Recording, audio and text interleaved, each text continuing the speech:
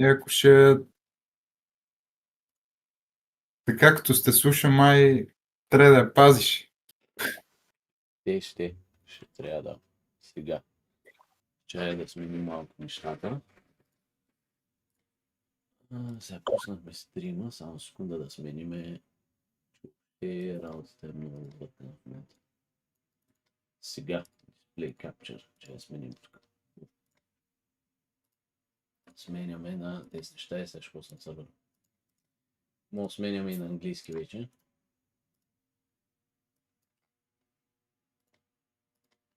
Окей.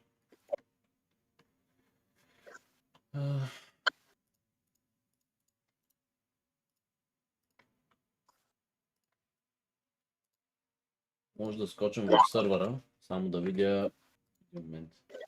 Коучи, що няма voices, човек. Че е малко.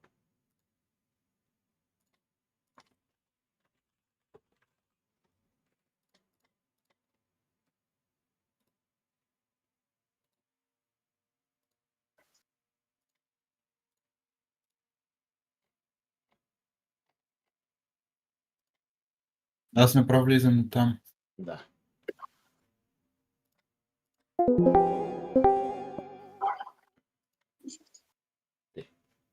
Okay. You can copy the server.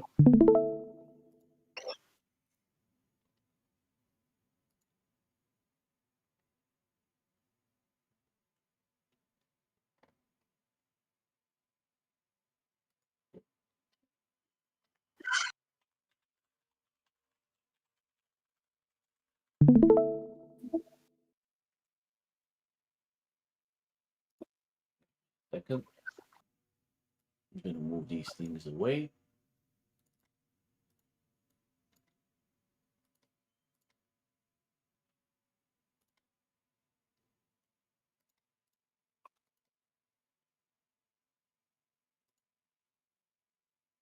Oh, I forgot to change the track, my bad. Give me a second, because this is from yesterday with Drew's. Boom, boom. There you go. Alrighty.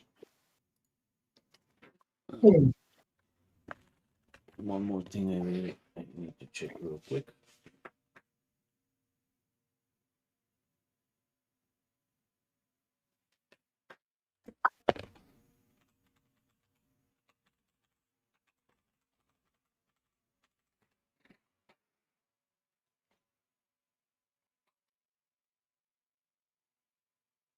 Okay. Boom, boom, boom.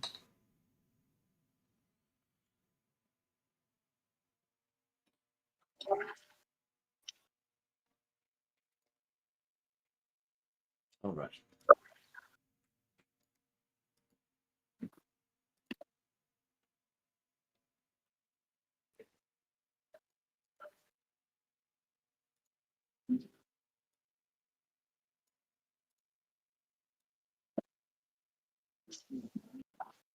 Are you in? All right. I see. Yeah, I see you. Okay, I'm jumping in as well. Put maybe this chat here. Sure, like this. That's a different window. So you can warm up, and then you have to remind me what did we have to, where we were. So watch closely. Cool. Well, we did the steering test, and you have sent me the throttle regulations videos. Okay, great. And I've been prepping, but yeah, I could show you something. Don't worry. Let me get rid of some stuff. Boom.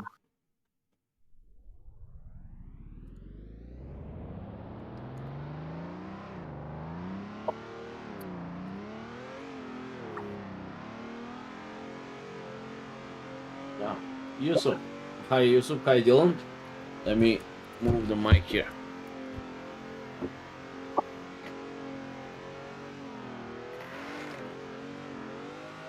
Oh, at mountains, and I'm watching PXM. Glad to hear, bro. Ilya. Hi, Ilya. Yes, early sessions. How are you guys doing? I really hope the quality is a bit better while I'm still setting up stuff. So, no worries. Alright. We're gonna set some things real quick. You can warm up, and I will while I'm setting things here real quick.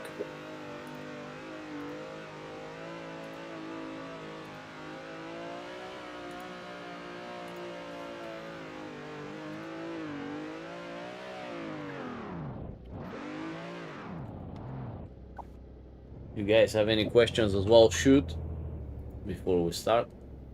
Yeah, feels kind of quality today. I'm setting up some stuff. I'm not gonna lie, I'm very lazy, but I want to make sure that you guys can see way better. So let me move this away for a second.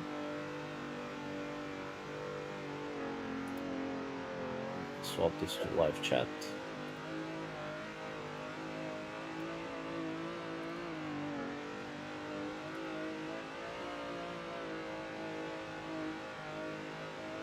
What in the hell? Okay, give me a second. Get this away.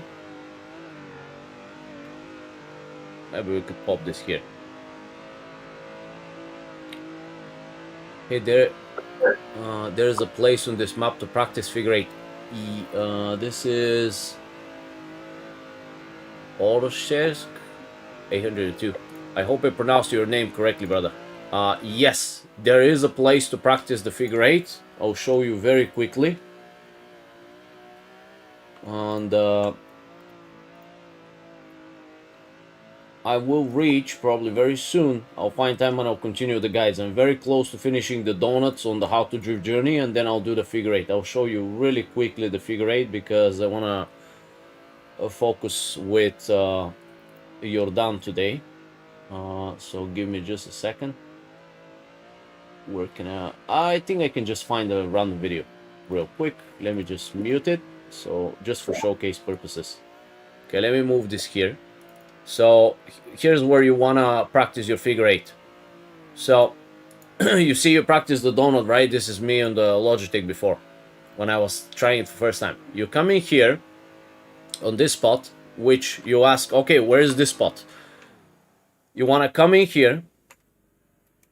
You watching, brother? You come into this section and you start from here and you do the same exact thing as the start initiation of the donut. You want to keep things as familiar to you as possible. That's the fastest way to learn. You keep things familiar to you. You come into here and you do your initiation, pop to here, then you go on the wall and then you come back. Why is this great? I use my imagination. I was thinking, hey, can you actually connect a figure eight makeup? But you could actually make it up. Why is this very good, in my opinion? You're practicing small donut and then a very wide donut. You see what I mean? So you actually work your skills with a bigger angle, tighter section, and then you gotta shallow up. So now you have to adapt. You learn changing angles, transition, also your adjusting your throttle, and also how to steer. So if you look at the video very clearly, let's go where like I've warmed it up.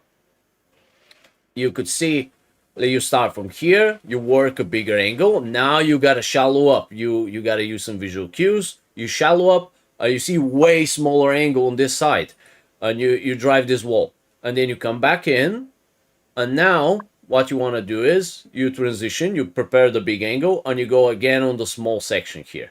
Whoop.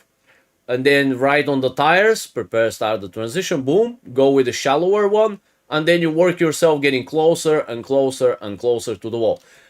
Biggest mistake, don't rush to get close right away, right off the bat to the wall. Big mistake. Work yourself. Start in the middle of the road, click the transitions, master this section first, then you can go and get closer to the walls. So that's the number one. So my advice is get great here so you can be great here. If you rush to learn and do the wall, it will backfire. You need to, as like same mentality as the donut. You gotta have great initiation. You get great here, so you can set yourself up for success for the wall. Approaches everything.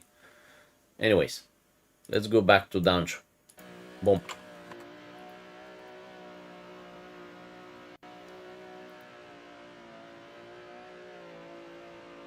So now, Renders, how are you doing, man? Glad to see you. I see you've been practicing the modulations. How much practice did you put in, Dancho? Well, I'm not that sure, but I did a lot more practice into the steering. Because it's being paid off. I can see you've practiced hell of a lot. I mean, I know you're good with the troll. That's why I wanted to focus on your steering. Your steering was your weakness. That's why I wanted to focus on this, and I knew you'd have a bit easier time on this. Yeah, but I have a bit of a small problem that my leg is being tired of. But this happens to everybody. Yeah. Don't worry. Render says, don't try to lift 200 kilograms right away. Start with 50, then 70. Exactly. You start with ego lifting, and then you get screwed. Like, I believe everybody did this mistake at first, doing this stupid crap. Like, I did as well. And you'll hurt your back, especially your lower back. The main important thing is just keep yourself safe so you can live for longer. Because I screwed over my lower back. But that was mainly, honestly, because of a car hit me. Not mainly from the lifting. Good things in you. Fixed all stuff. Not really, bro. There's a lot of things, I have to non-stop do in real life. The car, at least, the car is slowly getting fixed, but it's eating crazy amount of money away. I don't think I have the finances to fix it completely now. But at least the suspension, I need to make sure that this thing doesn't flip me somewhere. Like the front suspension is like hitting like very disgusting noise on the front right. So have to go to another city next week and get it regulated. I'll do alignment. But yes. Good. Bro, this is super goddamn smooth. Nice. So guys, see how I really like how he does it. Like he knows he has to keep higher base, and he only does the smallest of micro adjustments or modulations just to get the car to constantly rotate. And if you notice, he is barely doing jack crap with the wheel. So what is the secret? And I like to drive the same. I like to drive this way. Some people like to steer themselves. I like to steer less. How you do that is using more throttle. But unfortunately, as I showed whoever watched the toge yesterday, there are moments where you cannot do that. You have to be floored 100% on the throttle and you cannot steer yourself. You have to use 100% throttle, and then the only way for you to do any adjustments will be steering. You have to steer the car. You cannot use the throttle to throttle steer the car, basically. This is very good. Barely moving the wheel. Why? Because all the time he's first guide the car, set a little degrees, 5-10 degrees even enough, and do the rest with the throttle. So think of the throttle as multiplier. There must be a rotation present first so that you can then start to multiply it with the throttle by changing the wheel spin, shifting a little bit the weight, and playing with the grip. I hope this makes sense to you guys. So that's why first master the steering wheel, and then the throttle will do the rest. So Dancho, I think you're ready. Когато си готов, казваш Данчо и направо минаваме на теста. Maybe I'll need a little rest because. Sure, take your time. Honestly, you didn't even have to stop, but like let your foot rest. Do you use heavy springs? Because like my legs do not get tired anymore. they only get tired if when I was using the heavy springs and I was trying to drive the competition cars long ago a lot. And with the heavy springs, the big resistance is just like non-stop. These modulations and the clutch is like my feet were like dead. Yeah, I think I use the heaviest spring. If you can find light Yeah, springs, yes, it I will take you time to adapt to them, but it will be better in the long run. Because my springs are spaghetti now, like you could barely feel them, but like you get used to the light touch. It's gonna be confusing at the beginning. You might start bashing them, but it will come. Don't worry. yeah, I was hoping to get used to the hard spring, but maybe I need a lot of training for that. Don't worry. So Yeah, I could change the to the medium spring. Okay, so what's the idea behind the test? so What do I need to do? I'll tell you in a second. Rest a little bit, and I'm gonna check something real quick if I can do that. Wow, this is very stupid, bro. Like OBS is playing some jokes with me at the moment. Anyways, we'll try to keep this chat for you guys here so you could see it. This so now, if you guys also have any questions, shoot, so that I can explain. Now, um, oh, I forgot you're also streaming here. Give me a second. My bad. I like this. Hey guys, you can see him drive, and I can maybe I can move myself somewhere. Let me move. Where the hell? This and this, and maybe I can move here. This is good. I think this is good. I can. You can see my goddamn face somewhere different. All right. Maybe the chats can be a little bit smaller, and you could see him. See, Dancho is sharing a lot for us now. Yes, yes, Orchek, but don't worry. I'll explain how to beat this. Now, Dancho, what I want from you is,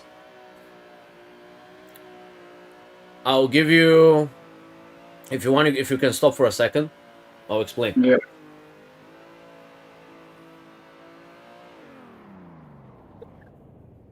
So,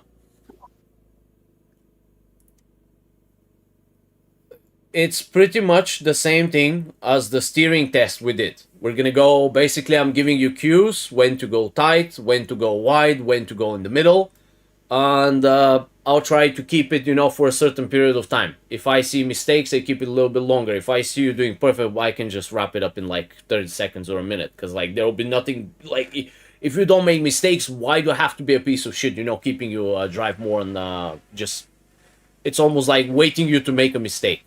So Yeah, it's all. so now, bro, I like this emblem that you put on the BMW here on the wheel. I really like that. I'm gonna giving me idea. I'm gonna get the Mercedes emblem now. When you're ready, we'll start from the big donuts, and basically you're waiting for a cue. Okay. I like that you got the Trustmaster shifter, one of the best for drifting. Yeah, I was so Trustmaster once. It's super good. Okay, warm yourself up and just let me know when you're ready.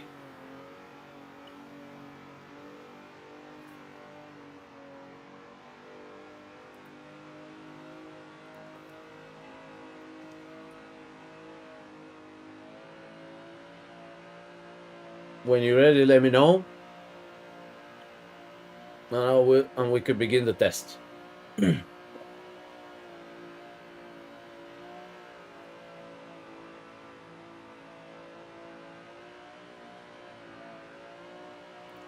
So guys, let me explain while he's warming up. The goal of the throttle modulation test, this is literally a throttle steering test, is the following. How good is he doing his modulations on adjusting the car, and how good is his steering? We could start, I guess. So we could follow how smooth, if the car makes any shaky adjustments, whatever, if he's smooth and doing the right inputs. And also endurance test, how long he can keep going without making a mistake, and like, can he keep the line. Very good save, by the way. Now, when you're ready, set yourself on the big donut properly. I'll wait you up. Okay. Go to the tight donut.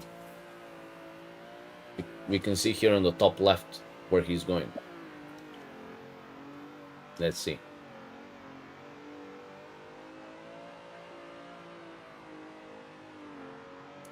He played it too safe. Next time I'll want him to go faster. He need to merge faster on the tight one. He played it too safe. He doesn't want to screw over. There's a lot of pressure, obviously, when you're doing a test, so I'm gonna push him a little bit harder later on. Go on the middle.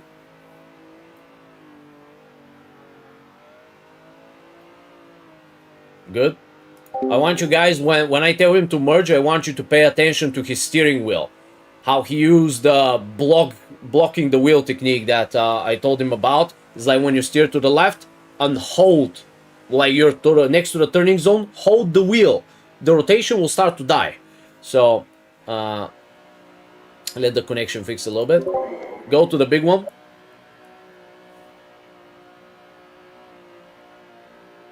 Holding the wheel. Easy. Rotation dies and then you carry over again. You catch the car. Good. Now, I want you to merge to the tight donut faster. So more aggressive. Okay. If you can.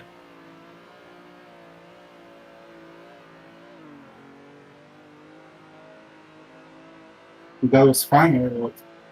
This is fine, and maybe somewhere near the end I want you to like dive it. How you want to do that? You could set, basically, I'll give you a tip. Set the angle early. So basically force the car to increase the angle very aggressively by doing you could do big modulations like vroom vroom vroom, and like you steer a little bit more, or you could just steer a little bit more. So up to your preference. You either do bigger modulations, pop the back out, and then go back to the higher base, or you steer more and do these smaller modulations. Go back to the big one. And guys, in order to learn, this is what he sees. So I want you to, everything is about, look, it's not just about driving and doing the inputs and stuff. How to know when you're doing the correct inputs is by knowing where to look for, what to look for as well. If you don't know what to look for, which is the visual cues, it's almost like you're driving blind. So what you need to understand is visual cues are one of the most important things, because if you don't know when to do something, when to turn the wheel, when to do the modulations, then you're almost driving blind. It will not matter how good you drive, whatever, when you don't know what to do. It's same with the competition tracks. When you go there, if you don't know when to initiate, you'll fly off the track, right? It's the same thing. Skill won't matter if you don't know how to read the track and read the visual cues. I want you to pay huge attention to what you see here and what he does here. Yes, explaining stuff. I'm also testing you for endurance. Let's see if you can save it. There you go. Good save. One tire out. So,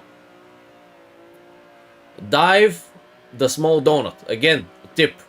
Either bigger steering or bigger modulations, or both.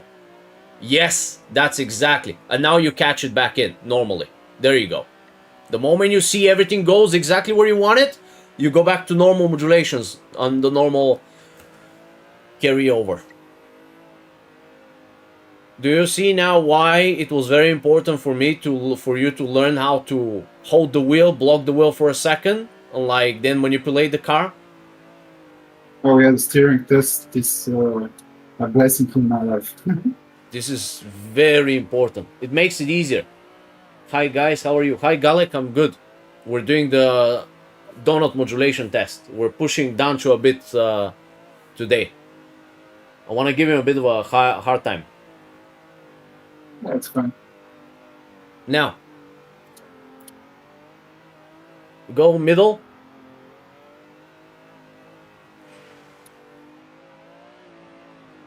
Okay, we're gonna stay here for a bit.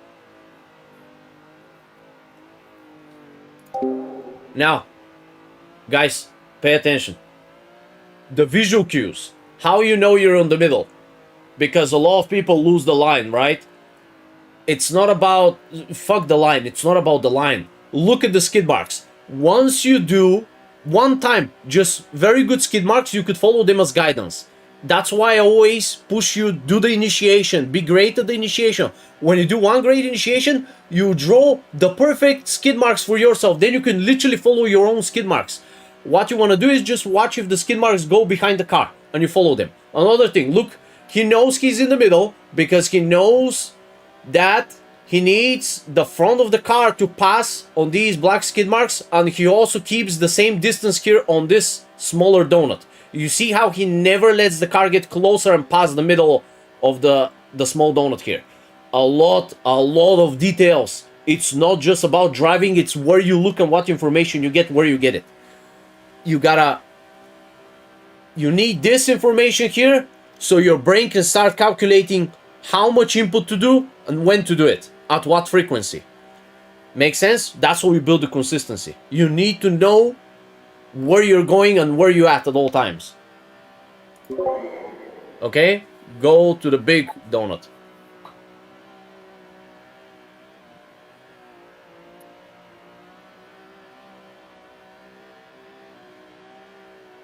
And Dancho, I think we can do one more dive. I want one more aggressive dive on the small donut. Okay. So when you're ready, take your time, don't rush. Yeah, I'm going. You know how I like to do it. I personally like just one big adjustment right off the bat and then you carry over. Yes, exactly. So you see, guys, what we do. One big steering, then we'll chill for just half a second just to see if the car's over rotating too much, whatever, so you know how to adjust it. And when he saw that the angle's right, then you just go back to your normal modulation. Settle the car in and don't do anything more to upset it. You don't want to upset the car.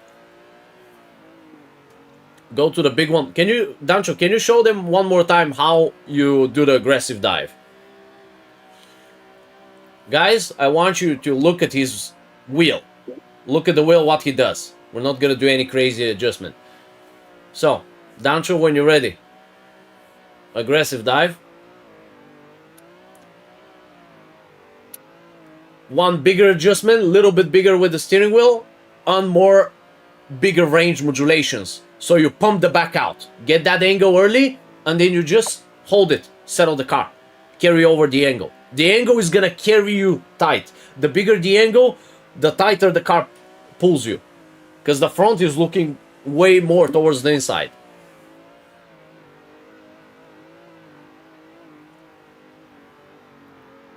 Very good. And merge to the big one. We're going to sit there for 10 seconds and we're done.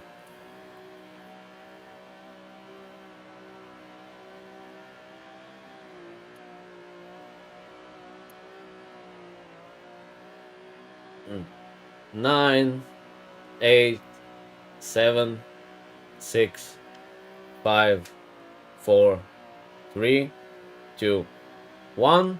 Do one more dive and we're done. We'll wrap it up. Very good job, bro. Cheers.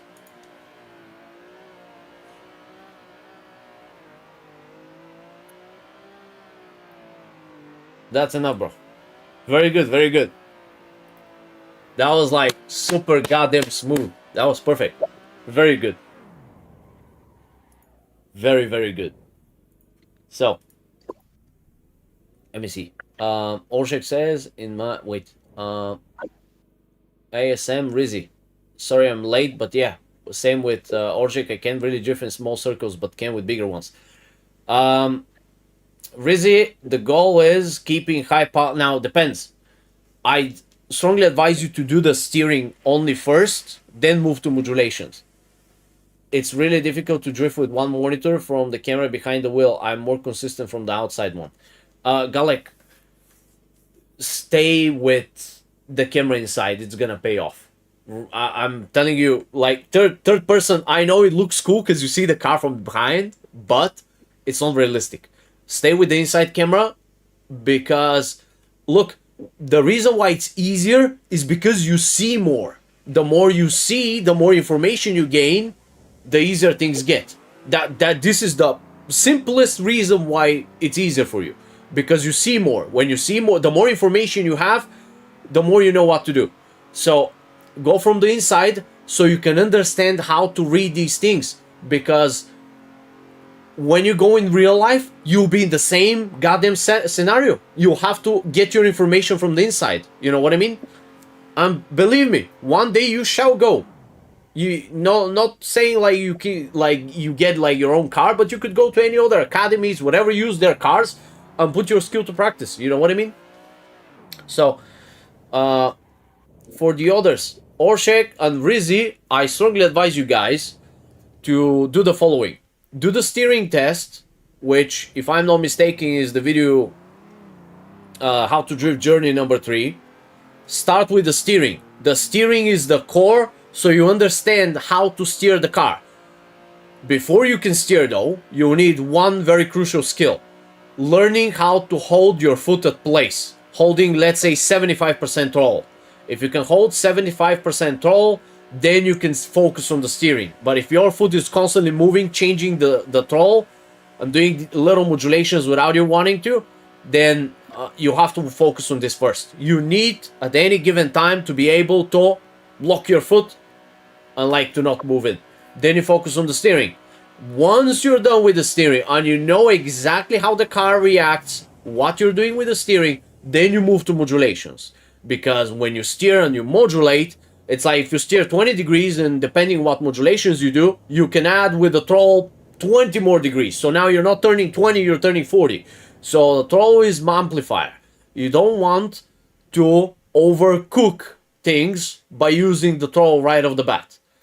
So if you want to be absolutely accurate and do super precise driving, you need to master all the tools at your disposal. First is you master your right foot, that whenever you say, oh, lock in, your foot stays, muscle memory. When you need to do modulations later, then you start to modulate. But you need to control your body parts, your hands. This is simply literally all about control, muscle memory, mind to muscle, hands and feet. Whatever you decide and you command your body, it locks in. Extremely important. Learn to lock your foot, master the steering, and in order to master the steering, there's okay, let me explain it like this. Wait, I think this would be better. So, Dancho, give me a second. We're gonna continue. So, I'm not the best drawer, but guys, I want you to think of, like, let's say we have if you can see this. So, okay, we'll do it like, give me a sec. Wait, let's start a new one. Because the camera is, give me a second, the camera is a bit here. So we're gonna do, where the hell is my mouse? I can't see. Okay, we're gonna do here. Let's say this is a tree, right? Just pretend it's a tree. Come on, like, I'm not the best drawer, right? So, you have the tree and, like, you know, whatever. Like, whatever. So this is your drifting tree. Now, first, you focus on your pedal. So, in order to do the steering, let's say this is the steering. S. Steering. You know, this is why you guys have massive problem. So, in order for you to learn the steering, like, let me explain. This is the biggest problem of everybody. Why drifting so complicated? Because everybody tries to just give you the big picture. Oh, learn to steer. Yes, but it's not that simple, because there's multiple layers to it, details that you need to master. Master the small details, the little skill sets, and then the steering will come by its own, on its own. You don't have to learn the steering. You need to learn the sub skill sets for the steering. So first, you learn how to hold your pedal. Like, basically hold your foot so you can keep the same amount of throttle. Why? Because if you keep let's say you, instead of doing modulations, you lock your foot, hold 75% throttle. What happens? Now you're limited. You've isolated the throttle. It's almost like you've put a rock on the throttle pedal and it stays the same. And now you only work your steering. What does this mean? Throttle is isolated and you're completely focused on the steering. So, but this also is hard. This takes practice. This is a skill set. Holding your foot. It's muscle memory. Then, in order to do the steering and know when to steer and how much to steer, what you need to do? You need to know the visuals, visual cues. So, where to look to gain information, and then with that information, knowing if you're closer or if your angle is dying, your angle, the car is shallowing up, you're losing angle, and your rotation is dying, to know how frequent to turn the wheel and tell the car to turn. So when you have the visuals, you know how to do with the pedal, you have the visuals, then you work on your inputs. You work on the inputs. That's the inputs with the wheel, which input will consist of basically, if you show this to your teacher, they'll say like I'm a fucking idiot because of like how I'm drawing, like I can't write. Frequency. What I mean by frequency, how often you need, like, do you wanna, so you decide first, do you wanna do big adjustment, big turn 20-30 degrees more, or you wanna do little adjustments but way more frequent? Depending how big adjustment you wanna do, how much you want to turn with the wheel, will determine this factor here. How frequent you have to do them. Wait, Dandra, I can hear myself from your stream. So my point is, here's the drill. If, let's say you want to do small inputs, like how I like to do it, that's why I always tell you guys, do little but more frequent. Why?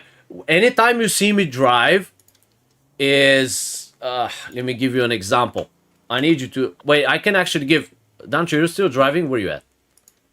I'm at pits. Can you go to the donut?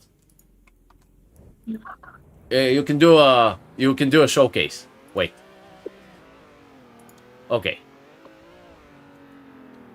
You help me. Thank you very much. You help me prove my point. Explain. So now, now, Rizzy and other guys, anybody that has problem, that should just do the big donut. So, yes. Now, let me explain, guys. So, where's the pain? Now, I want you to focus. We're going to talk about the input, and depending on the input, what frequency we do. Basically, how often and how quick we push the turning zone, the car to turn. I want you to pay attention. I'm going to hold my mouse so like you can see clearly. Look how frequent he's doing super small bumps to the right, to the left. Sorry, because he's doing a left donut. Look how small movements he's doing. Now when he needs to turn a little bit more, he does a little bit like this, a bit more like this, and then he goes back to holding.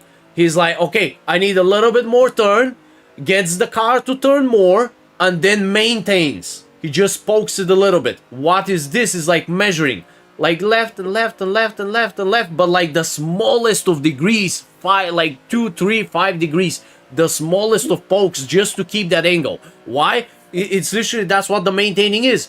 You make the angle, that's the optimal angle for the layout or the track, the corner, whatever you want to call it, and then you keep the angle. Since now you're limited, you cannot use the throttle. Let's say when you do the steering test, you are very limited.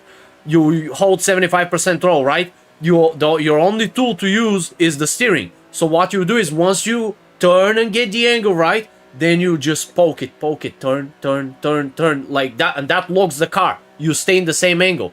So, to make it easier for you guys, it's the following.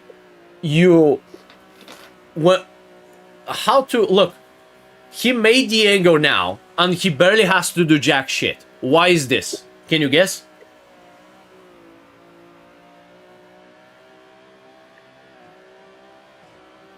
Do you have any guesses why? Why it's so easy and he doesn't have to steer a lot and do and stuff, and he's just chilling, he's doing jack shit. He can literally do it with one hand. So, any guesses?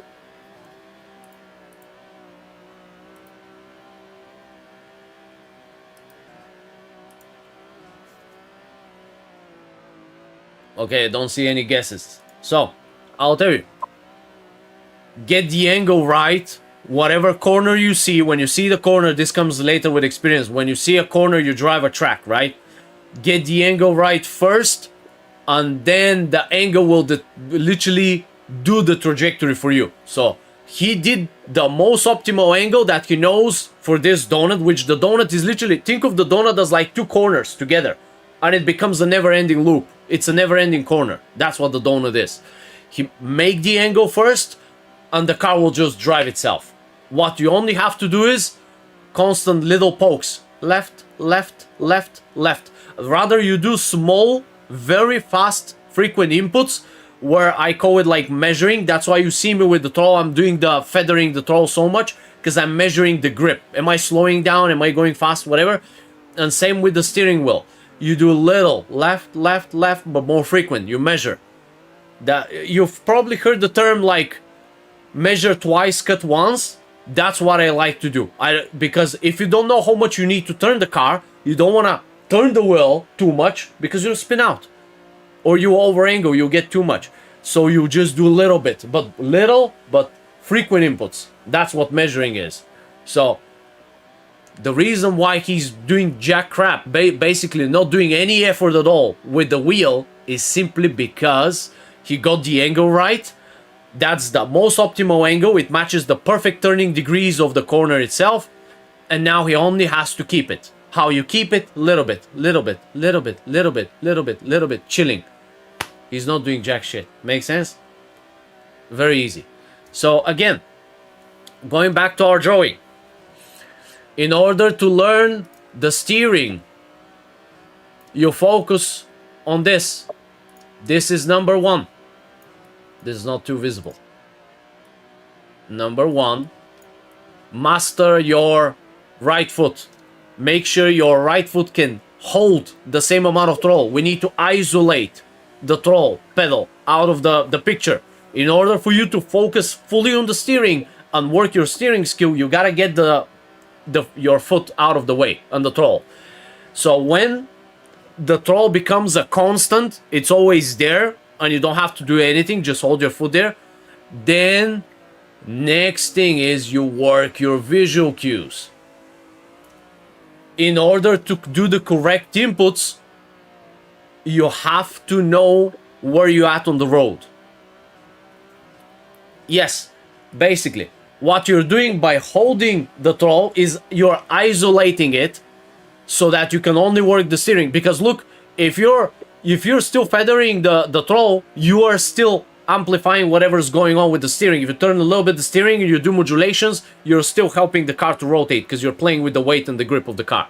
So in order to know for 100% that everything you're doing with the steering, and that's only the steering, you gotta isolate the throttle by holding it in place. Master your foot, hold 75, then steer only. And that's how you know it's only steering. And to be absolutely brutally honest with you, I think modulation test is way easier than the steering test. Because yes, you have to learn the ranges of modulation and other stuff, but it's simply because when you go to do the modulations, you've already learned the hardest part, all this shit. So you know the visuals, when to turn the wheel, and you know the inputs, you know the frequency of the inputs that you gotta do. You already can hold your foot, so if you don't have to do modulations, you don't have to overkill. So that's why the steering test is tremendously harder than the modulation ones. Because when you go to do the modulations, you know the visuals, you have control over your foot, you have control over your wheel, Unlike, you just have to learn a little bit how to, like, the modulation ranges and what bass to do. Make sense? So the modulation test is way easier. You pass the steering test, is like you killed 50%. So, now, Dancho, what we're gonna do with you? Yeah. This was, you've put a lot of practice. This is easy for you, bro.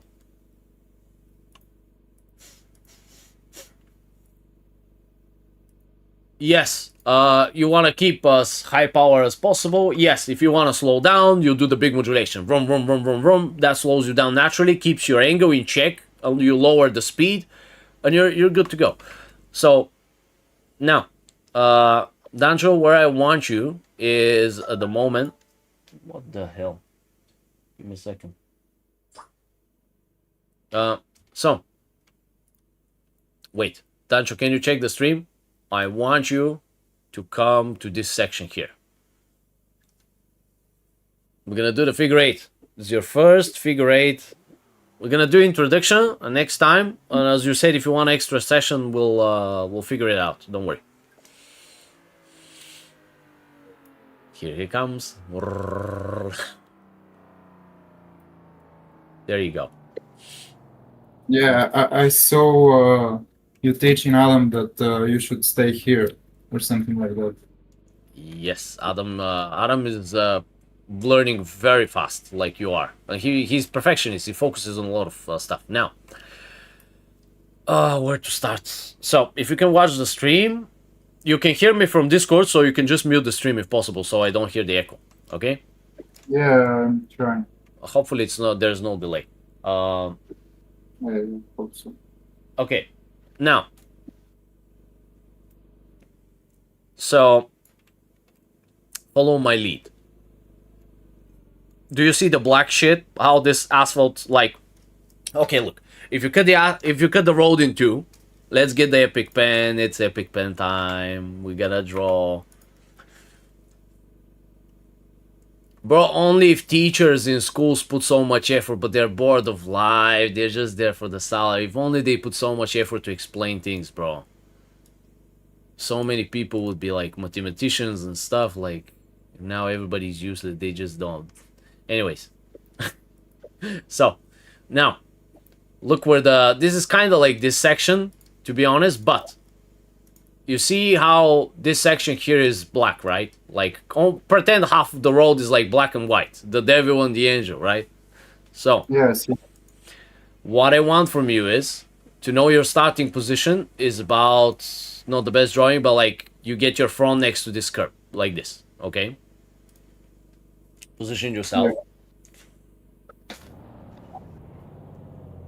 So really the reason why I'm taking so long ago, I used to take a lot of clients to coach, but now I'm taking a very little amount. I limited how much people I take. Simply why? Because when you take so many people, you get burned out. So it's, you know, I'm a person as well. You are not a robot. So if you start like teaching from morning to evening, you start to get fucked. Like, I'm telling you, I start rumbling, mumbling my words. I can't explain stuff. Like, you're getting fried, brain fog, burned out. So that's why you gotta take whatever amount of people you know, because you want to give them the best quality. They're showing up for you to teach them, and if you're fried, you're not gonna teach them. You're not gonna help them in the best way possible. So I want you in the middle of this. Come in the middle. In the middle of the road. I'll explain. Okay. So we gotta first set the starting position for the figure eight.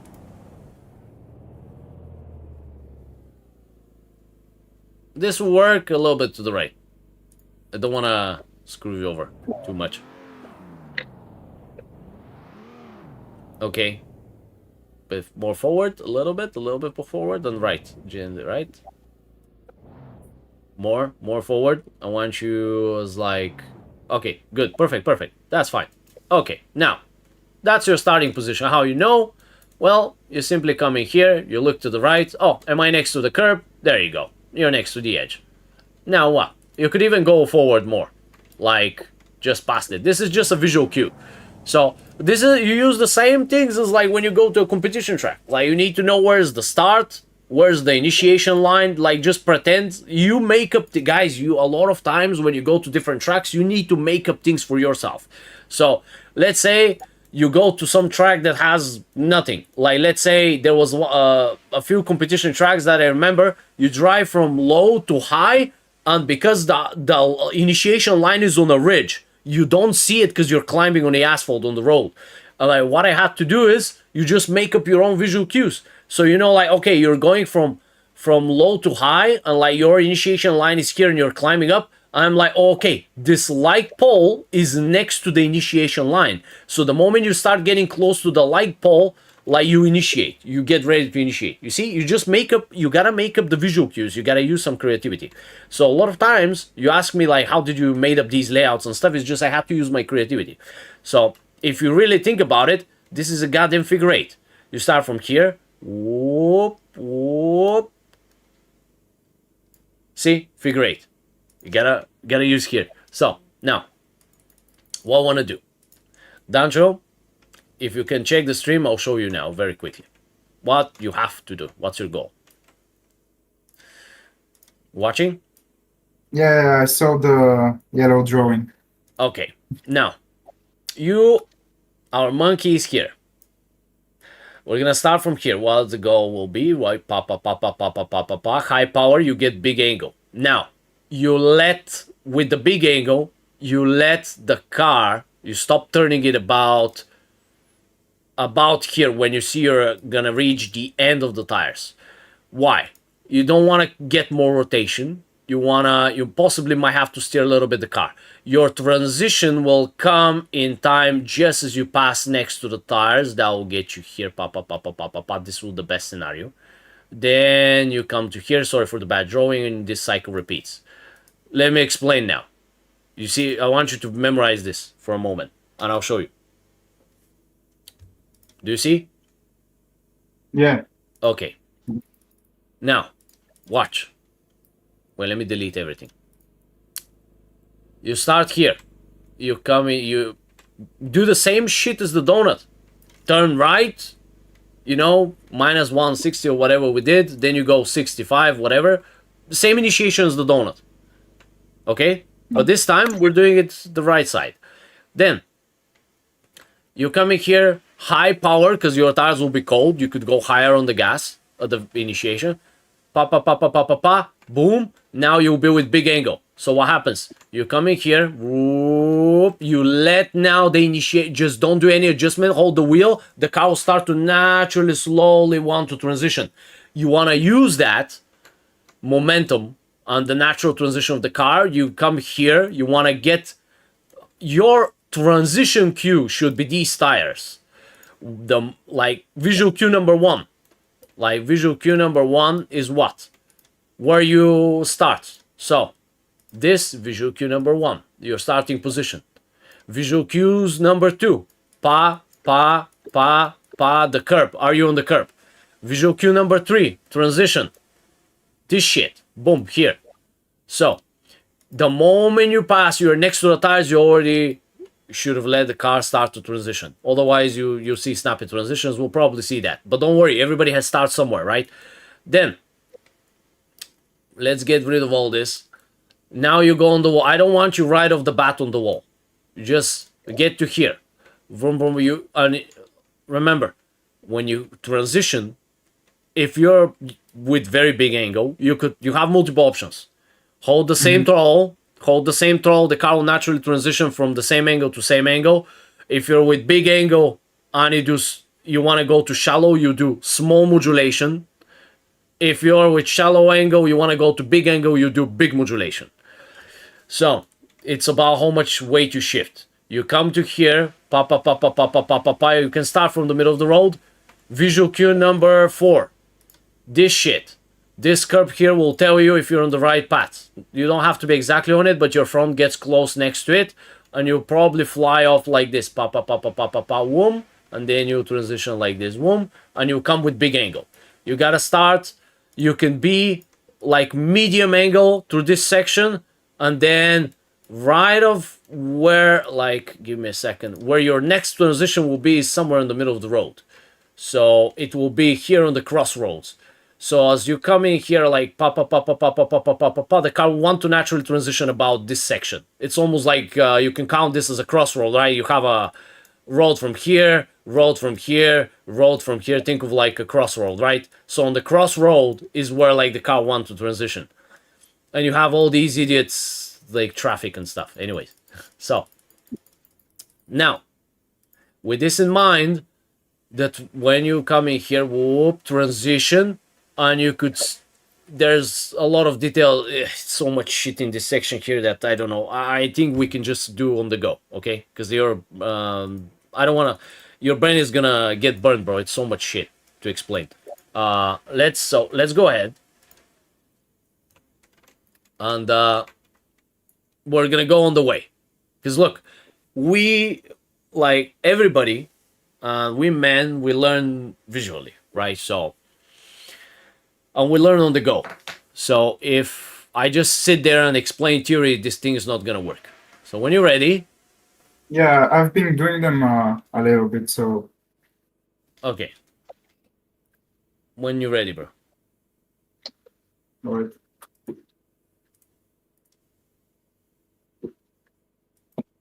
So I just initiate like normally, and Yes. I'm gonna give me just a second. I'm gonna check what's going on. All right, let's see. So good, and build a big angle. I like that. You turned the wheel a bit more and you did a little bit of modulations. Too shallow angle, you see how wide you go? Your angle's too small and the car goes wide on the small section. Very good on the wall. That's good. I agree with this if you're gonna ride the whole wall. Big, big, big, big. Now hold the big angle. Hold the big angle. You see, you can go even bigger. Next to the tires. Next to the tires, Dancho. yeah. Yeah, I need to. If you want to make it even harder, you can start with steering only. But that's going to be pain in the ass, keep in mind. Try steering only, hold 75. You'll get cancer. But it will pay off. Only steer the car to where you want it. You know, you want to... If you want, you're with big angle, you want to go to a shallower angle, you need to toss the wheel a little bit, help it turn faster. Good. Steer. Touch gently. Oh, the grass screwed you over. Yes, yes, yes. Good, good, good. Right. You needed to turn right early. You wouldn't have to fight this. Yeah. Learn with the steering. You're still doing modulations. If you can do steering only, you'll see what's gonna happen. I know subconsciously the instinct tells you do modulations because you got used to have full control over the car. But big angle, Dancho, 85, 80, 85, high throttle. Here, this section you could floor it because I want you later to do it aggressively. On the wall, I'll explain. But this section you want to be aggressive. Okay. Good.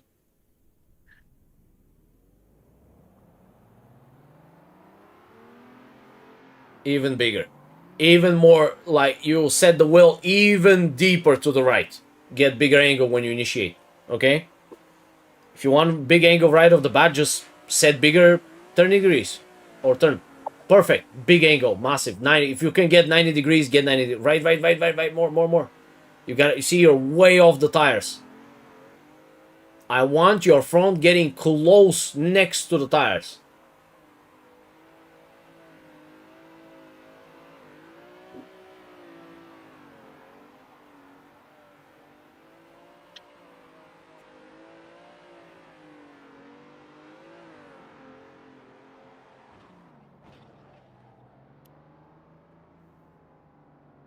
So when you're gonna toss the momentum, if you pass the goal is look.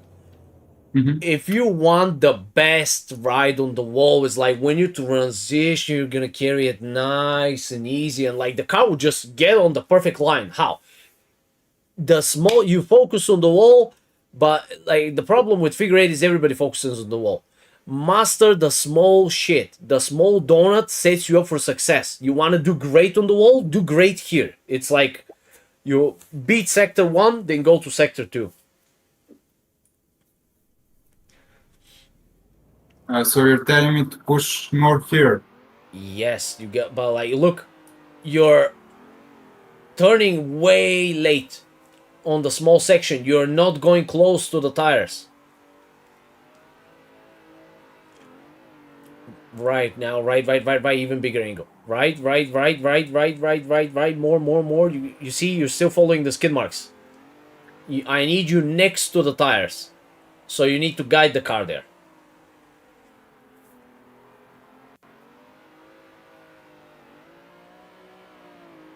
Yes, high power. To the tires, right? More needed, you can slow down. Look, let me go to the game. Where's the stupid pen? Come in here. Whoop, like this, and you start bailing out early. So like you'll be like, whoop. I need you to go close to this section. Your front next to it. So let me explain. I You should missed. go to the tires. Yes, next to there you should be passing. I'll show you now. I'm gonna find very quickly the example. So give me just a moment.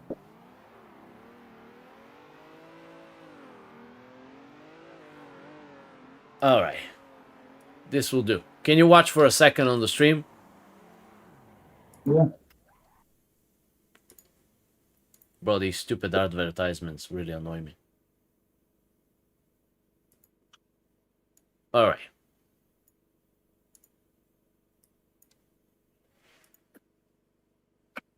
Look what he's doing. Close to the tires. Carries nice big to big transition, but he keeps the momentum. That's why. And the car just naturally carries over.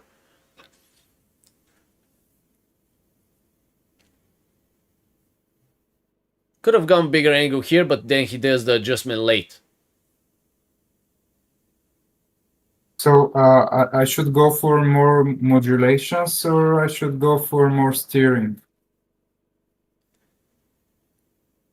You should go for the correct line. You know how to steer, you know how to modulate. It's not about like you go for steering modulations. You gotta aim for where you need to pass. So he's gonna Yeah, tap. He did a mistake. yeah. He transitioned a little bit late. That's why he tapped. See what I mean? So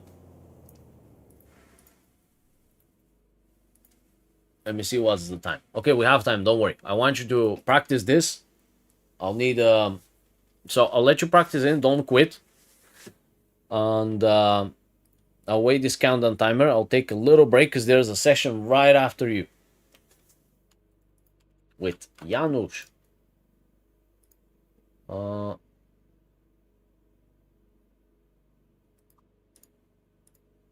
Yeah, I think I got it because you said something about steering only here also. Give me a second. Let me see. Yes, so if you, I want you to try it with steering only, and then you can try it with something else, if this makes sense. So, oh wow, the Twitch stream has no goddamn title. So You now think I can do it only with steering?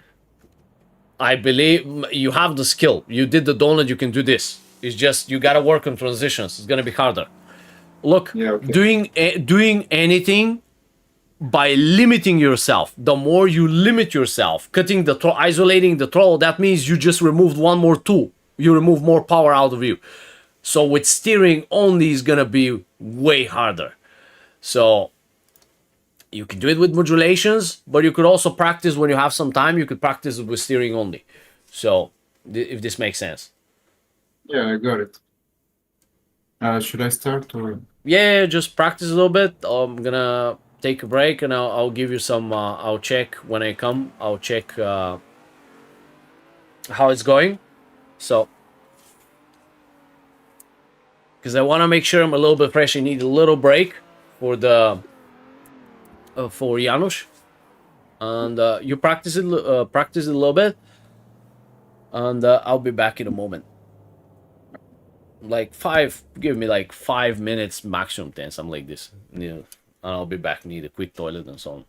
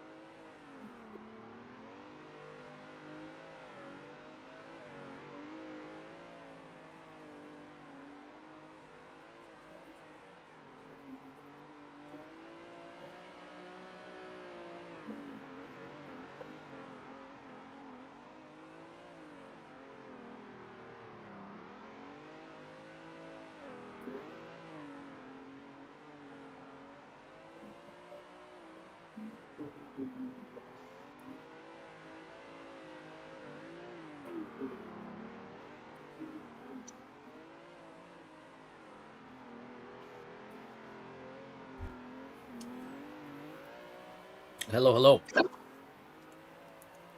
Hello. Uh,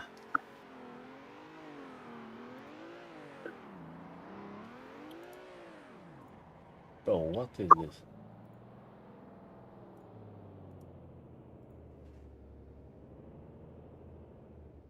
So,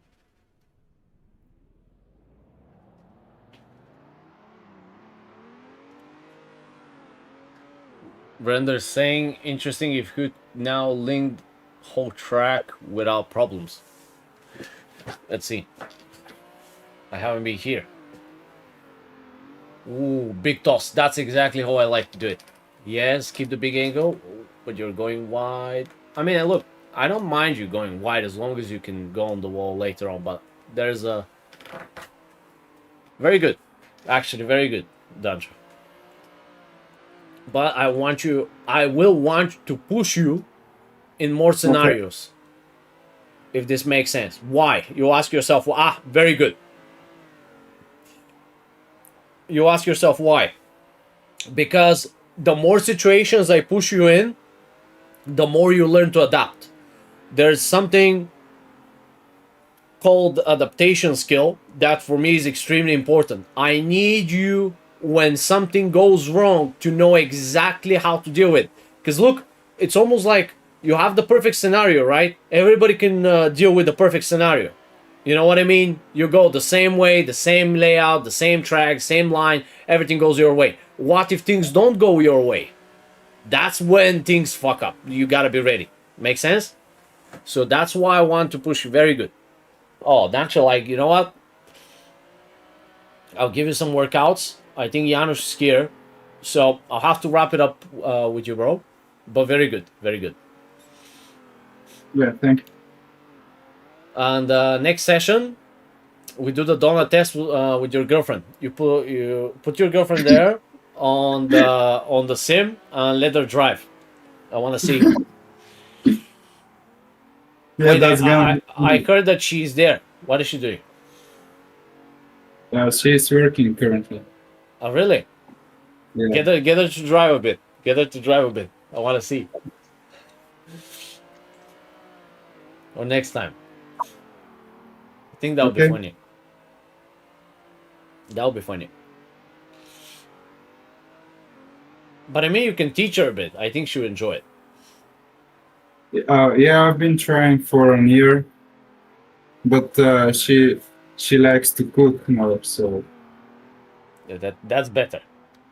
yeah. Better to have food rather than better in the kitchen than on the sim. To be honest, or both. So, anyways, now I have to bail out. What's your homework? I want you to study the Jewis and Ben. I want you to see you'll find the videos on the channel of how Ben does this challenge and how Jewis does this challenge. And I want you to do as many different approaches as possible. Think of like you force yourself to go into different scenarios.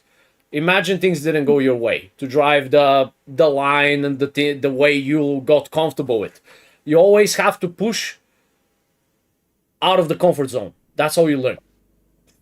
If you know what I mean. When there's some bullshit in one of the properties or the house, when I go there, do you think I know how to fix shit? No. But you, as my father used to say, you learn unwillingly. When life forces you to go in a certain scenario and like you have to deal with it, you have no other option, you learn to deal with it. Make sense? So he was very right about this. All right. And I'm gonna try the only steering here. Yes, try steering only, try with modulations, different approaches and things like this. Just learn as much as possible different scenarios. You might not notice that you're improving, but you're improving your adaptation skill. You'll be able to deal with every situation that comes to your hand. Yeah, right. Okay, so Okay, I'm gonna DM you for the next session later, okay? yes, sure, no worries. Okay. Thank you, exactly. Okay, see you, bro. Thank you, bye. Let's see.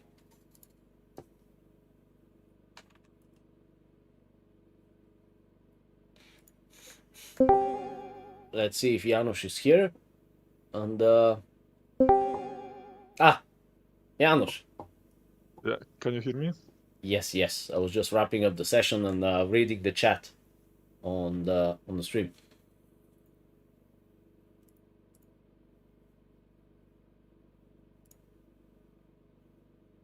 So we can go for, if you want better quality when streaming and stuff, we could simply jump in the server in the coaching voice.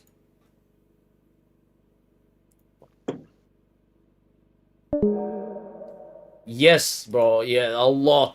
Janusz, Adam, a lot of people from Poland. I'm jumping here. But if you see me always doing this movement with my mouth as I'm trying to actually move the headphones, super annoying headphones, but I want to buy one very good Steel Series Actor Pro, but they're a lot of money, man. And like the car is eating all my savings. Stupid car. But very soon.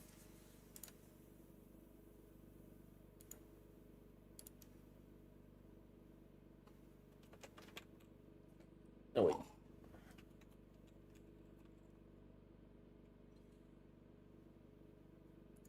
Okay. You should be able to join.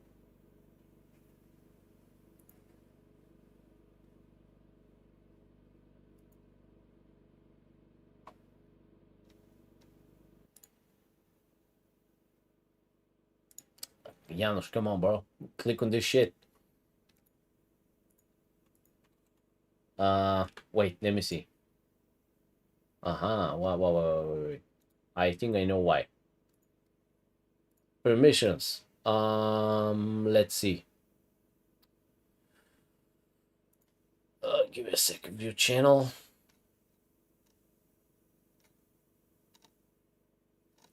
I mean, everything seems fine, bro. They can see the channel. They can see the...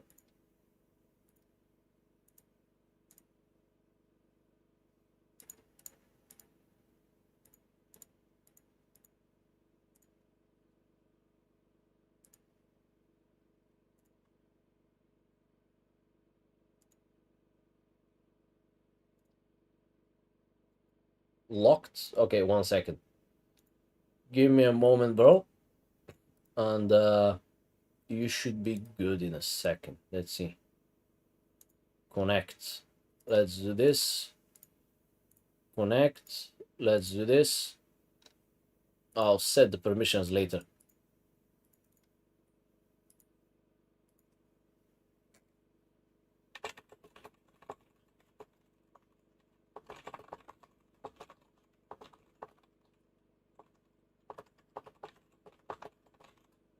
All right. In the meantime,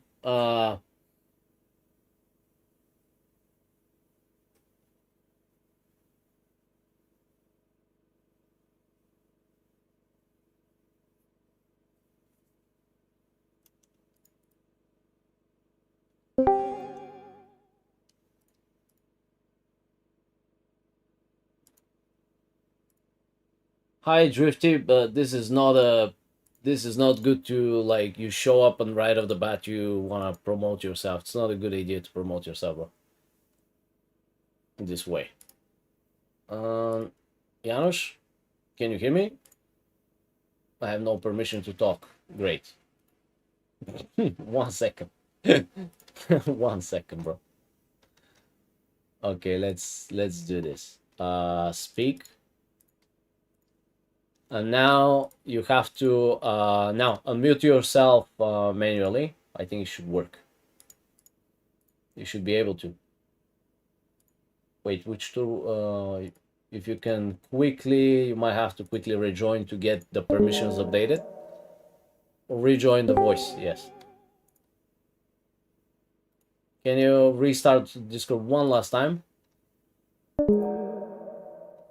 You should be able to be, you'll be fine.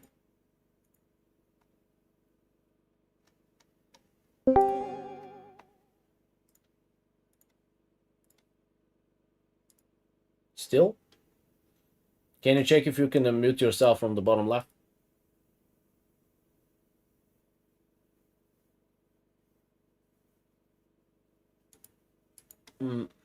Okay, let's hop here. Anyway, it's just we don't have time for this. Let's hop here.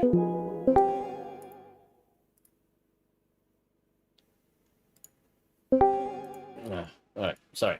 So, I'll deal with Discord later.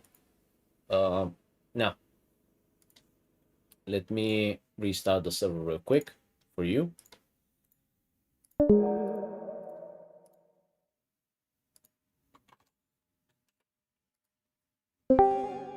Hello, hello.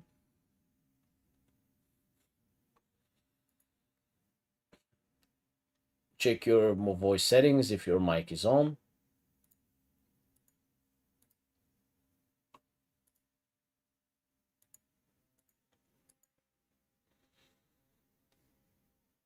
Go to user settings, then go to voice and video. You know what? I think it changed to push to talk, maybe. Change the input mode to voice activity rather than push to talk.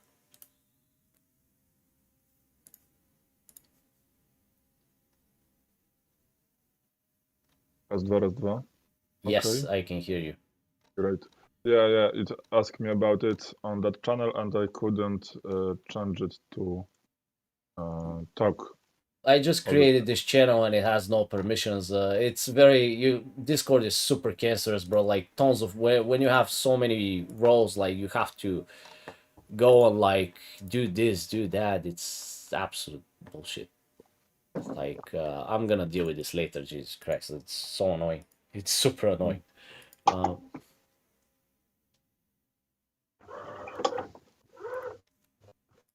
Server's on. Yeah, I mean, Okay, I will. 58 minutes left. I'll pop in. So, let's see Oh, I didn't change. the tune. Don't worry. Yeah. Okay. Now. All right. So let me see. My bad, bro. No worries. You just you could drag him from a public channel. Yeah, I can, but like the permissions, down through the permissions are a bit different. So I'll deal with this crap later. Render saying to prove it that you have enough skill to do channel, you need to drift proximity car pack on Red Bull drift shifters. Not necessarily renders. You gotta start somewhere. You don't have to be like the look. If you wanna start a channel, you gotta start somewhere. You think I started from here? Like it took a few years, right? You start somewhere. I started for fun with like, after a year, whatever, like, or half a year, whatever. I don't even remember, but you start crappy driving, wiggling, whatever. You gotta start somewhere, right? You don't have to be an absolute pro, and then you start driving. Make sense? So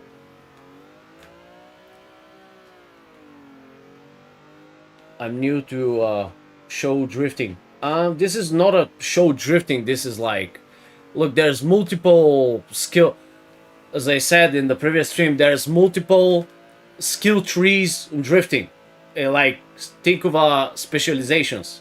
You have tollgate drifting, gymkhana drifting, tandem drifting, and then you have competition drifting. Like and tandems, like, you can put maybe in the tandems you could put like again like a tree. Like the tandems like splits to multiple sections. You wanna grassroots tandems, tollgate tandems, competition tandems. Like you pick where you wanna specialize, and then I think the best is maybe to go the way I go.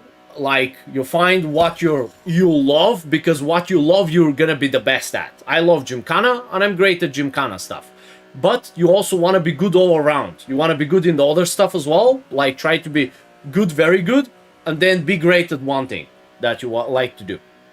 I think this is the best, because where your passion is, that's where you're gonna be your best. Don't be forced to do something. Drifting on tollgate is so fun. Absolutely, yes, absolutely.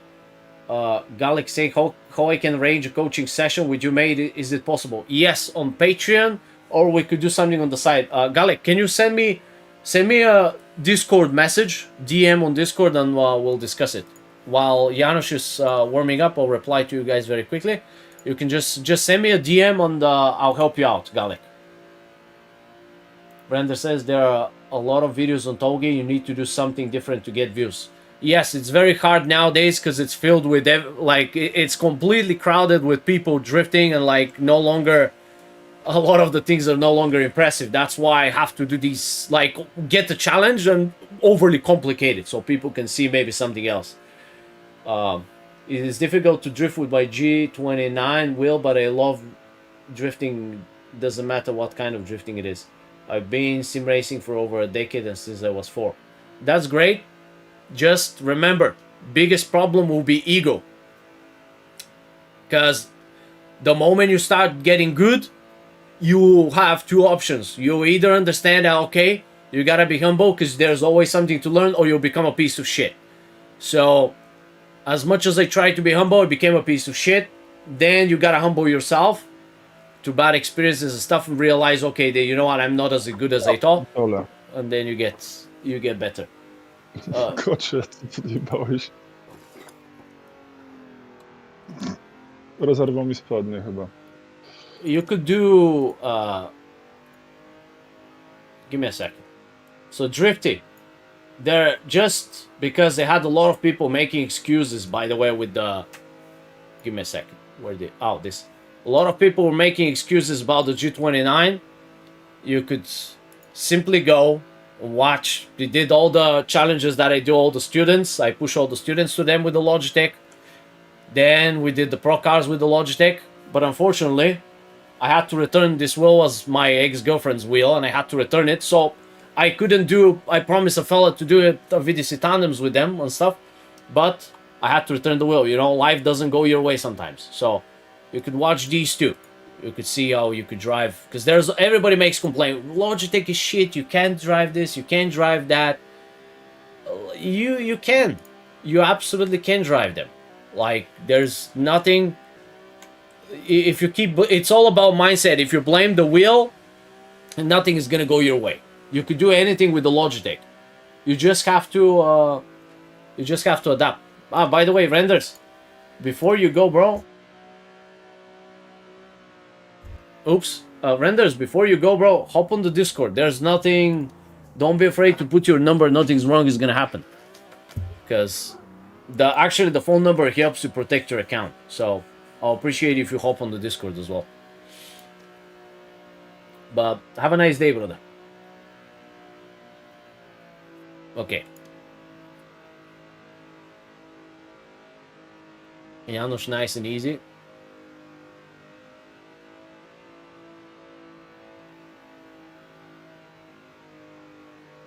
I like this low power. Things go a bit slower. You have more time to react. I like that way. I like this. Let me move myself real quick up.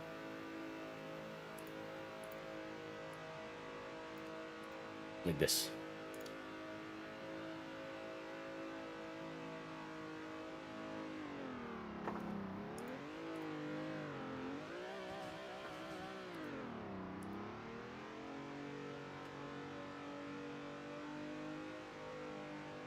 A86 is great. I love tofu.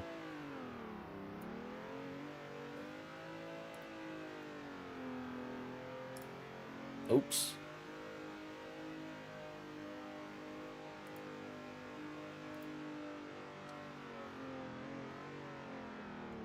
Yes, remember what we did with the grip. Very good. Got the throttle on. Now you could try. So we stop fishtailing. You could increase a little bit the power very slowly. Just remember, do everything nice and slow. Move your foot super slow so you don't upset the car. And also react with the wheel nice and slow. So you turn, you can keep turning left. Yes, like this. You see how the car doesn't fishtail you, doesn't do a disgusting adjustment right off the bat. It's gonna turn nice and slow as long as you also react with the foot. Nice and slow. But did we pass the steering test? Because I see you fluctuating a lot on the throttle. Okay, lock it down. No. I'm again have to fight with my feet. Didn't drive for a long time. Yep. Yes, Drifty. He is a big inspiration, and I had a little chat with him, and he's great. I love him. He inspired me to basically to be where I'm at. Because if it was not for Citoretto, you know, like having somebody like you see, oh my god, this guy is that good, and like to spend all the time to get like to, I wouldn't be probably inspired to get to this level, you know, do the hardest drift tandem that like you can find on Assetto Corsa, or do the Tokyo drift tandem and like the Hexor challenges and stuff. I wouldn't be inspired. Like, I love Citoretto. He's a great guy.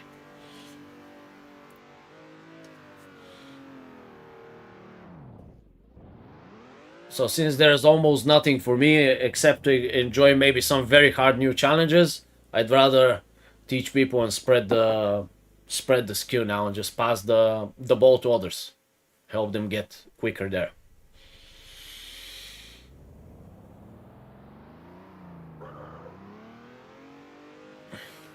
You probably saw the track that he released, right? Total Drift Challenge. You can give it a try. I think you'll like it.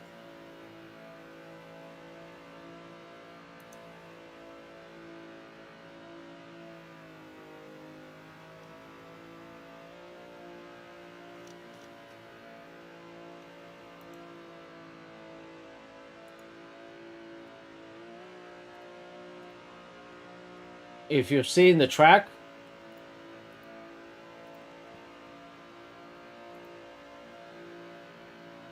if you've seen the track, then this is auto tandem, and if you want to see the full track,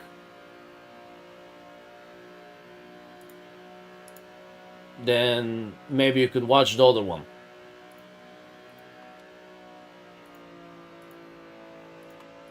This the first link is the tandem. The second link is like all the layouts. So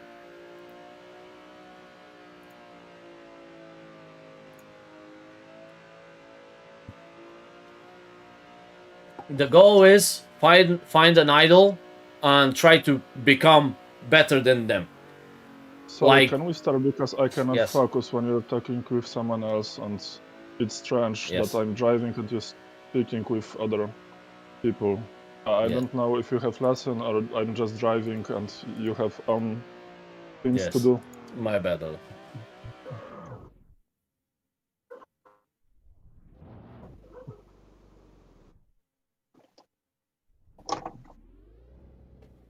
Yes, set the position right.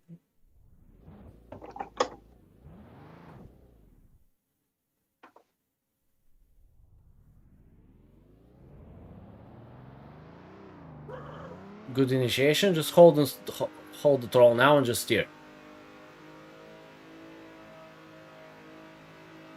Could have small and frequent. Yes, keep it going again and again, because this is the section where you usually forget. Very good. Hold, yes. The goal is just keep that same angle. Make sure it doesn't move. You keep that same angle, the car will just drive you around in the donut. That was a little bit too much. Don't panic. Don't worry, everything's fine. As long as you keep making the adjustments, you might not see it. The only way to see if the car is actually rotating when you keep the same angle is just looking if the car keeps following the direction of the drift, like keeps following the skid marks you have.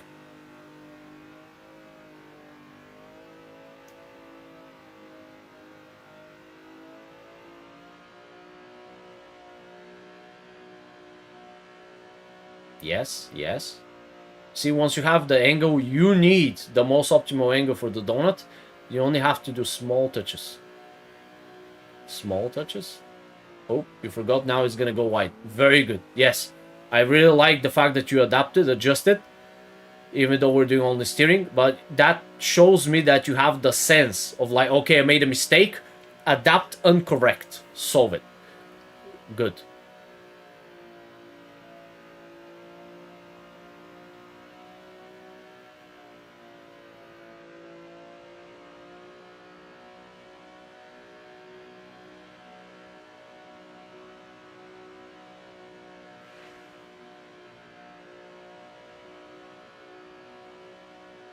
That was a little bit too much, and then you waited, and what happened is that as you waited, the car shallowed the rotation idle up.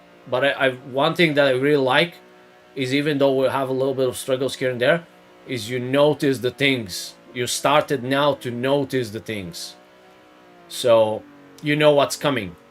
Yes, you made a mistake, but you saw it. A lot of people don't see their mistakes, if this makes sense.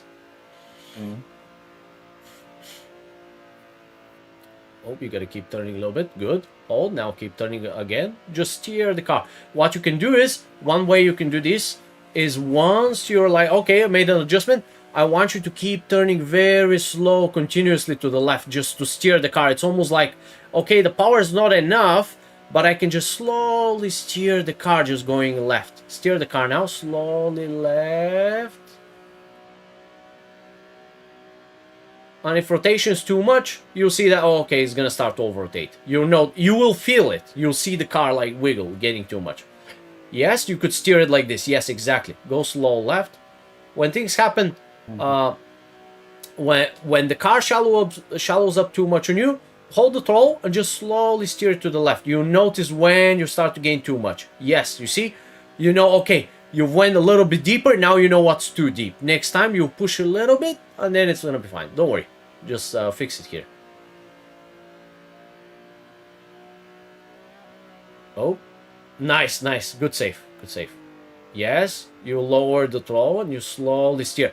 So, you know what's the technique here to make it nice and smooth? As you lower the throttle, you add the steering. remember what we spoke about when you lower the inputs of one of the tools, you compensate with the other. So you keep. Now you could try this yourself now when you, if you want, you lower the throttle and you turn with the wheel to the left. So when this situation comes again, I want you to give it a shot.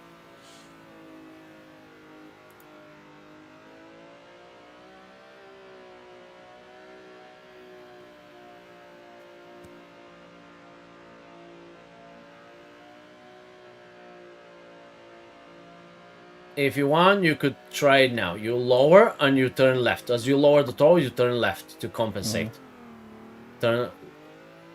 So when you lower the throttle, you turn left. I want you to practice this a little bit. Doesn't matter. I know we're working. See how we didn't lose the angle? That's how you will not lose the angle. You just steer the car. Let's say you go wide. Yes. Just don't counter steer. Keep turning. Don't worry.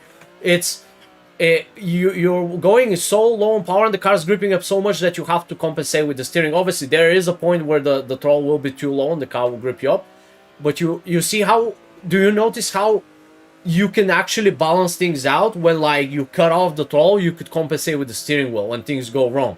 You could grip up the car and at the same time you'll keep it in drift and steer it. You're not gonna lose the angle. You keep the angle. Yes. See what I mean? Just now, okay, that's good that this happened. One more thing I want you to pay attention. When you go back on the gas, expect, because you've turned the wheel now too much in the turning zone, that the car will turn a lot out of the bat, like very suddenly on you. So what I want you to do is go up on the throttle very slow, because you're already very deep in the turning zone to compensate. Make sense? Because when you try to come back to the same throttle, well, that throttle used to work with like 30-40 degrees of turn, and if you turn 70 and you go back to the same throttle, now it's gonna be way more than what we usually used. That's why the car rotated that much on you.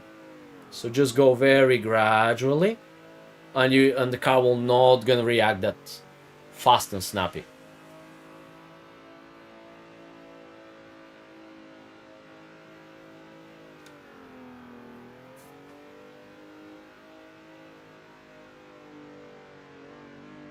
Cut. The moment you know, oh crap, I have a bad line, and you're gonna dip with both tires on the grass, cut off right as you enter. Because you still have some inertia, even if you cut off the throttle, the car will slide itself to the grass, and then you can just get out of it.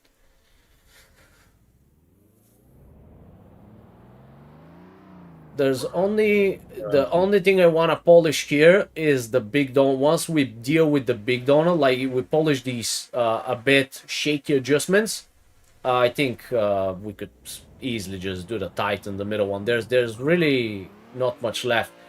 But here's the drill, Janusz. The steering is steering only is way harder than throttle steering. Like using the steering modulations, because you have an extra tool to your advantage to use. This makes sense.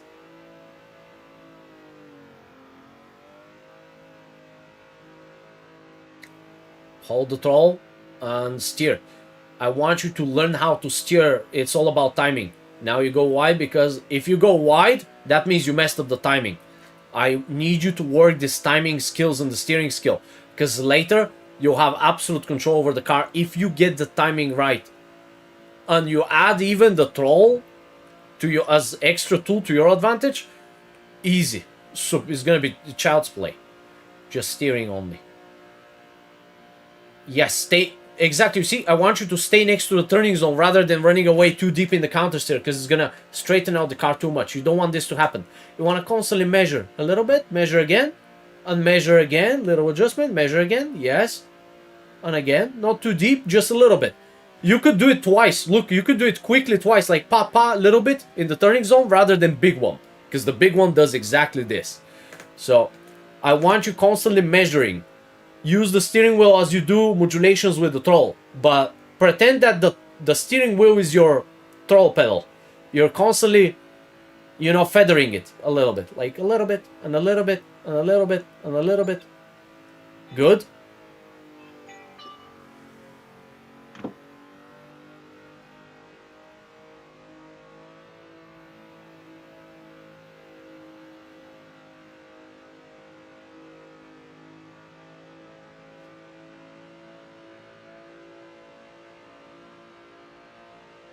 I see how you can stay in the turning zone and almost like abuse it. So that's what I wanted to happen. It will require some practice, but this is, trust me, this is way better than you trying to do the modulations on the steering, because when you do not isolate the throttle, you cannot fully learn the steering. And when you fully learn the steering, which consists of multiple components, watching the visual cues and understanding the information, are you like where you at on the donut, and what angle you have, and how much time you have, do you need to turn, when you need to turn, how much you need to turn. Then imagine when you add the throttle, it's gonna be crazy easy. Because now you have way more control. You could control the speed, the grip, you could adjust the angle even with the throttle, and you can add little steerings. And again, and again, and again, super little bits, little itsy bitsy. Cut. Early, when you know you're gonna step off. Oh, I try not to move my feet. Yeah, I even know. when I'm on grass. I know. It's better for me than trying to modulate, because I will start doing this. So You'll go back to the habit. Yes, good analogy. Essentially, everybody knows himself better than others. So when you know you're gonna go back to that habit very easily, better not to. I think by the next 5 minutes you'll probably smoothen out the big donuts. you're very optimistic. I'm realistic, not optimistic. Because I think we're almost done with the big donut. Yes, there's a little bit more corrections, but I know why this is. This sometimes comes out of fear, because like when you fail too much, you're like scared to push wide enough. You see, you can do it. You see, you could push the full, this is the hardest donut, but like this actually, if you ride the whole curb, there's no way you can, unless you do big change. The reason why we don't ride the whole curb, Janusz, is because then the whole circle becomes too big, and you have to pass through the curbs there on the grass, the bottom, the gap. So that's why you need to leave a little bit early. Yes, a little bit early like this. Good. Nice and easy. Keep pumping. So, because otherwise you have too low rotation when you go to the bottom.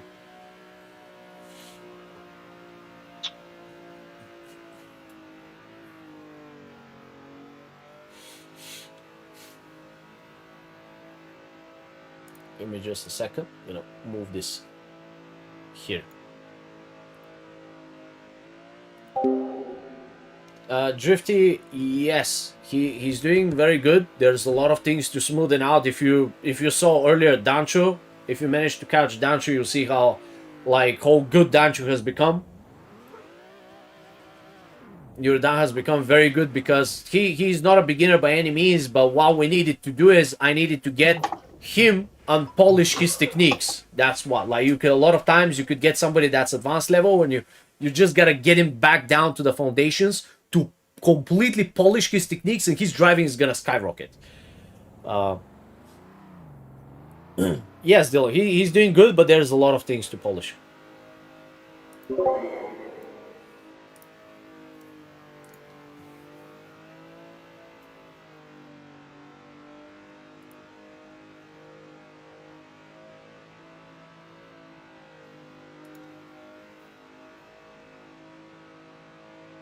Don't rush. I know that when you see from your monitor, it's like that you're going out, but just try to do the same small pokes a little bit like this. Yeah, you see you're making, when you see you're making it, there's no need for overcorrection.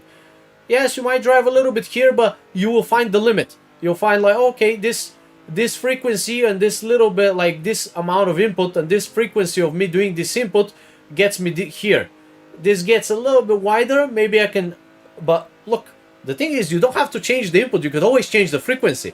You know what I mean? So you could always touch super little itsy bitsy. You can just do it. Sometimes you could do it a little bit quicker. Like you could, by the time you usually do like one input, you can do two, and that will get you twice the result, right? So it's like if you shuffle the deck with one speed and then like suddenly you increase a little bit mid shuffle, you can get it a little bit faster. So when you need to turn a little bit more, you don't have to change the input to do a big turn. You could just do it more faster, like more frequent, like pa, faster. Yes. Oh, that's nice. Yes. You see, usually here you yank the wheel. Usually here you yank the wheel. That's the perfect donut you're doing right now. Second one. Because usually on the bottom, you see you're going too wide and you yank the wheel. Perfect save. Keep going. Oh, you're going wide. You should have noticed this on the when you were on the top. You had to. So, how to notice these things, Janusz? This is now the most important thing. I think you know how to steer the car. I think what's left is visuals. That's the number 2 side quest of the steering wheels. How to know when you don't look. A lot of times even I don't know if I'm rotating. How I know though is non-stop measuring, adding the smallest of input, non-stop pumping it, like tap, tap, tap, tap, tap, just to check if I'm rotating. Yes, like this, a little bit, constant. If you don't know, rather, F around and find out. You know what I mean? Always follow these rules. Better check than sorry. Yes, you see, you're literally just sleeping, staying in the turning zone, measuring, measure, and measure, and measure, and measure. Here is usually where it's going to straighten out. You're on the limit. I could see the angle. The car just so badly wants to straighten on you. You're on the limit, but you're measuring, constantly telling it like a little bit, a little bit, a little bit, a little bit. See, when you know the right details, when you know the visuals, and when you know the inputs, the steering comes on its own. We didn't work on your steering only, as people say, and they tell you just turn the wheel and this, that. We worked on the small details. And then the steering will come on its own.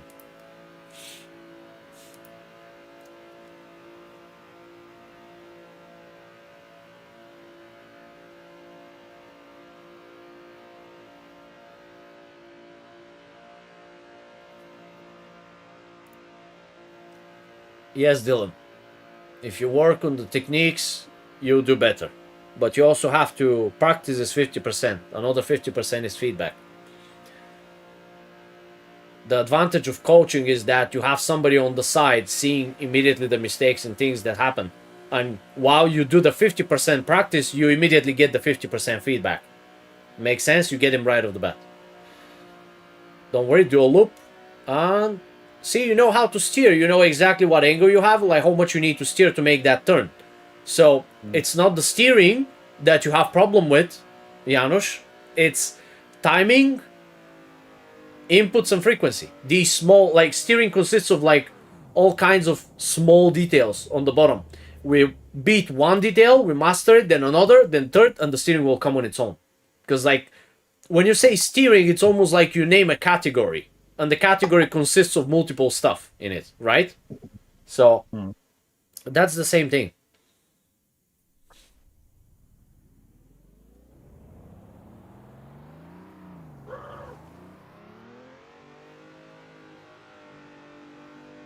Okay, now go back to the small measurings. That was too much. You would have made it if you went a little bit. You could go small and quick, like pa, go stay next to stay next to the turning zone. You see how you went in with your hand? Yes, there, exactly this spot, and you just measure a little bit. Tappy, tappy, tappy, tappy. Yes, you don't have to counter steer. You don't need to panic counter steer. You could counter steer slow. Trust me, nothing bad is gonna happen. See. And the car reacts nice and slow. How you react is how the car will react, Janusz. Remember this. You counter steer nice and slow, car reacts. You see, you made big adjustment now, and the car didn't snap on you, or didn't do any disgusting thing. I don't want you to get pissed, going over the grass and stuff. You're practicing something at the moment. At the moment, you're practicing your techniques. It's not about staying on the donut necessarily. Nice and slow. The moment you move fast, boom, car will react fast. You react fast, car react fast. Think of you're one. If you need to take this call, go ahead, don't worry. No, it was alarm. Firstly, I put delay, and now I had to turn it off.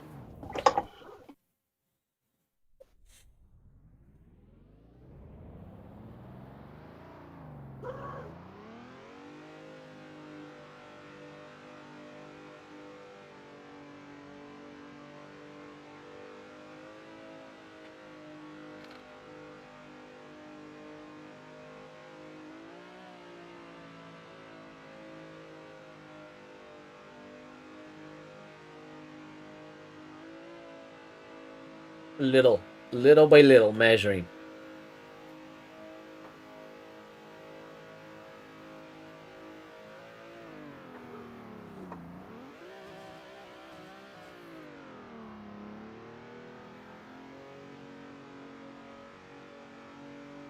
Sometimes, a lot of times, this wiggle that you see is when you point the tires too quick, you counter steer too quick, then the car will want to snap into all this, like gain all the rotation, get into the full potential of the angle that you can get, so it can, like, the rotation stops, car settles, and that's why there's a little rotation when you point the tires, so you can get that little rotation of angle adding when you counter steer a little bit. If you get it slow, there's not going to be that much momentum tossed, and a lot of times you could actually go wider when you counter steer too fast, because you could see that wiggle. I'm pretty sure you've noticed it when you counter steer too fast. There is a little bit of angle gain because the car is adjusting, because the tires start to point too much to the opposite side, and the car will just adjust a little bit, getting the back to wiggle. So it wants to, like, in order for the car to straighten out, it needs to basically gain all the angle it can sustain with the power you have. And that's where, like, when the back starts stepping out, creates a little bit of more momentum and it pushes you out. And that's where, like, because you have a great line, you're following a very good line, and you're on the limit. And when you add this a little adjustment, that just gives you the rest that actually sends you out. So counter steer, that's why, just nice and slow. Set up, do what you gotta do, get back on the proper line, and then relax. There's nothing to panic, nothing to rush. So there is a little bit of an angle gain just because of the adjustment the car makes when you counter steer. Good. I like that you went. Oh, that was a little bit too much. That was a little bit too much. I like that you went, like, right on the limit of the turning zone. You poke it like this, little. Oh, too much. You don't need exactly that much. You could poke it. You could get to. What I'm trying to do is I want you to go to the smallest of input, like the earliest on the turning zone, the smallest of input, and then just hover on it. So we don't need to go too deep in the turning zone. Yes, like here, the car's rotating. You don't notice it. It's the smallest of rotation, but you could keep abusing it with higher frequency. Non-stop, pop, pop, pop.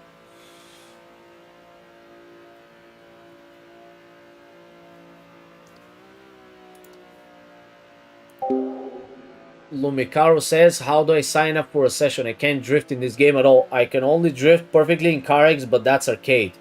I can left foot brake, clutch kick, and all, even IRL, but not in AC. You start with foundations, brother. First, we do exactly what we do with Janos right now. Steering, throttle, so that you can transfer these things in real life. Obviously, in real life, a lot of cars might be... It again, is very up to the car, if it's underpowered, whatever. But most likely, all the cars will run. If you try to slide them, you could just, with high power, and then do modulations. But you gotta take things at face value, one by one. You put too many things at once, then it becomes a problem, because you are lacking so much skill in all areas. Like, if you haven't mastered the throttle, then you start to compensate with adding brakes, because there's like something missing in the throttle skill, and you're trying to compensate with brakes or with the clutch and so on. So send me a DM, go to the Discord, and you can send me a DM and I'll explain. So when you go here on the Discord, you click with me and you can send me a message. I'll explain if you want to sign up, and we could do. But the reason why I keep so small amount, the coaching plans are on the Patreon, but I keep such a small clientele, like a very little amount of people, simply because I just want to make sure that I'm fresh. Long ago, I used to be every day, like afternoon to evening, and I was burning myself out. I could literally mumble my words and everything I can process. So I want to make sure when somebody comes in, I can give him the quality to help him out. Good, nice and easy. Slowly back. Yes, you see, when you come back slowly to the turning zone, nothing bad happens. Keep this. Very nice. Don't panic now. If you turn too much, you overrotate. You're on the edge. Ride the edge. Ride the limit. Don't worry, Janusz. Ride the limit. That was very good. This is the first time I see you just play with the edge of the turning zone. You just chip it a little bit, a little bit, a little bit. It's coming. It's coming in. Slowly but surely. Yes, play. There you go. You found the edge. Ride it. You're good. You're good. Don't worry. You're right on the line. Perfect. Don't panic. Ride it. Don't overturn. Yes, find it. Measure. Find where it is. The point of turning. And use that point of turning to your advantage. I hope you finally understood what I mean. It takes some time. Find that point of turn. Even if it's the slightest. And just use the frequency. How quickly you enter it. Like pa, pa, pa. Or you could stay there if needed more rotation.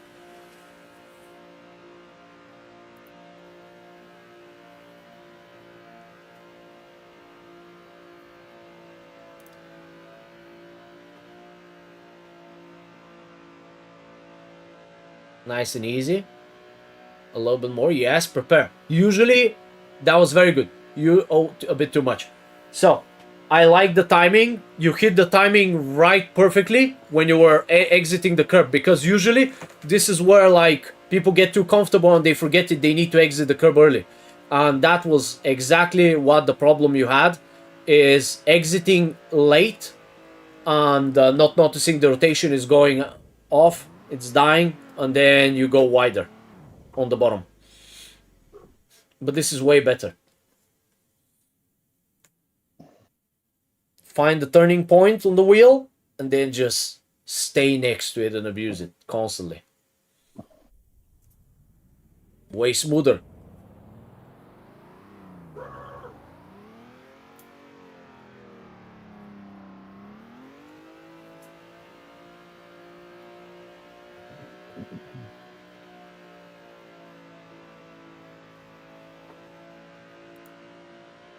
Give me a second to mute myself. I don't want to distract him. Guys, if you have any questions in the chat, shoot. If there's something that is you don't understand or anything, just if you have questions, shoot in the chat. If there's something that you're interested, let me know. So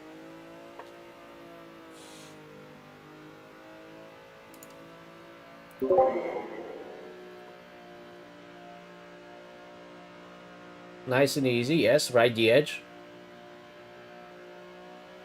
At the moment, you don't really care. Yes, you do care with peripheral vision to see like the, the curbs and stuff. But at the moment, you care about looking at the front of the car and the skid marks on the road and the steering wheel. Number one priority, like riding the edge. Remember where like you're poking it to measure. Know where the measurement point is, like point of turn, the car. Good. Now you're good. Okay, catch the tempo again. You're on the line. Oh, too much. I assume tires heated up a lot because you're on 75 and the car's over rotating, so the tires are probably cooked. That means we got a touch lighter. If you're if with the same tempo that you did with cold tires, the car's over rotating, what this means is you could slow down the frequency. So you'll slow down a little bit the tempo, just a little bit, not too much. Until you find the right rhythm for the right grip. At the moment, what you're trying to do is match your steering inputs with the grip of the car as well.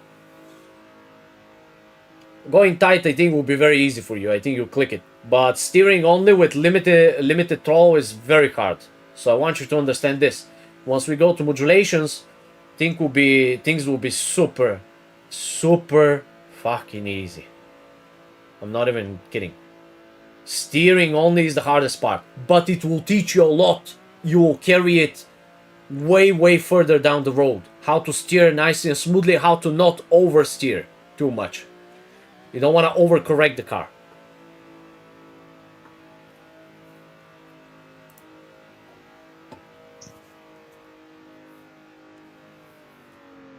Constant measurement. Lock your eyes on the front of the car and focus if the skid marks are going basically under to the back of your car. So let me give you some visual cues. Where's the white asphalt? You see that there's a big black circle, right? BBC. Mhm. Guys, what does BBC stand for? Don't get it wrong. Big black circle. So, now, you see the black circle where it is. Your front is right next to the white part of the asphalt, right? So, use this as visual cue as guidance. If you constantly keep the front exactly pointed and looking and passing to next to the white asphalt, that means you're on the right spot. You're on top of the black circle perfectly. And you could also notice the black circle going under the rear of the tire. So your rear is on it, your rear is on the black at the end of the black circle, and the front is next to the white asphalt. And now, once you know this, you need to find the right rhythm of steering to make sure you follow the same line without losing the angle. Because now you're with shallow angle, you go wide, you see? So now you know the visual cues, because without visual cues, it's like you're driving almost blind. Once you know now the visual cues, use the white asphalt, create the angle that drives you, so you have to do as less work as possible. Because look, if you have the optimal angle, you barely have to do jack shit. You'll find yourself barely turning the wheel much. So, get the angle, use the white asphalt to your advantage as visual cue to know where you're at, where your front is at, and also what angle you got.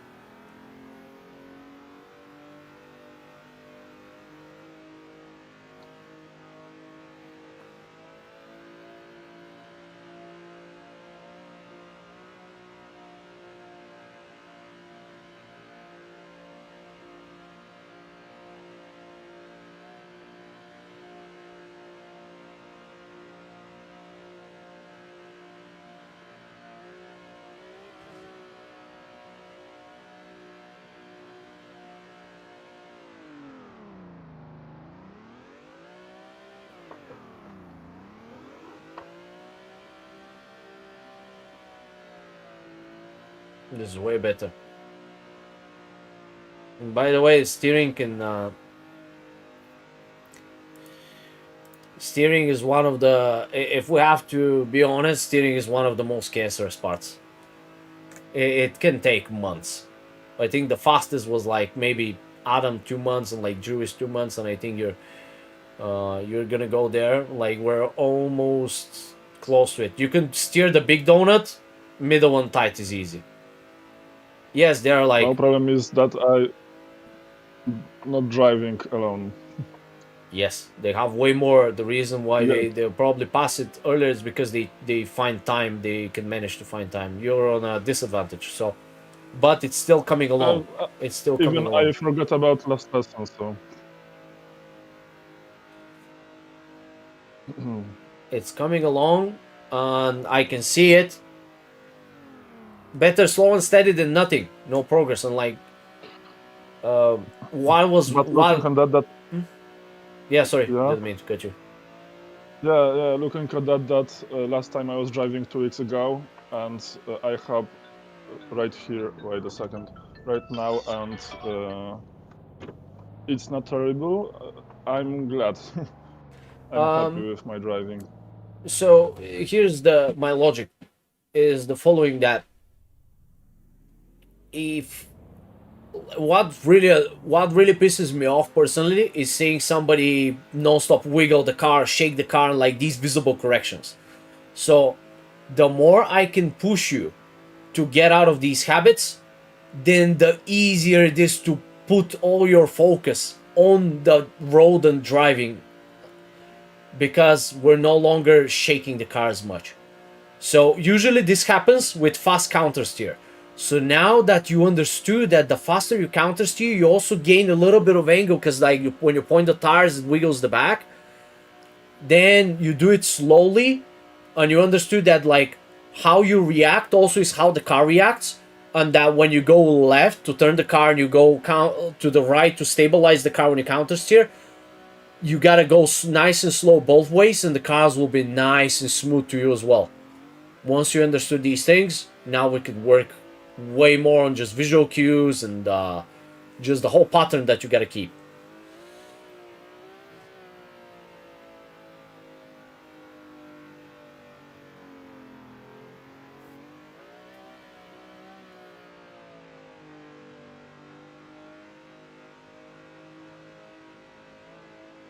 Don't worry, good. Keep turning. Oh, you should. I've noticed this. This was a little bit late. You should have started turning a little bit. Don't forget, always measure. Always measure, Janusz. If you started measuring early, you would have noticed that rotation is not quite enough. Start now. Little bit. And then when you figure it out, car was not rotating enough, you catch it right in time. The goal is, look, your only goal is don't let the perfect angle escape. Once you set it in, don't let it run away. Just lock your eyes on the A pillar, the left of the car, and like look at the angle. The left A pillar on the windshield and the side mirror, and you'll see. Don't let that. Now you have a good angle. Don't let it escape. Once you set the angle, you see, oh wait, the car is actually driving itself on the donut alone. That's the perfect angle. Don't let it run away. You're still turning a little bit too sharp. Just rather small and frequent than late and big. Turn more. If you see you're constantly driving over the bottom, over these curbs there, that means you're starting to guide the car too late. Because remember, everything in drifting happens with delay. You turn the car, the trajectory doesn't change right off the bat, it changes slow. So you have to start guiding the car way earlier, like this. Go wider on the top so that you can open up space on the bottom. Because remember, you might keep the angle, but if you're constantly changing the circle, it goes either to the bottom, to the right, or to the left. It's the same goddamn circle, but you just change where you do it. The problem is, when you change the pattern where you do the circle, realistically, there's no asphalt there. There will be grass and curbs to where you've moved the circle. That's what happens. When you change the line, you move the circle.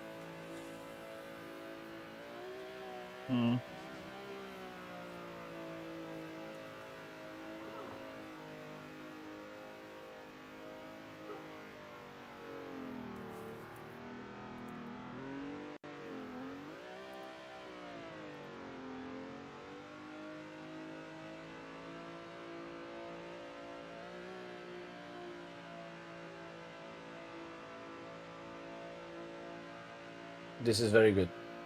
Yes, good. A little stabilization. The moment the moment you see you're gonna step on it, just counter steer it because it's gonna turn you. So you're gonna get your rotation of the bump. You can expect and adapt. The donut teaches you a lot of things. There's bumps, there's this, there's that, there's grass. There's a lot of side quests, a lot of side things that teach you how to adapt. Good. See, stabilized, and it gave you the rotation back in, then you catch it. Good. And now when you go on a track and you drive over a bump, like you do this subconsciously. You won't even think about it.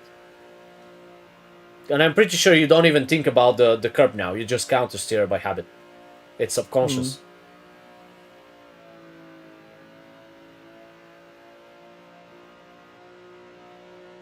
Oh, a little bit too much, don't worry. Waited out. Good. Good timing for catch, but then you turn too much. Measure. Remember, Janusz. Good counter steer after the mistake to wait the over rotation to die. Let the rotation die a little bit, but then measure. Always measure. You don't want to cut straight onto it with big movement. You don't know how much the car is gonna turn. Measure. Little bit. Oh, turns. Stop. Measure. Good. Wait. Let it die a little bit. Now catch it. Continue. Oh, too much. Now you know for next time. And once you practice this a few times, few days, you keep practicing this measurement, it's gonna be engraved like this bullshit curb that when you drive over to it, you know to counter steer. It's all about engraving. Look, brain remembers patterns. The muscle memory is literally all kinds of patterns. So once you build this pattern in your brain and it gets engraved, comprendo, easy.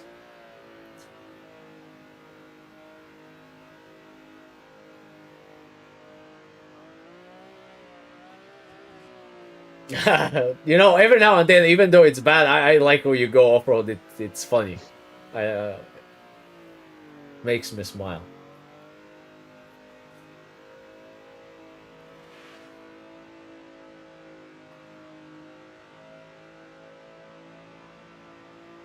Maybe with the last few minutes we could do something funny. I'm not sure if we did it with you.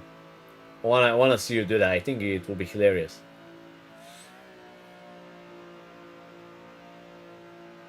You know what, Janusz? Why don't you try the Thai donut? Go have fun with it. Okay. It's gonna be hard. It's gonna be cancerous. You have to steer a lot, and there will be a lot. This will be the like where you might be good at, because there's a lot of yanking involved. Like at a certain point, you know what's the drill here? Is exactly what you told me. You have to stay in the turning zone, basically in the steering. So in order to do this Thai donut and be as close to it, you actually will have to stay in the steering, literally staying on the left. Don't even think of counter steering. Stay on the left to make it. Stay on the left. Literally go in the turning zone, stay there, and just balance there. And you'll notice. You see, you're not gonna spin out. The car is actually trying to spin out, but that's exactly the angle you wanna keep. This is an angle that's the car cannot support, but because you're turning non-stop when you're in the turning zone, like it makes the illusion that the car supports it. This is the only reason that the car can support it. And again, stay in the turning, because it's gonna escape, you see? Yeah, it's not unnatural for me for now, but You'll get used to it. You know what? Try to stay a little bit in the turning zone always. Go in the turning, stay there, you'll see nothing too bad is gonna happen. So, yes, you spin out, but you will find the limit, like anything. So, you'll find the limit. Hey, hi Dose, how you doing, bro? A lot of coaching sessions today. We did the figure eight, we did modulation test with Jordan, and now I'm pushing Janusz through steering. And you can go back, you could go to the big one, and then you could build the flow to go to the tight. Little measure. How about you? How are you doing? Little measure, little bit, little steering, measure. Find the turning point where the car turns, measure. Nope, not too much. Measure twice, cut once. So always measure. A little bit, measure again, a little bit, measure. Frequency. Find the rhythm. Keep the pattern in. Very good, nice and smooth. You go a little bit wide, hold. It's one tire only, you're good. It's one tire only. Very good. I'd rather have you go wide, but like keep that pattern, engrave the pattern in the brain. Like little measure. Yes. Keep going, keep the same pattern. Don't change the rhythm. We need a little bit more. So now what did you learn from this? You learned that, okay, this got me through this section, but because I need to exit through the curb early, you have to add a little bit more. So either you keep the same input of little degrees where you measure, and you change the frequency. You add it a bit faster, or you do a little bigger input. But I'd rather have you do it slow, otherwise this snap is gonna happen. And this is ugly adjustment. So if you want to be smooth, no ugly adjustments. So big and slow can work, but big and fast is gonna snap you in. So good man just started work. Yes, that very good, bro. We gotta work. There has to be money flow. When I have spare time, I decided, no, why not stream the coaching session so other people can learn, maybe that want to watch, and then go back to the real life and do this and do that. So, life is hard, but we gotta be harder. We gotta keep going. I hope the quality of the stream is better and stuff, but I'm bad at this thing, bro. I'm bad at streaming. I need to put some time and learn this and that.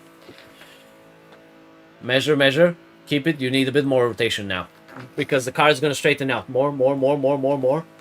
You see? You will start. You will start to see these things, because once you learn, because drifting is like, drifting is almost like you have to think in the future. It's like chess. You gotta be 2-3 moves ahead. It's literally, Janusz, you're playing chess right now. So you gotta think 2 3 steps ahead. But in driving, it's almost like think 50 meters ahead. If you drive with very high speed in the city, you better think like 200 meters ahead. If this guy is gonna move, he's gonna merge, he's gonna like brake, so you gotta slow down, right? It's like same with it driving in real life. I know you drive fast, so how you can afford to drive fast? If you can act, you think way ahead, way further than you where you at with the car, and try to predict, is this guy gonna do this, gonna do that? You're making an basically accurate. You're trying to make an accurate guess based on their behavior. Same here. To make an accurate guess, you gotta add the measurements. So how can you know if you have good enough rotation, good enough angle? Use visual cues. That's again, steering compounds of multiple stuff. It's one thing to say learn steering, but the steering consists of visual cues, knowing where you're at on the road, knowing what angle you have, and then knowing what inputs to make with the steering wheel and how frequently to make these inputs. So you see, look how much. It's one thing to say learn the steering, but when you don't know what to focus on, so you start nailing the details one by one. First you nail one detail, then another detail, then another detail, then another detail. Boom, you have the steering dialed in.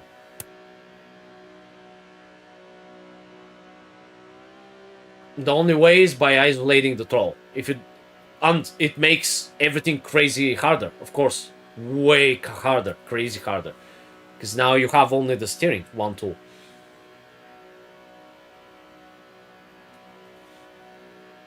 There you go, keep measuring, because remember, once you keep the perfect rotation for a moment, there is gonna be a moment where it's gonna die on you and you won't notice a little bit.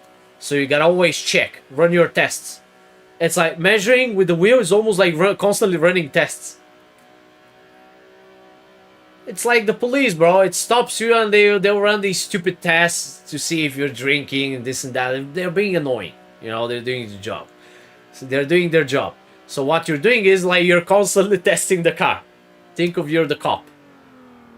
Do you keep the same angle? Do you keep the same speed? Do you keep the same line? You gotta run the tests with the wheel.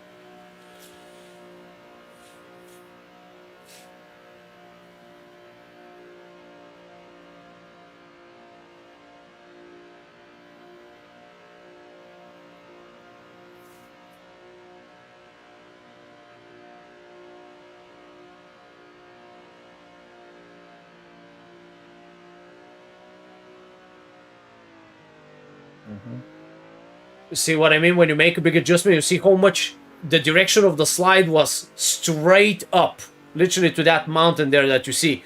When you turned a bit sharper, the back swinged in, creating more momentum, and it's not that you were going to drive over the grass. You were not going to drive over the grass. It was when you made the adjustment, it pushed a bit more momentum because the back was stepping out, and that's what drive you that extra distance. It pushed you wider and you step on the grass.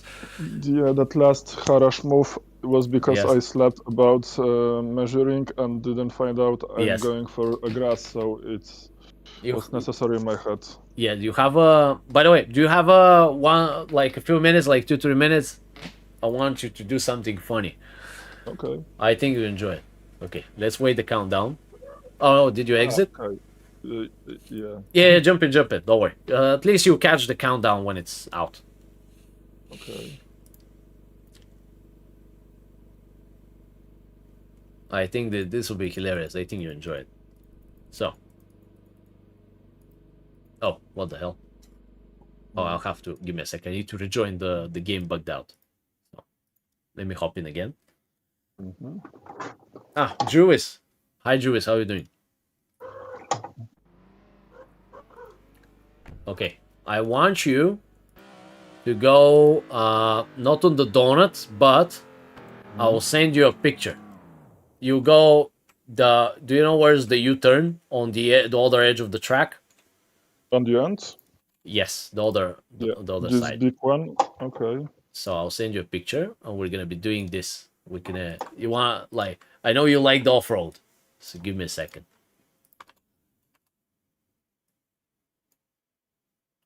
Sending you a picture. Now you Okay. see where it is. Uh-huh. This Okay. side. Yes, let's go there. So we're gonna be doing the donut on the grass, the off-road, like the things you like to do. Nah, good downshift. Good.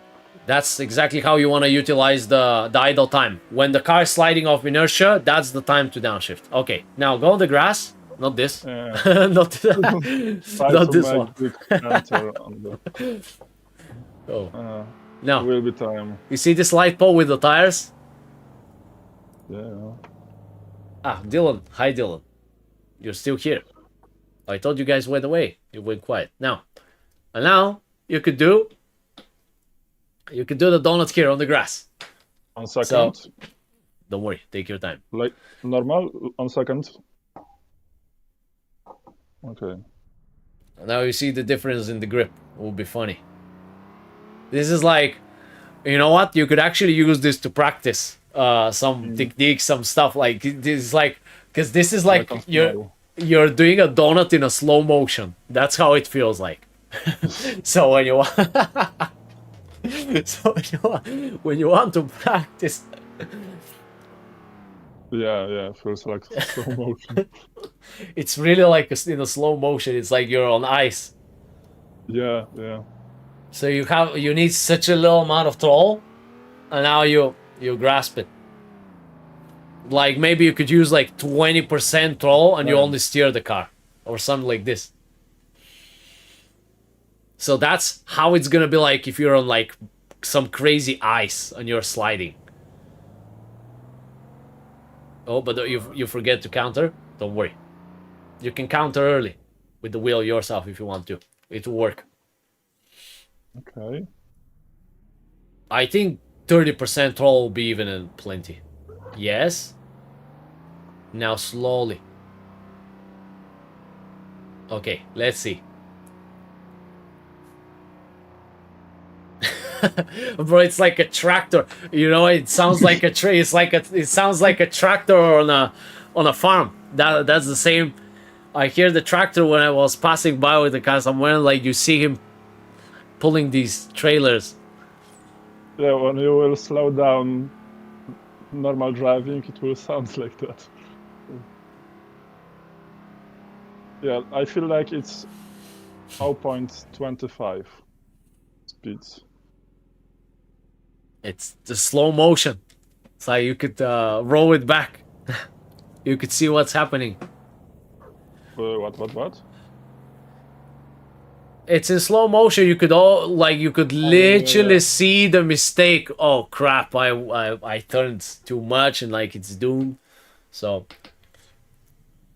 it's hard to make after normal donuts, but yes, I think that because you're used to a very responsive car, things happening fast, and like here things happen with like 0.25, as you said, like 1/4 of the time, slow motion. It's like, oh, you know what it reminds me of? It's like drifting a lawnmower in like your yard. You cut the grass in the yard and like you're drifting the lawnmower. People that swap an engine or something. Too much. You've noticed it. You could stay like close to the turning zone. You could practice. You know what? I think this would be great to practice like staying in the turning zone. No? Yes, perfect. This is perfect. Not too much. That was too much now. You could just non-stop hover over it a little bit, gently. You could maybe in slow motion you could practice this here. So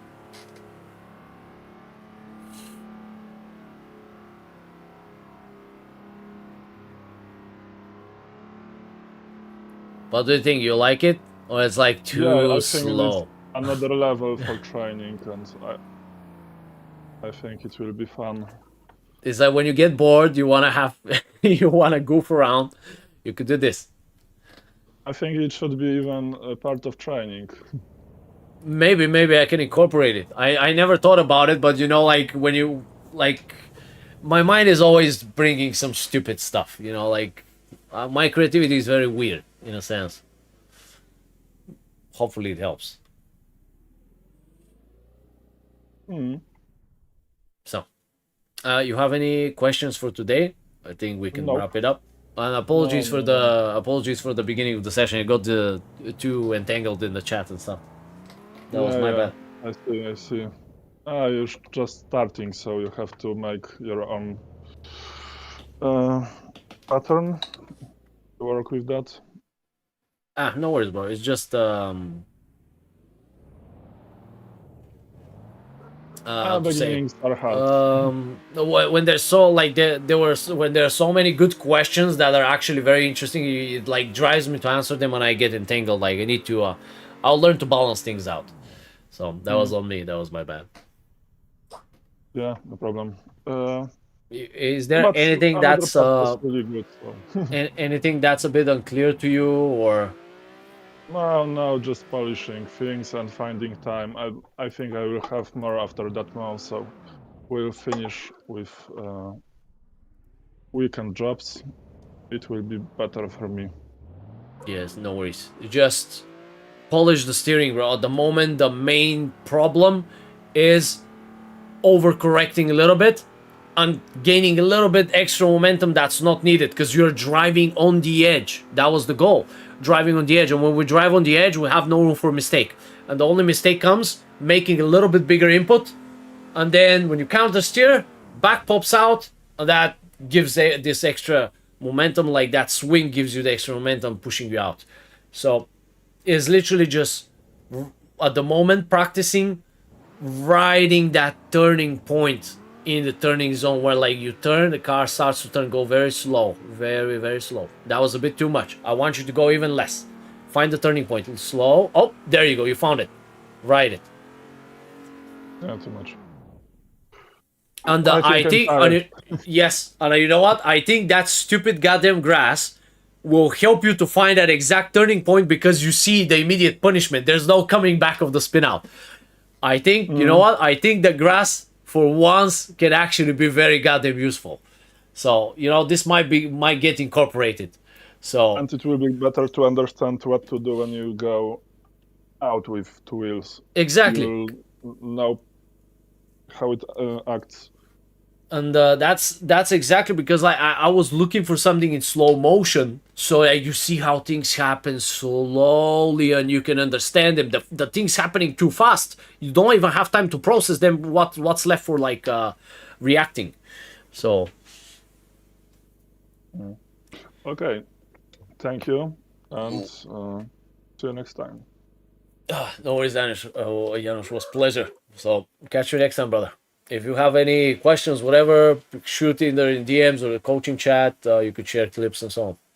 Sure. All right, Thanks. bro. See you. Have a great day. Now, so guys, let's see if you have questions. Okay, give me a second. He's adapting very quick. Yes. I've been spending a lot of time with like the same clients. We've been working for like some month, 2 months, and like we've been working these techniques. It's not like, guys, this is not just like some bullshit you start self-learning and you think like boom, 2 months and like you have like full control over the car. This is not about what track can you drive and that you make one full run or like that's your best lap, you made it one time. It's about like, can you make it 10 times the same run? Like, you know what I mean? So the moment you can replicate that, it shows you have full understanding and control over the car. So it's not about, okay, let's put it this way. So where's that bullshit? Let's put it this way. Whereas, if I can find it,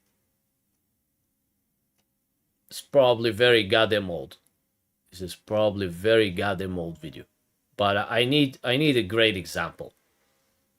I can use the tall drift challenge as well, but this is very repetitive. I'd rather use something else. Okay, look. I'm getting lost in my goddamn... Ah, wait, there was a way to search in the channel, right? Wait. Let's do this. But I forgot about this. A goddamn truck. Holy shit, that's Oh wow, you want to see what shitty driving is and bashing the pedal? You want to watch my first Tokyo Drift video. You see like absolute garbage. So, okay, let me show you something. Now, I want to explain this. Bro, I know there's underage. I want to say something, and there's underage people in the chat, and I'm not gonna use swears. Okay, now, let me explain. So, you see, I'm gonna move myself. Oh, wait. I'm gonna move myself so you can see. Okay, now let me explain. I'm gonna move this chat. Oh shit, what the hell? I'm gonna move this chat maybe here. Ah, wait, I could have put myself. I'm stupid, bro. See, I'm not as smart as you think I am. So, but nah, there's no space. Okay, now. Yeah, I saw. I'll reply in a sec. I wanna explain something. Now.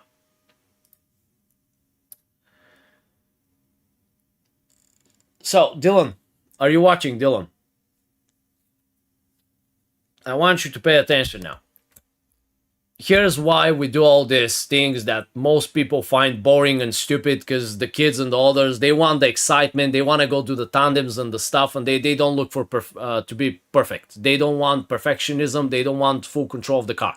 This is what I do is boring to 90% of the people, because nowadays people want fun and entertainment. They don't want education. Education is slow, it takes time, and it's boring. So now, follow my lead. At the time of this video, when I did it, I could probably land 3 runs or 3 runs, or maybe, you know what, actually 1 run. Let's put it maybe more realistic. If it's maybe 1 or 2, I could land 1 or 2 runs or out of 10 on this, and I will fail a lot of the times. So what you're doing is you're putting the GoPro, you're driving this layout, and you're hoping that you make the run for YouTube, right? You're praying that you make the best run for YouTube. And now when I streamed the Tokyo Drift the last days, what did you saw? I could make it no problem every goddamn time. If I use the handbrake, I cannot miss. I cannot miss. Like this layout, I know it inside out, this layout. And I use the same car, just not with the big wing and this stuff. I use the same car, that 350Z. But I like the one without the big wing and stuff. So, now. So my point is the following. That what you see here, I used to do 1 run of it. Can you do it consistently is the question. It's not about can you do 1 run, can you replicate this run over and over and over again multiple times? Because most people, like I spoke with multiple people before. It's like, oh, but I can drift. I just linked the drift playground track. Can you link it 10 times? That's the question. And then also, it matters not only that you link the track, how you linked it. Because like people driving inside of the corners and wiggling the car, shaking the car, absolute garbage. So it's not about how, like the fact that you linked it, also it's about how you linked it. Can you make the same run 10 times? Because at the time I made this video, and Dylan, you were here when we did the Tokyo Drift, and you saw that I can make it over and over and over and over again without a problem. So what does this tell you? This tells you that you've improved. It's not about, can you make the 1 run for YouTube? Oh my God, the crazy run, and then you're done. And then you go and say like, oh, I did a Tokyo Drift, look at how I drive and stuff. And when time comes to drive, maybe like your friends will, bro, what is this pornographic BBC stuff? Get it? Wow. Now, when the time comes, let's say your friends challenge you and come, you are like, hey, you did the Tokyo Drift, right? Like, show us how you do it, whatever. They'll try to put you on the spot. I had a lot of people try to put me on the spot. And you know what? I got ashamed. Like, they actually caught me, you know, that I was shit. So I was just doing 1 run. like anybody on YouTube. You do hundreds of runs, like you do 10, 20 runs, and pray to get the good run for YouTube. And then when the time comes in to drive live, you're shit. So obviously you can be rusty, but another thing is like, do you have the skill sets and understanding? So if you understand, you have full control over the car, you cannot fail.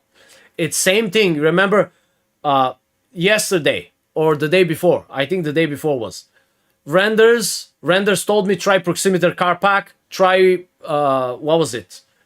What was that track? Red Bull drift shifters. I never drove Red Bull drift shifters. I never drove proximity car pack. And proximity car pack is actually hard to drive. Super realistic, snappy, grippy, crazy cars. But we did it. So, and you have to learn. You drive them, learn, adapt, understand. So the question is, can you replicate this over and over and over again? How much time it takes? Can take a month. Depend. It really depends. Oh, you know what's interesting here? I actually do it the opposite way. What the hell? You know, this is the hard way. This is the hard way, because if you enter on the side of the car, you cannot make a mistake with the angle. If you enter from the other side, it's a bit easier that I do it. But the thing is, I have no problem if you want now. You know what, guys? If you want, I'll take a little bit of a break. We can make a test. We'll see if I'm full of shit. So, I can plug the wheel. I'll set up everything and shit. And we'll see how many runs we'll aim for. Maybe I'm not gonna talk. I'll try to focus. And we're gonna see if I can make 10 runs up and down of the same challenge. Because this is usually what people do. Look, usually people don't do the 360s and the reverse entries and going tight next to the pillars or doing donuts on the pillars. They never do that, right? So what I did is I took Tokyo Drift and I overcomplicated it, making a layout. And I asked multiple friends to do it. They never did it. He's like, oh my God, you drive 5-10 minutes. Yeah, going up and down is 10 minutes. So they got used to driving the competition tracks, 15-second runs. I'm like, bro, you need to have some endurance. Like, leave the competition and stuff only. Like, you know what I mean? So, making excuses. So, if Dylan, like, or the other guys, what do you think? Should we test if I have the... Claudio. It's you, Claudio. Kevin, good morning. Bro, Kevin, you're living in a BS country, bro. Why is it for you probably is like 7 a.m. or 8 a.m.? You're cheating time, bro. I want to reset the clock now to be 7 a.m. I'm gonna time machine. Boom, I'm in Canada. 9 a.m. The day is ending for me, the day starts for you. Very sad, very sad. So, what do you think, guys? So, this is, by the way, this is the layout that I was doing when I'm driving Tokyo Drift. I always do this one. So, what do you guys think? Do you want to see me try to see if I can consistently land this layout 10 times? It's gonna be a lot of driving. Probably I'll have to drive for an hour. But that will test the endurance. Can you drive for an hour non-stop? What do you think? Should we test if I have the consistency to do this layout non-stop? Because long ago, when this video was made, when I made this video, I could land this run only, what? Maybe 1 out of 10 times. Without a mistake, we're speaking. Without a mistake. Which is crazy. I just see how much mistakes and bullshit I'm making. That's 2 years ago. Crazy. How much shitty mistakes, small details. You know, I'll give you... How many people are watching? Say something in the chat. Say monkey or say hello. I want to tell you something. Let me adjust the camera a little bit.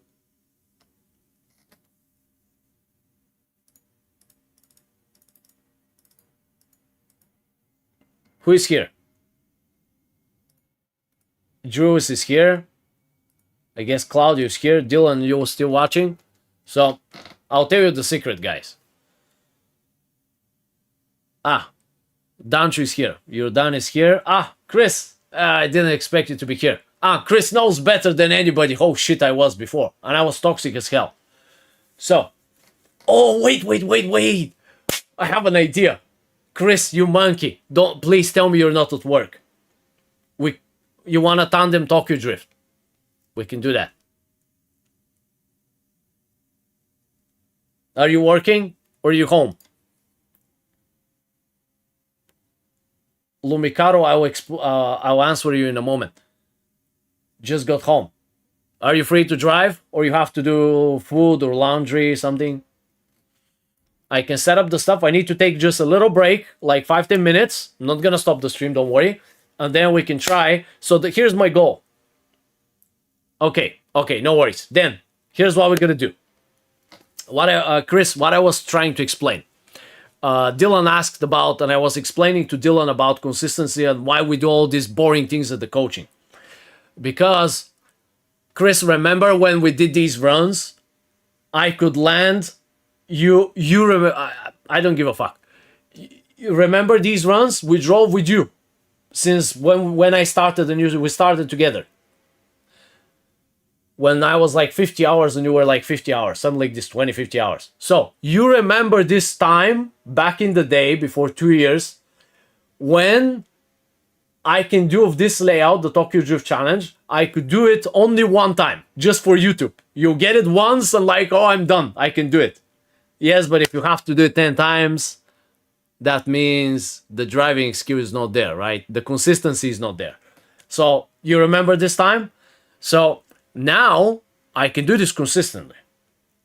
What does this mean? That means that everybody improves, guys. I have things to improve on, and you have things to improve on.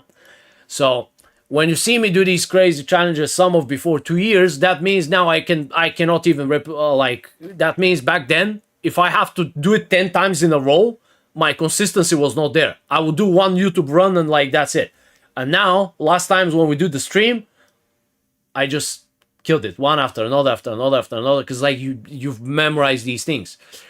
I'll give you the secret, because this is what I wanted to tell you. Wanted to see if you guys are here. Here's the secret. The better you get, I'll give you what is the biggest problem in learning. Do you know what diminishing returns stands for?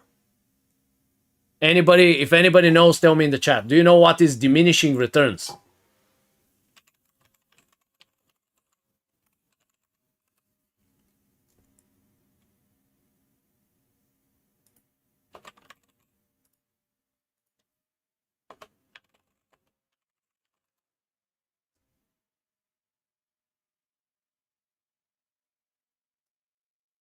Anybody knows?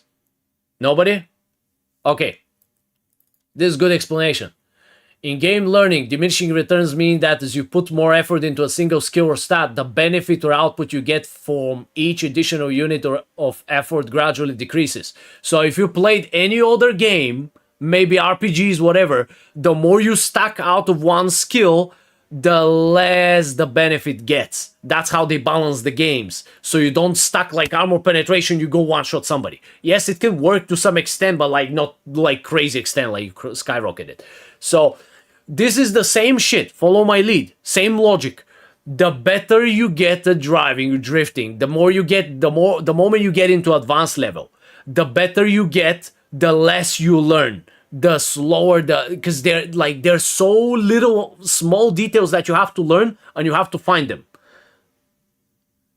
When you're at the beginning, you learn so much information. You're gaining. The better you get, the smaller, the less things are left for you to learn, the slower things go. Diminishing returns. That's why you get fucked. Most people get stuck in advanced. You think I didn't get stuck? How come I could do all these complicated, very hard shit, but I could do it only 1 out of 10 times, and I cannot replicate this run every single time I drive? Because there's something missing, and you have to find it. Did you guys manage to understand that?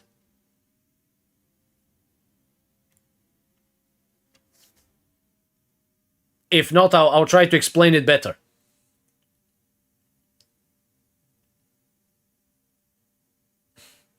The more effort you put, And the more you learn, especially at the beginning when everything is out there for you to learn, the more you've learned, the harder it gets to gain new information. There's less information left, and it's harder because you need to also find it. Does this make sense for you guys?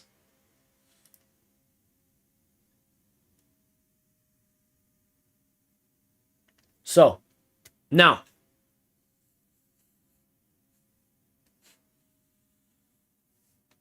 yes, exactly. And I forgot about this. Excitement, as I told you, big factor. I had to incorporate some sort of excitement in the coaching because the coaching is so fucking boring, non-stop learning. There's no fun. And in the first place, why you do something? To also enjoy and have fun, right? So, the better you get, the less fun the game gets. At the beginning is super fun. You learn to tandem, this, that. Oh my god, I want to tandem, I want to do this track, I want to do this challenge, I want to do this and that. The competition, you do it 1-2 months, and then you see then like you realize, okay, I have fun, but like I see no progress. Why is that? And then you lose motivation, and then you stop playing, then you stop driving, you stop learning, and you quit. How many people? Immediately I can tell you. A lot of people. I did, and that's why you barely see me driving now. I have no excitement whatsoever. What the most you've learned so much that there's so less to learn, it gets very boring. It literally gets very boring. It feels almost like there's nothing to learn. How many people quit? Like so many people quit. AC Slider, me, every now and then we stop. There was like Sasho, also very good driver, and like he got bored, he quits. A lot of people, Twilight, everybody just goes, plays maybe other games, something else. The higher you go, so that's what diminishing returns is. The better you get, the less you learn, and your drive starts to die. That's why you need to find something always. Like that's why I loved all these people putting these challenge tracks and stuff. The moment Total Drift Challenge got released, I got back to driving. You need to find motivation. Always try to find a goal, try to find something where you get that motivates you to keep staying so you can stay on your journey. Find something that you love. One day I want to beat this track. I'm going to practice. You practice to beat this track. Then you go on the track and you're killing it. You're murdering it because you've learned so much. Then you got to find a new track. Find something else. I want to learn this. I want this track. I want that track. I want to do this challenge. I want to do that challenge. Or maybe motivate yourself to beat me. Drive better than me to other challenge, something like this. Like Citoretto used to motivate me. Now at some challenges, I do them way harder than all of these people. You gotta always find motivation. Same as AC Slider. AC Slider saw me do a challenge. He goes and does it 10 times harder than me. You know what I mean? So it's good to be competitive and compare yourself to others, but not in a toxic way. I used to be toxic. Don't be like me. So. And if I can ask all of you guys that are watching to tell me if you managed to understand in the chat what I meant by all this, I'll be really happy if you understood what diminishing returns is and how to keep your drive in the game.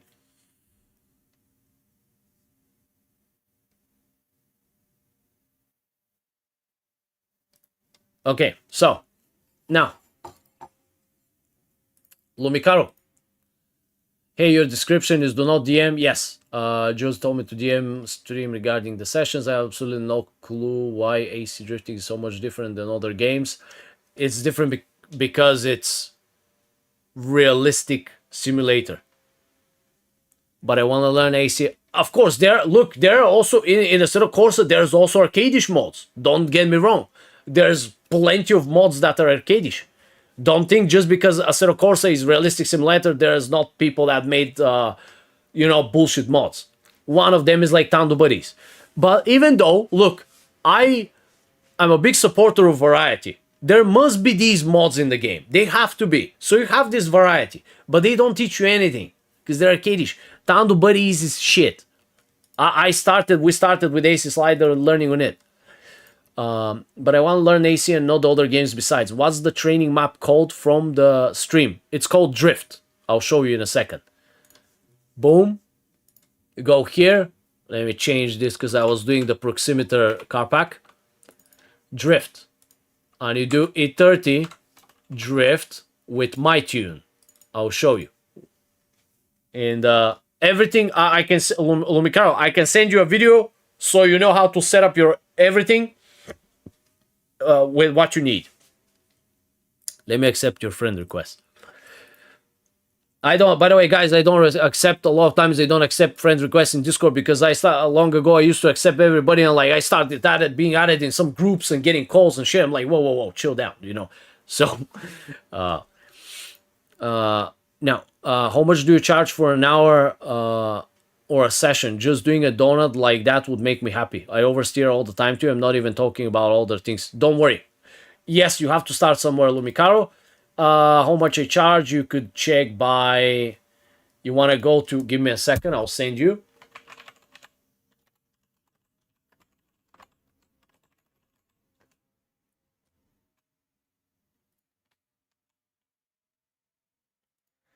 You want to come, Lumicaro, you can see the prices here.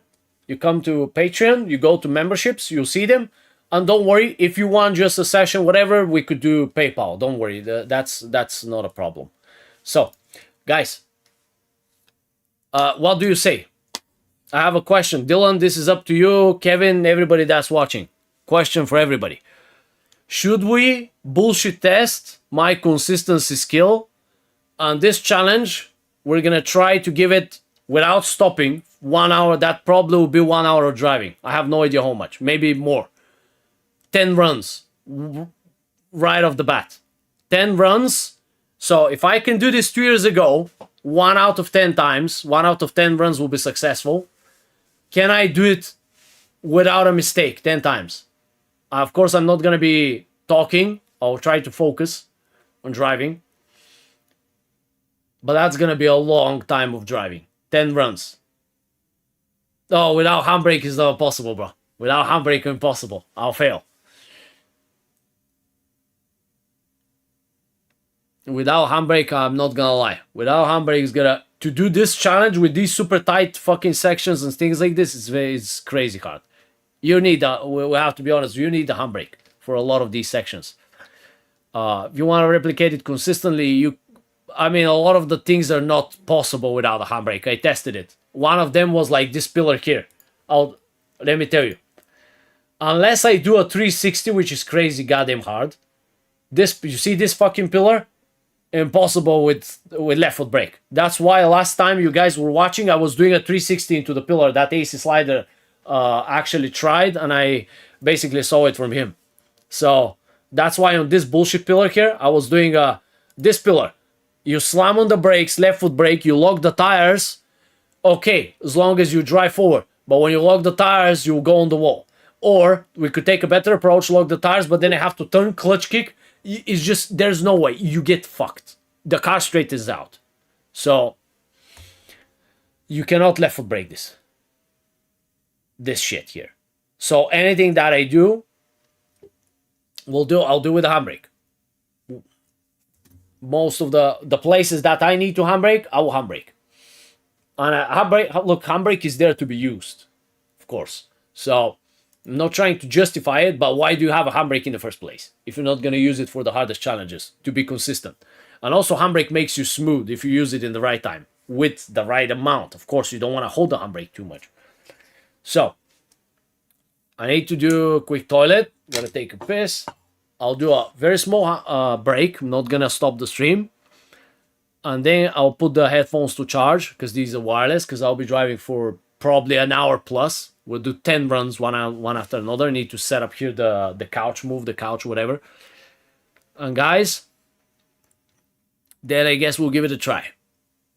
So, 10 runs, one after another of Tokyo Drift. But I'm not gonna talk. Keep in mind, if I'm gonna focus, make no mistake, then, I mean, I can check the chat after every run. You know, we can do that, no problem.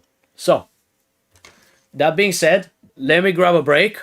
Gonna finish this coffee here. I'm not gonna drink much coffee because it's gonna ruin my sleep later on and stuff.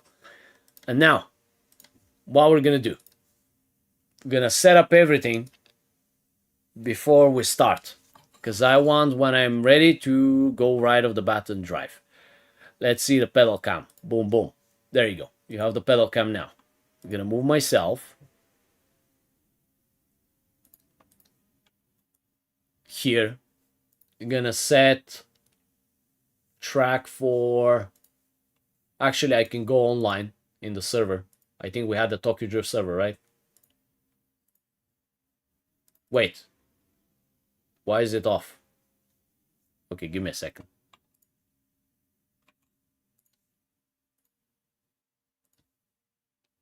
We're gonna run the goddamn server, don't worry.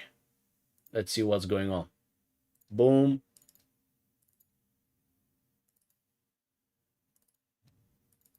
Let's see where's the Tokyo Drift server that I've been setting up. Total Drift, this one. Is it running? There you go. Now it's running. All right, let's bail out of here. Refresh. There you go. We have our Nissan. Now what we're gonna do? We're gonna set up this to dog shit for triples. Garbage graphics, but at least I'm gonna run. So it is what it is. When you have no money for a good computer, you run dog shit graphics, right? We're gonna snap this monitor to this. Get the OBS. Get the display. Change to primary.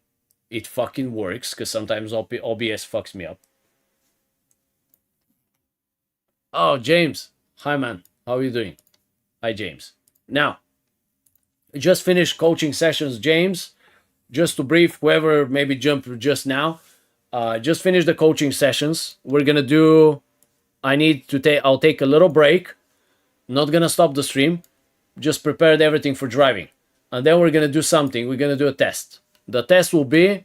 We're gonna drive the Tokyo Drift track, and we're gonna test because before 2 years ago I could only do 1 out of 10 runs, so I couldn't do it consistently. We're gonna test if I can do 10 runs, one after another, without a mistake. That will show if I'm consistent and if I've improved. So, what better than that, right? So, but before that, I need a little break. I need to drink some water, prepare myself, jump to the toilet, be right back. So, guys, I will be right back, and maybe I just need 10 minutes. So expect me in about like something like this. I'm just gonna mute the microphone and I'll put the headphones to charge, and then we're right off the bat. Let me put the lights on. So let me see, lights are working. I'm gonna light up this room as well. Boom. We're gonna. Oh, I forgot the most important thing. Let me plug the wheelbase. We don't have the wheel. Where's the wheel? I'm gonna plug the wheel, guys, and we're gonna plug the pedals in. Wheel pedals is on, and I need to restart this. It's good that I actually stopped it because the coaching server was on. Let's wait for content manager to pop in. Let's test if the wheel, everything is working. Let's go to controls. Wheel is working. Let's see the pedals. Boom, boom, boom. Handbrake. Good. Everything is working. Now I think, guys, we're ready. So,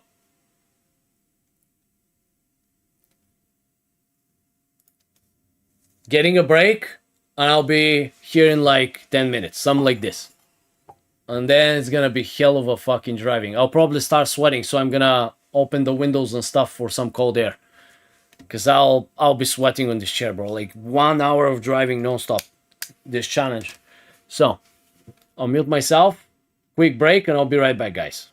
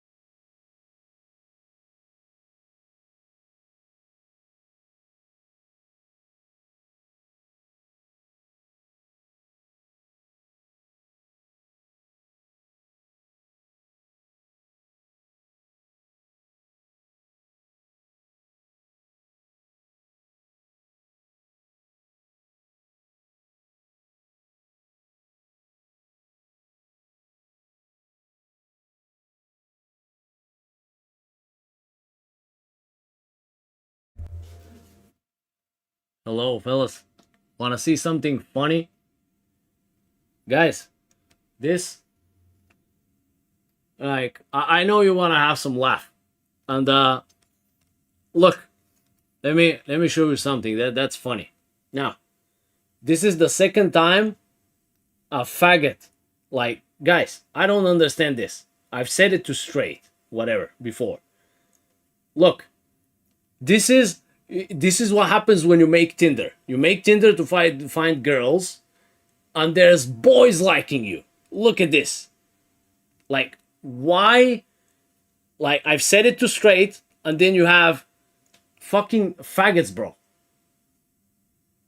Like, I don't understand this. This is the second time. It's just, anyways. This, you make Tinder to find girls, and there's like fucking boys finding you, bro. What, you want me to go and fuck the boys or what? Like, what the hell? There's something wrong with this application, brother. There is something very wrong with this world and this application.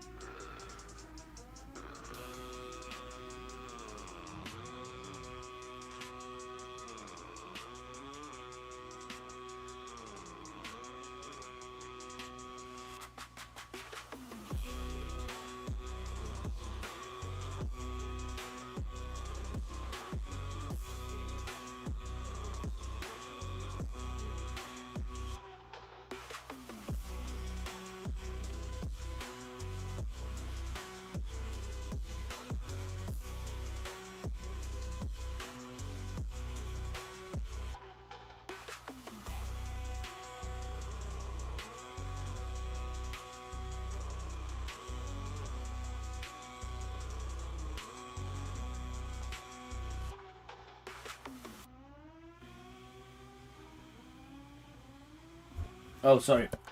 Mic was muted, my bad. So, do you guys see everything fine? Can you hear me? Oh, good. And I think we can, I can warm up a little bit and we can start. See if I can make it 10 out of 10.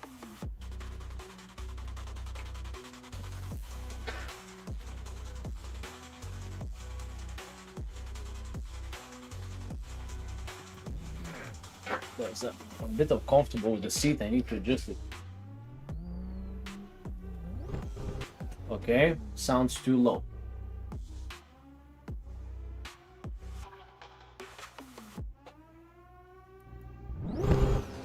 Okay, this is good.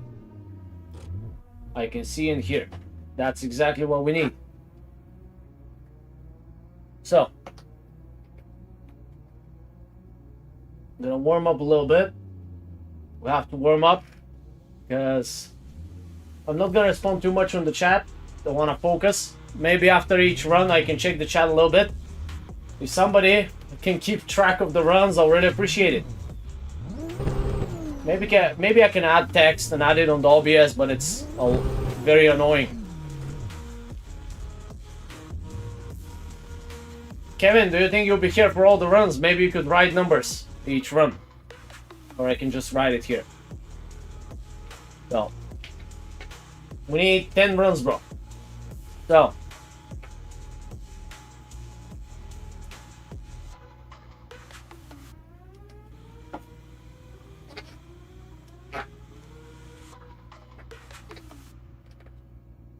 all right, no worries then.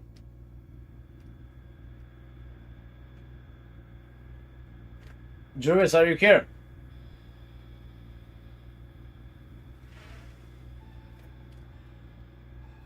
Anyways, if you see and hear, we're good to go.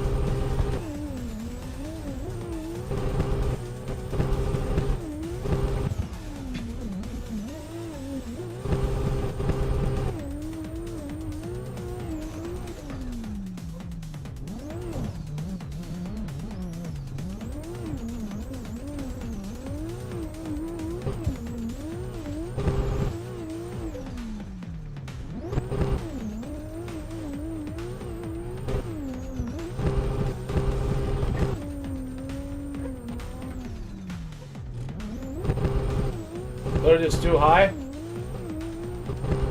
The second is a bit too low.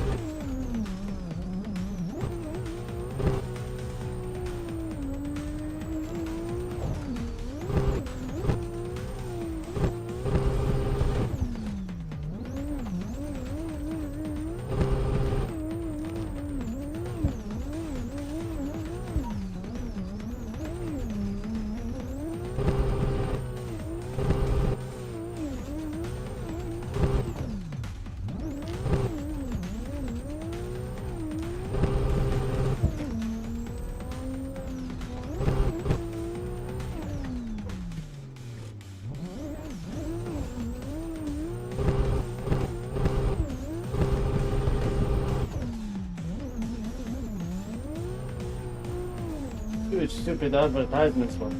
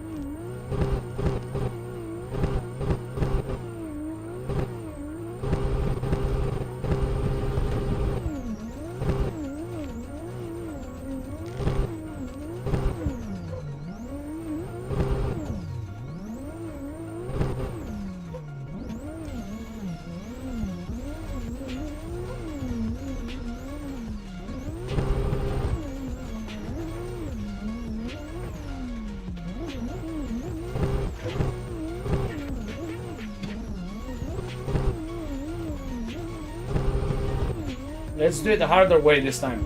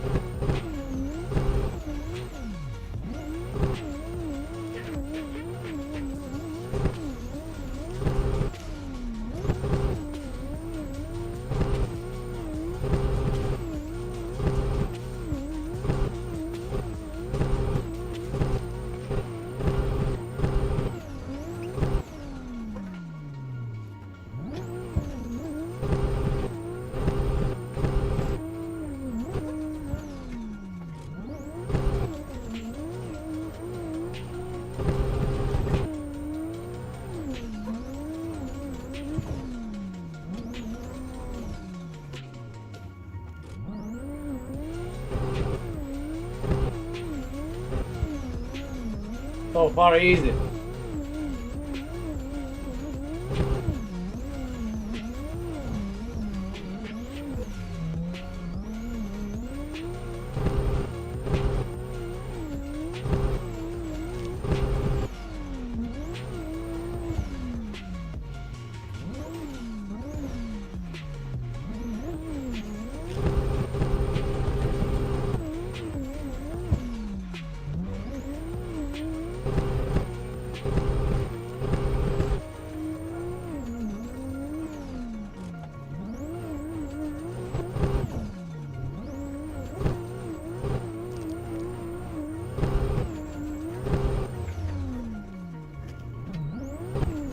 Yeehaw!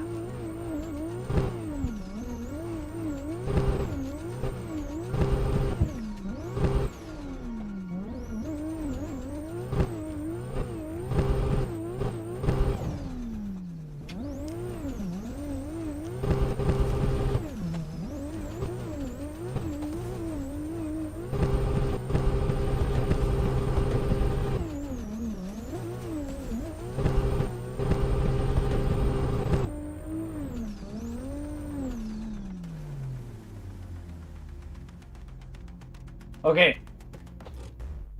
9 left to go.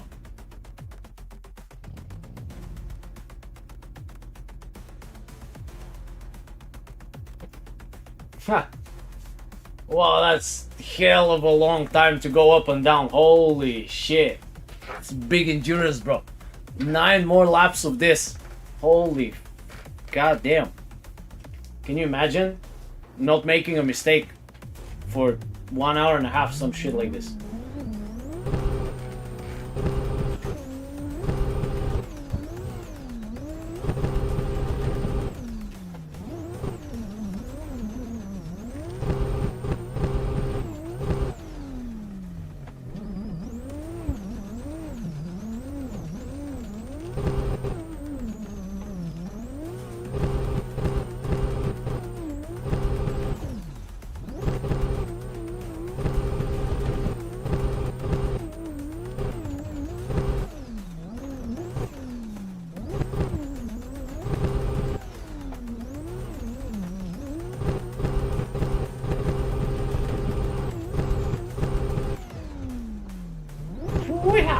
More aggressive this time.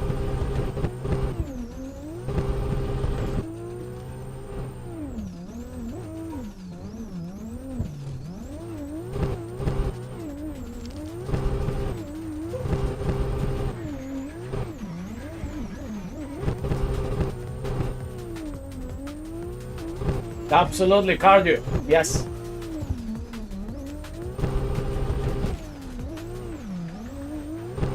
I'm already starting to heat up, I can feel on the seat.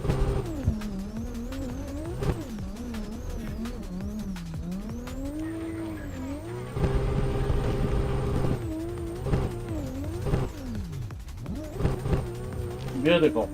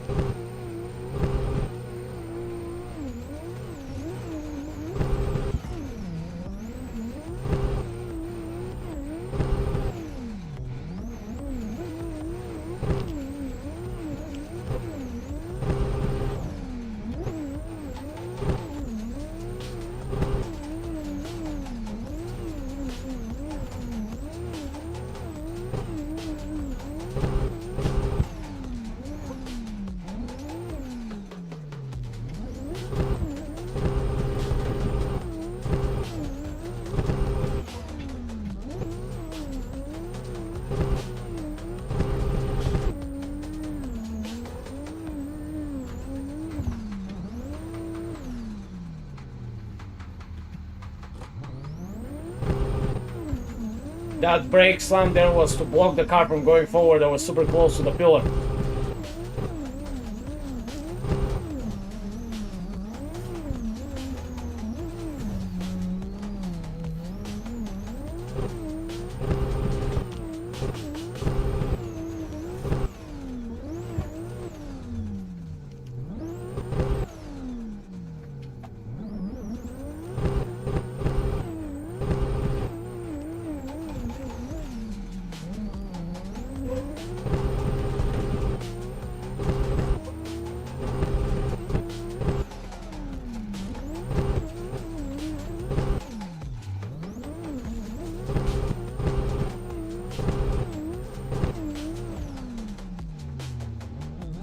Oh, we're gonna tap a little bit.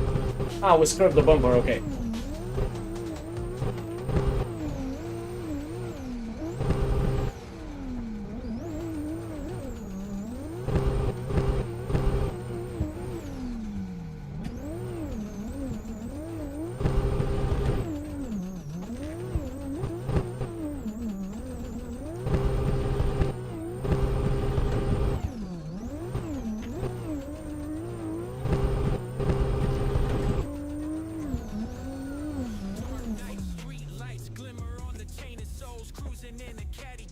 That's two.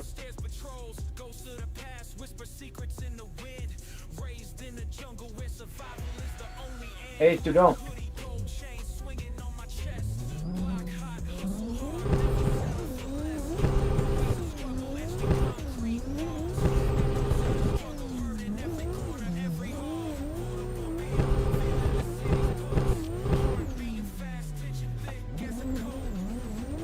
Getting better with each lap. Warmed up myself.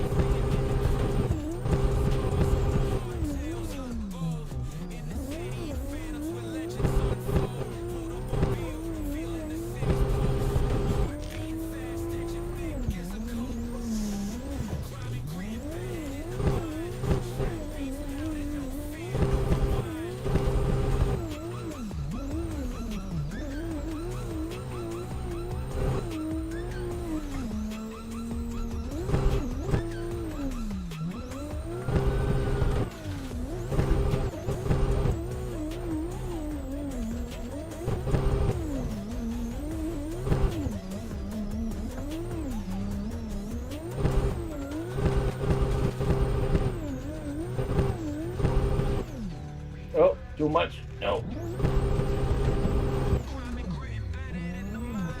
I decided to goof it up. No two major mistakes, still no crash, but I'm gonna play it safe from now on.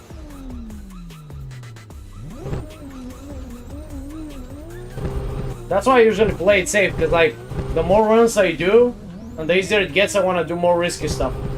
Because it gets boring, you know what I mean?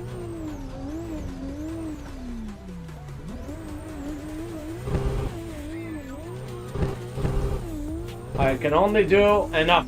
Just what's enough, you know? But it's not interesting this way. Playing it super safe is not very interesting. It gets boring real quick. But for the sake, I guess, from this, I'm not gonna do anything risky from now on. For the sake of, you know, the test.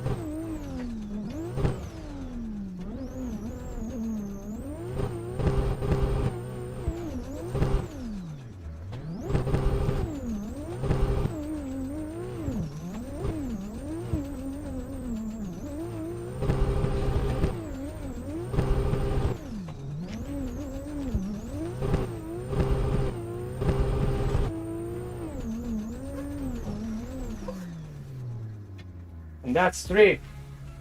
7 more runs to go. 10 out of 10. We gotta make 10 out of 10 to see if we can keep going non-stop. Thank you, Kevin. At least you'll be able to see afterwards tonight if I made it 10 out of 10 without crashing, stuff like this.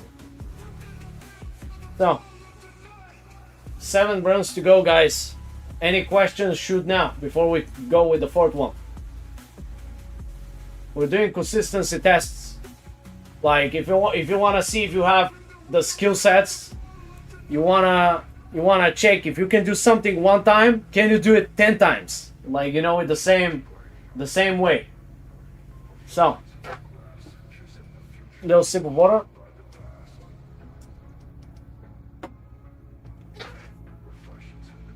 All right, here we go again. Number 4.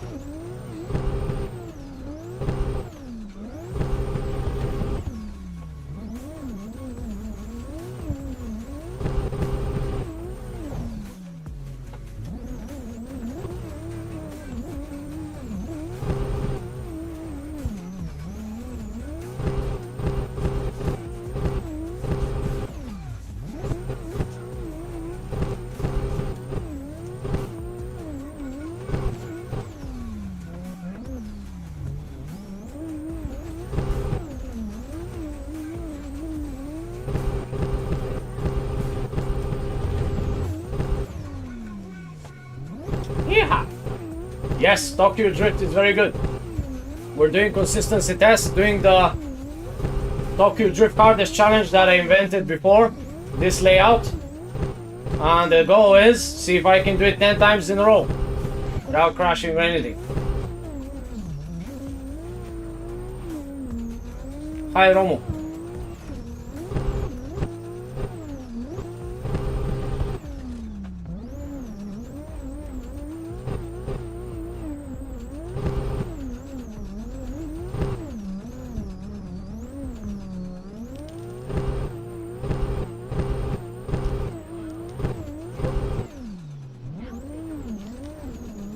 Let me remove the advertisement so I can see the chat.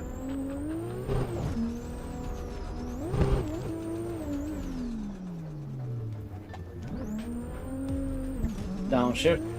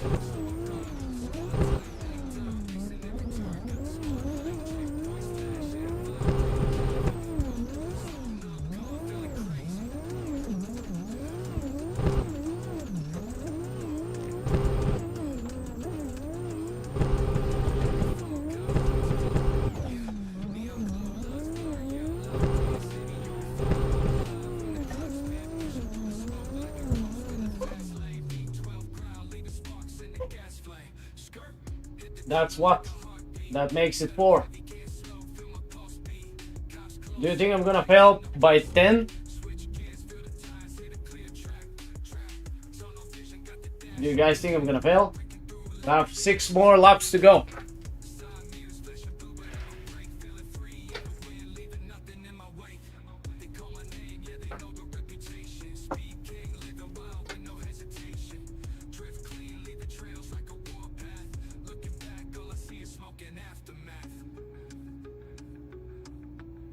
Alright.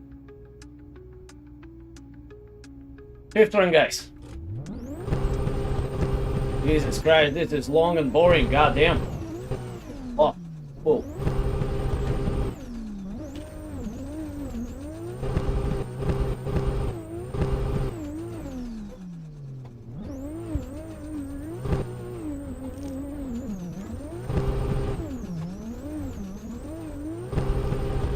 Not a bad donut, actually very good, just I messed up the exit a little bit, was rushing.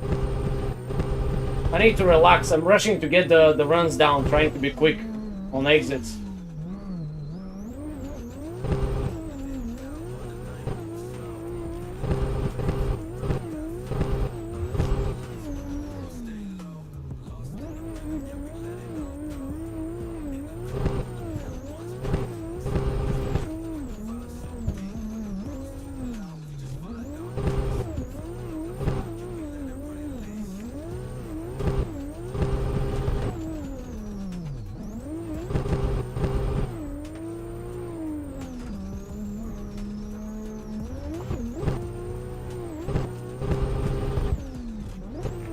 Oh no.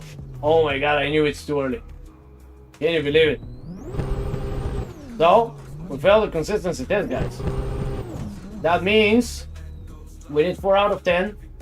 Then I got distracted. Made a mistake. So that means I'm losing focus. When something you pass it multiple times, I'm losing focus. So I need to work on this. Not get distracted too easily.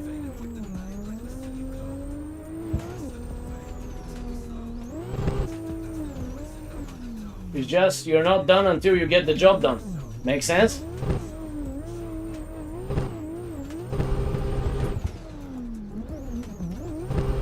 Oops. Oh yeah, I'm definitely getting super distracted. I'm doing stupid mistakes now. Mistakes starting to show. Let me focus.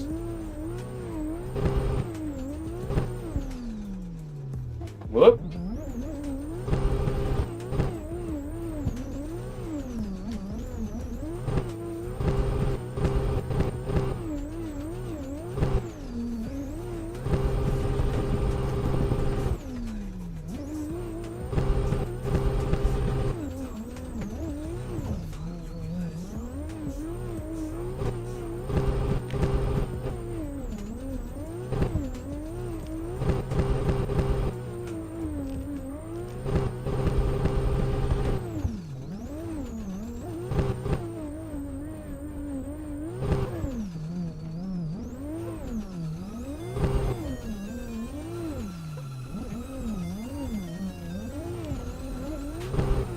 Born, I'll check your comment in a moment, bro. Need to finish the run and I'll read.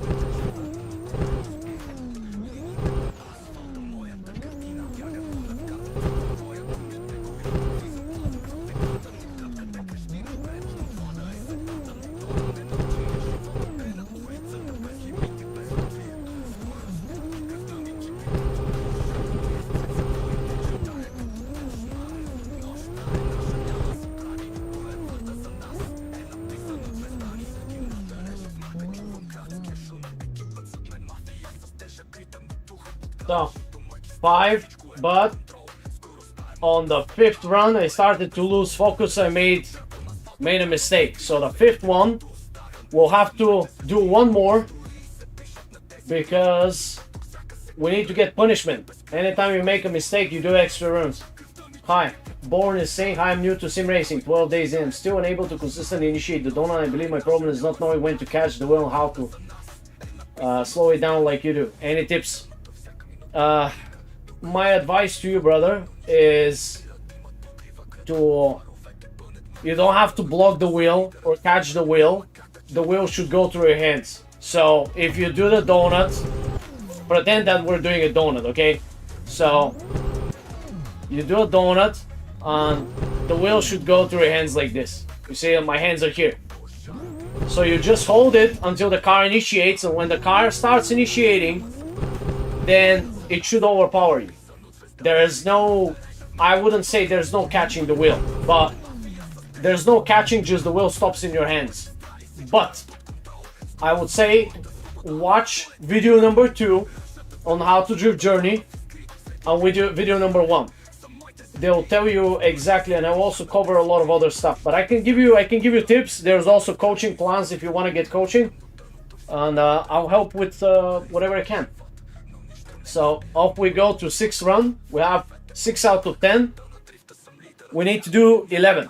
We need to get punishment for me getting too comfortable on the 5th one.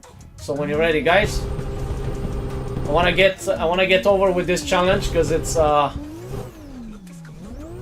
it gets very boring, bro. You do a few runs and it gets super goddamn boring anyways. Because I'm doing the, you know, when you do the same thing, it gets boring, right? So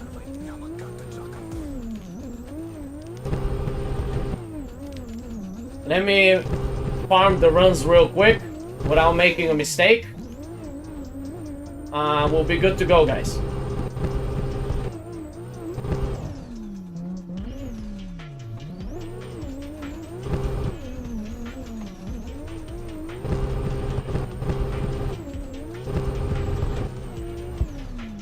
Whoopa!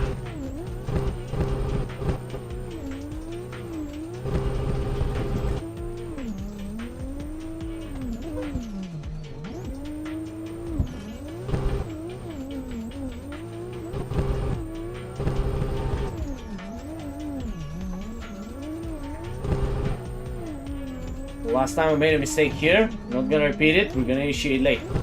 Like now. We're gonna do this. Boom. We're gonna land exactly on the entry. I'm not gonna repeat the same. Don't repeat the same mistakes. Learn from me. Don't repeat the same mistakes. Don't initiate too early.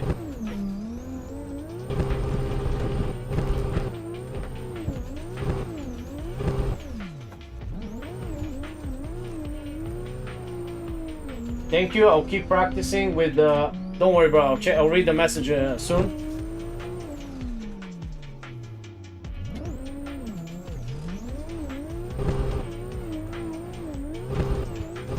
Learning everything makes you a better driver. Knowing racing, knowing drifting, and rally is literally a combination of both. Rally is a combination of drifting and racing. All the good stuff from drifting and racing is stripped down. From grip racing and drifting, everything's took from there and used in rally. And you adapt to different terrains and stuff. Rally is amazing.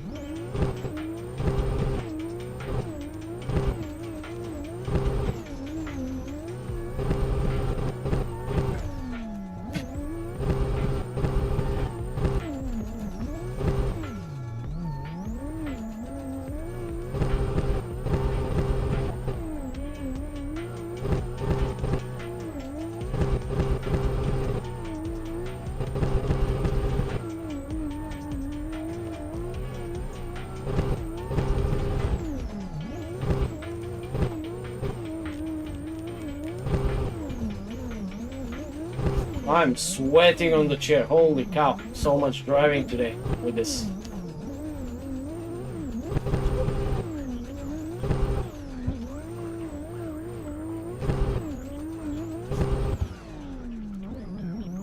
Woo-hoo. Big toss. I like that.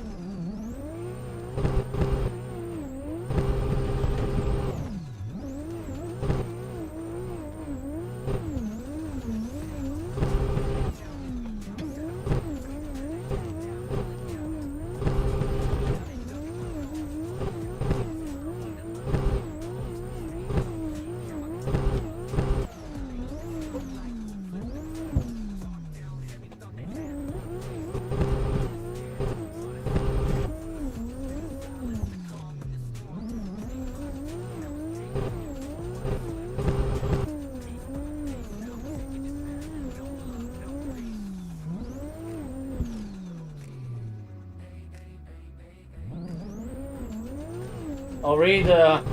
Born, I'll check your message in a second. Let me finish the 6th run. We'll have 5 more runs to go.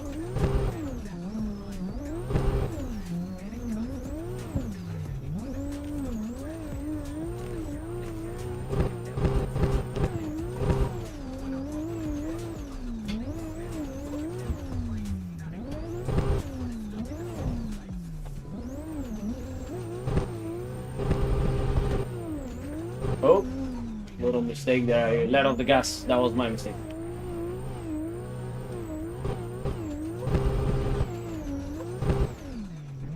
We'll walk. Boom.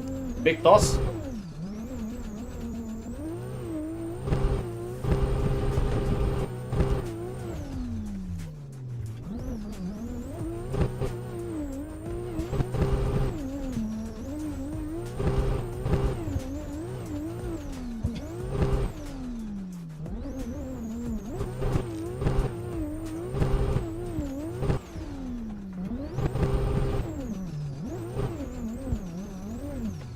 Nope. Scuffing it. We're scuffing this one.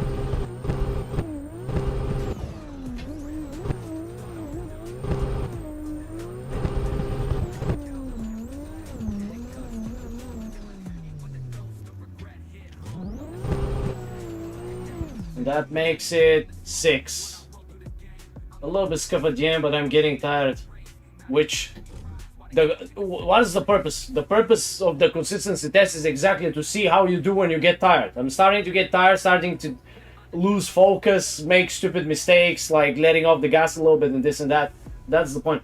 My goal is to work towards Tollgate by learning both circuit racing, drifting. Happy I started with drifting because I can't seem to throw videos on circuit racing techniques like trail baking. Take all time you need. I'm here for 2 hours doing my daily practice. That's great, bro. This is great. I can point you to what you gotta do. That's not a problem. 5 more laps. I need to get punished with a 1 extra lap for losing focus on 5th lap, and I did stupid mistake. Also, the temperature in the room is like, I'm sweating now from all this driving, and like the temperature in the room is so hot because like going up and going down is about 10 minutes. 10 minutes, bro. 10 minutes of driving, so we're literally doing 1 hour and a half of live or something like this of non-stop driving. It's a lot of driving, bro. That's a lot.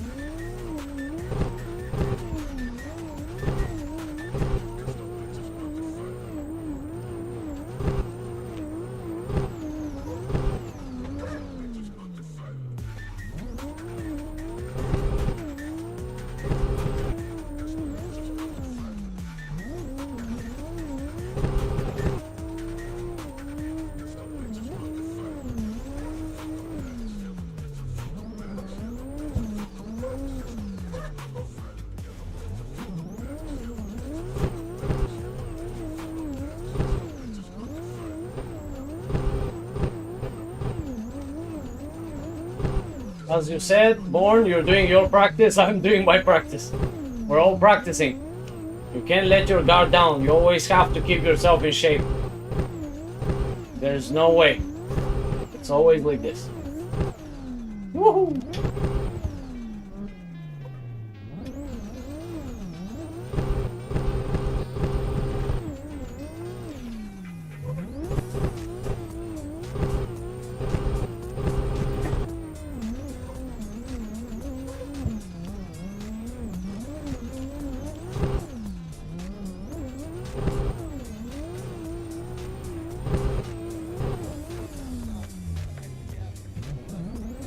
Oh, nice.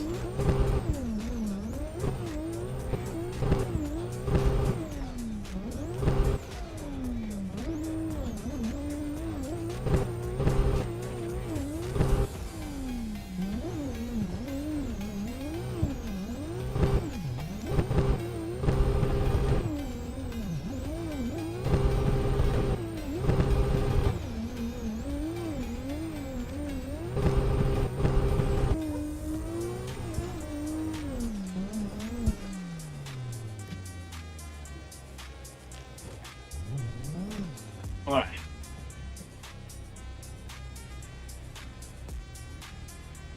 And this is 7. 4 more to go.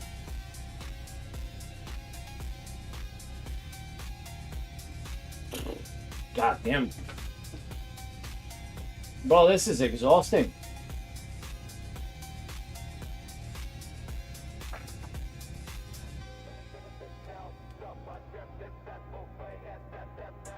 This is goddamn exhausting, man.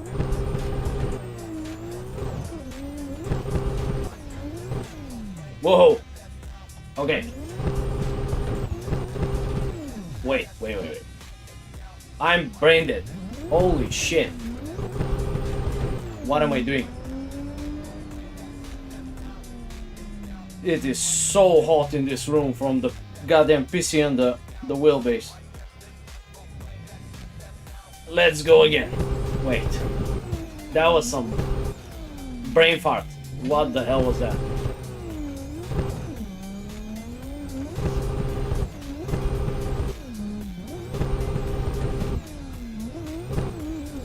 Yes, let's restart the brain a little bit, because that was some stupid shit. What the hell was that? Whee! There you go.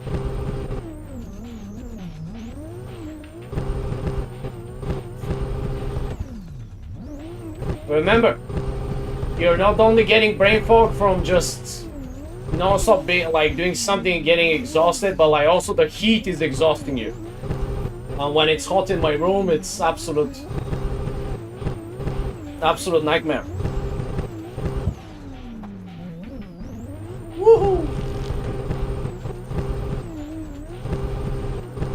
Let's go third. Wheel lock. Downshift.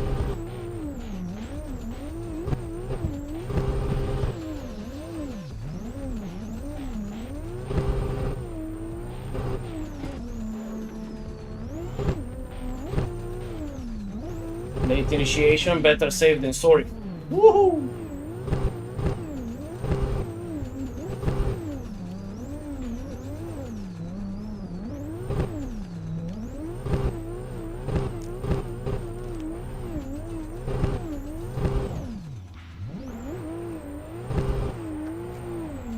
Bigger entry.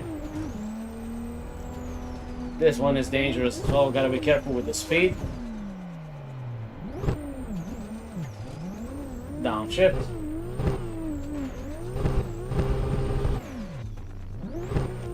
There you go.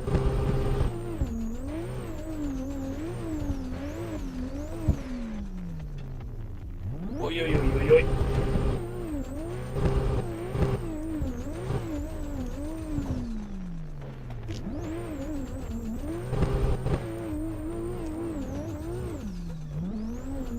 I feel you, I took my shirt off. He took his shirt off. I mean, it's... You bro, driving so long, you're getting sweaty, like, you're past an hour, like, it's normal. It's so goddamn hot in this room, like, it's absolute nightmare. This is like what? This is the 8th run. Going up and down on this track takes about 10 minutes. I'm sweaty as hell. Like, I can't even think.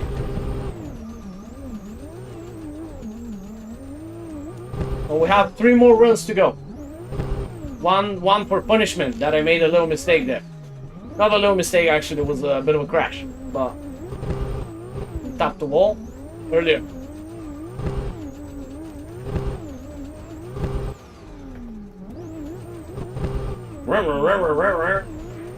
I like listening to the engine, bro.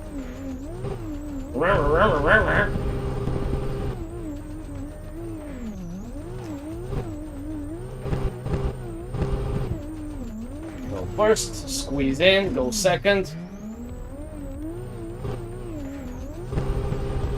Send it, hold the clutch, let it slide a little bit out. Clutch kick. You know, we could take it with a handbrake or the brakes. Depends. If my approach is shit, I'll probably handbrake. If my approach is good, I'll just slide it with the brakes, let it slide on inertia.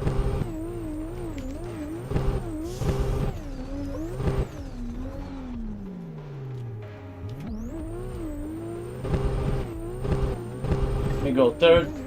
Whoop, toss it. Clutch kick, get the RPMs back. Come on. Third is too high. That's why I usually ride the second. Careful with the jump. Yeah, third is too high, bro. That's why I don't stay in third. I wanted to try it out, but third is too high with this gear ratio. I don't like it.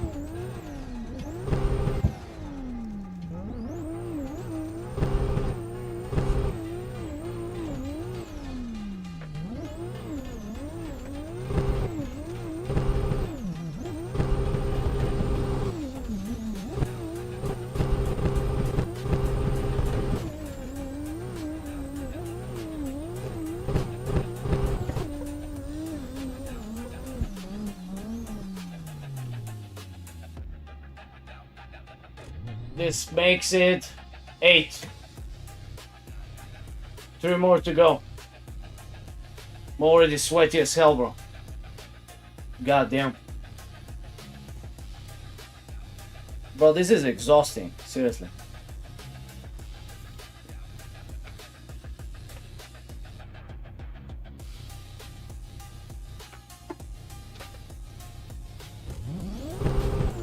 Let's get this over with. 3 more runs. We gotta grind them quickly. So I'm done with this. Let's get over with these runs.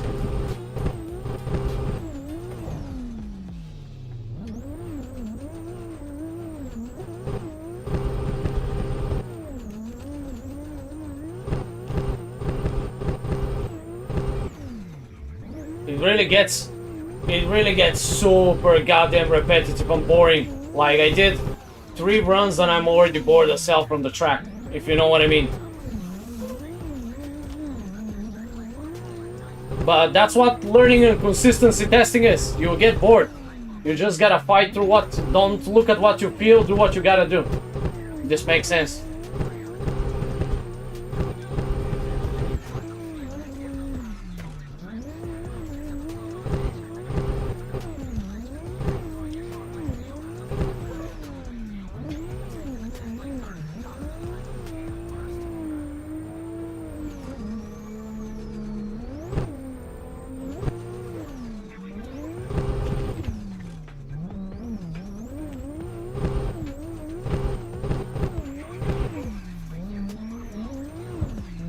Somebody sent a message, but it got blocked. I need to see what it is.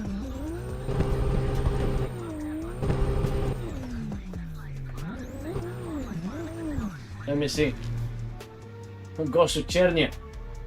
Exotic come to Give me a second. Exotic come to Sofia, we can rip some tires in the mall. We can. Yes. I forgot to up shit. God damn.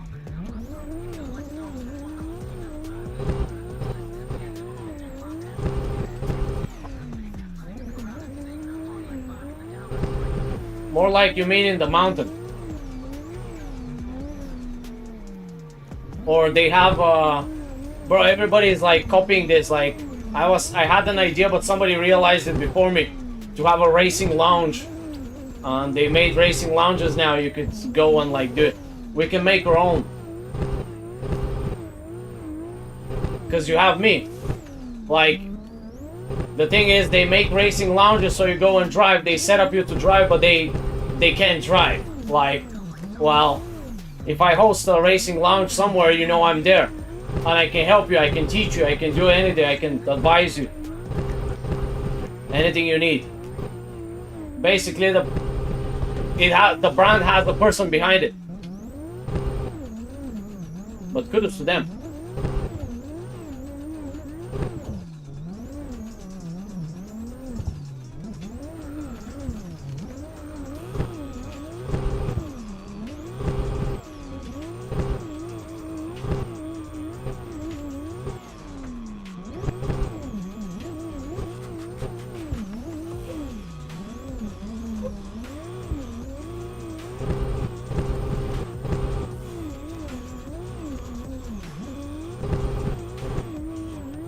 Prepare for first gear. First gear, squeeze in, second. Almost money shifted. Almost. Or more like monkey shift.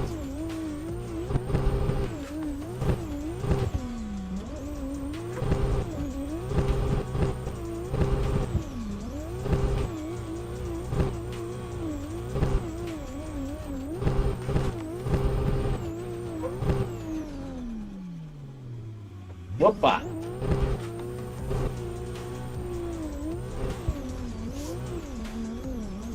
Wait, I'll read the chat in a second, bro. Let me go down, finish this lap, and I'll read the chat.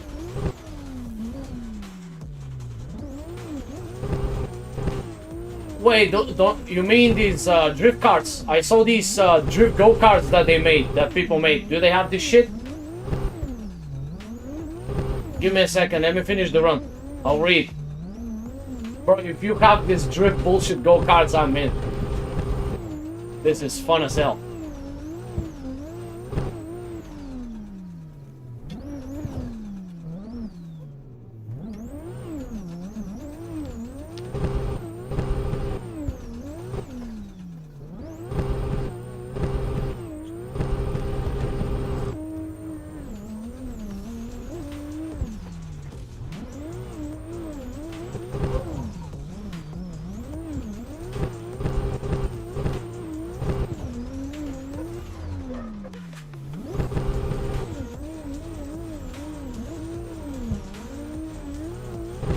Almost done, I'll read the chat in a second. Let me finish this.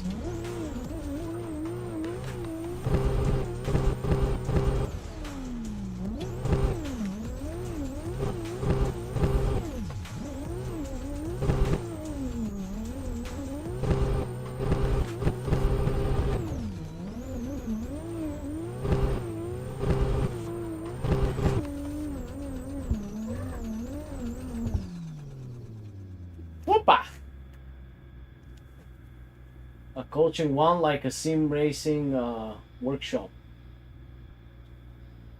No, it's like sim racing lounge, bro. It's almost like long ago, years back, when they had like these. They still have these PC, you know, like whatever the fuck you call this, like,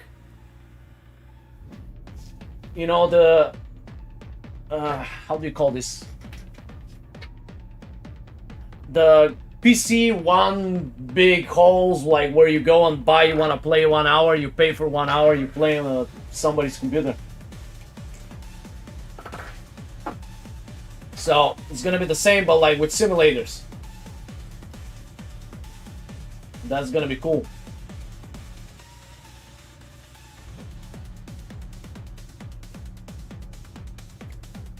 Wait, let me write. So I forgot how much left. This should be 9. So 2 more to go, right? I'm losing track of the laps, guys. I think 2 more.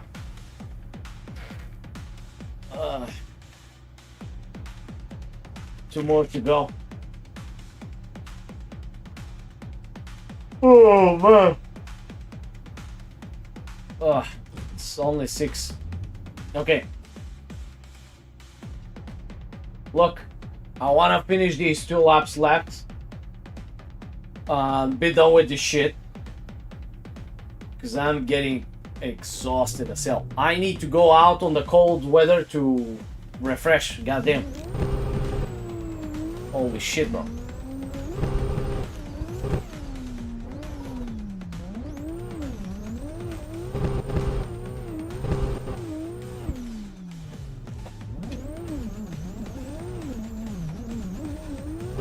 Let me be done with this challenge and we can talk.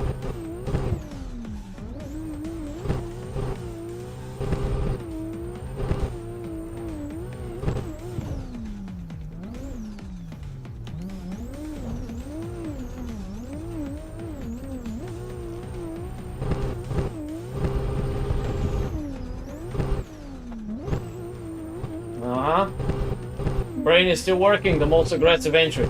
And the riskiest.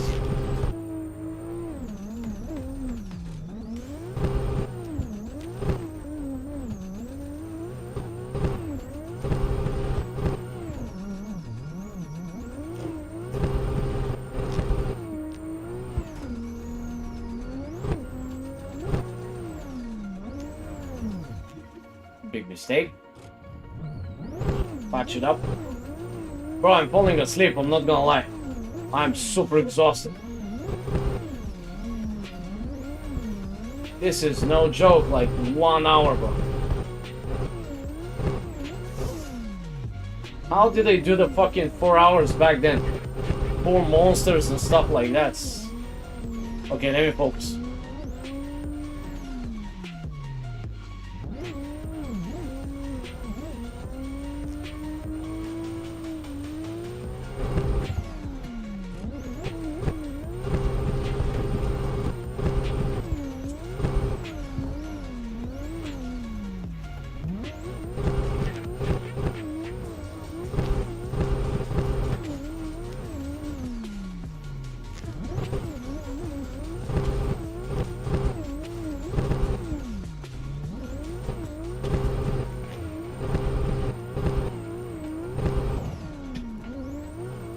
Anytime I fail, we add another lap. So we have 11 and I just failed this lap. But I gotta finish it. And I'm gonna take a goddamn break. Maybe. Fucking hell.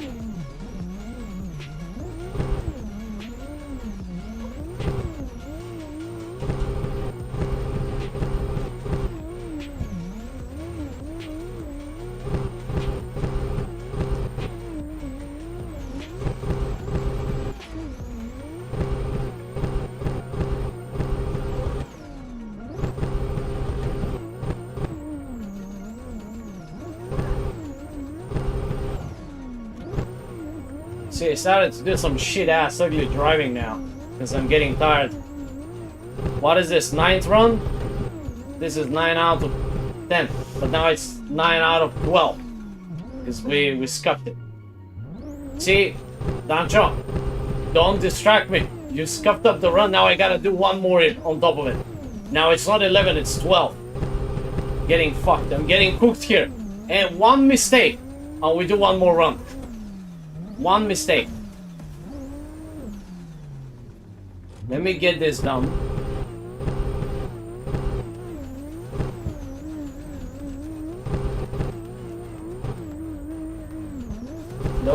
The goal was to do 10 runs, not 12. So now we gotta do the 12 because we had a little small incidents of little taps here and there. Woba, woba, woba.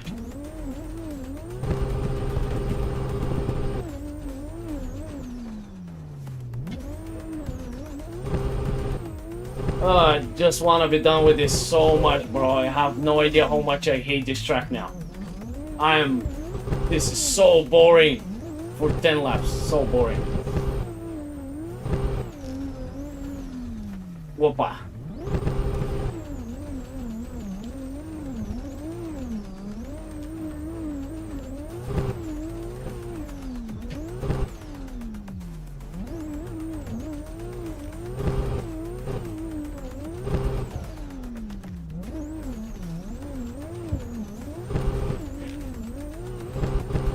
Come on. Jesus Christ. Why am I... Guys, have you noticed something? This is the first time since 10 laps I failed like the pillar. I scuffed up the pillar. This is the first time. I am brain dead. You can see how the driving deteriorates. It goes worse and worse. I'm gonna do the 2 extra laps. I'm gonna open some windows. I need some fresh air. We gotta do 2 punishment laps for the mistakes. 2 more. So we're on like 10 out of 12. I'm sweating like a pig. I'm literally sweating, bro. Holy shit. This is like 1 hour of driving. Holy shit. Give me a second. Quick break and we do the 2 laps. I want to get some fresh air, bro. I'm like cooked. I'm sweaty.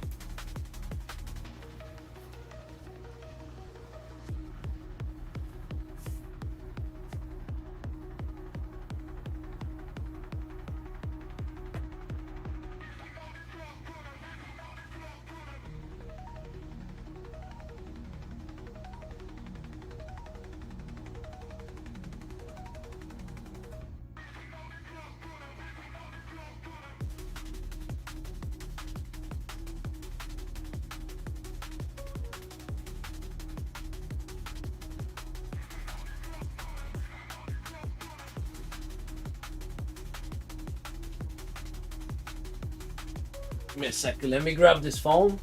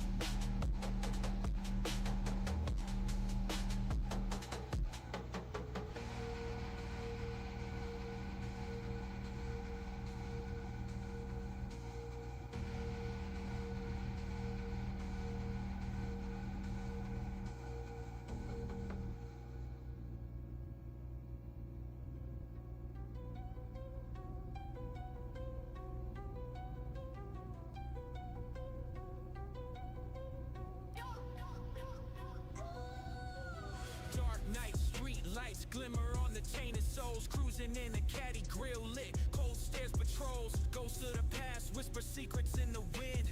Raised in the jungle where survival is the only end. Black hoodie, gold chain swinging on my chest. Block hot, hustle hard, never settle for less. Memories of struggle etched in concrete walls. Echoes of the struggle heard in every corner, every hall. Pulled up on Bill, feeling the city's pulse. Heart beating fast, tension thick as a coat. Grime and grit embedded in the mind. Track beats pounding, no fear, no rewind. Nightmares on the block, couldn't sleep in silence. Hustlers, ambition, gotta move in defiance. Eyes wide open, can't trust the mirage. Enemies lurk close, camouflage in the barrage. In the alleys, in the shadows, lie the truth untold. Pages of my story written in the code. Scars on the heart, tales of the bold. In the city of phantoms where legends unfold. Pulled up on Bill, feeling the city's pulse. Heart beating fast, tension thick as a coat. Grime and grit embedded in the mind. Trap beats pounding, no fear, no rewind.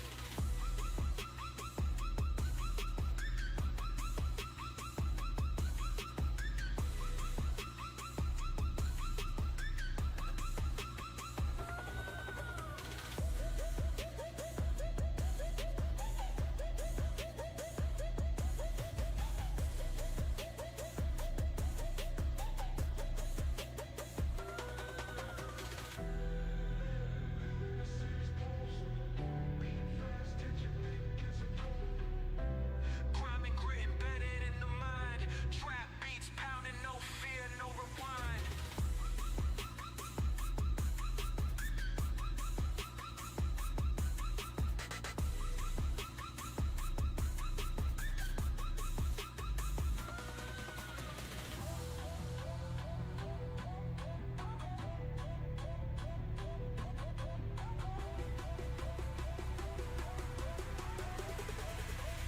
Fear, no rewind.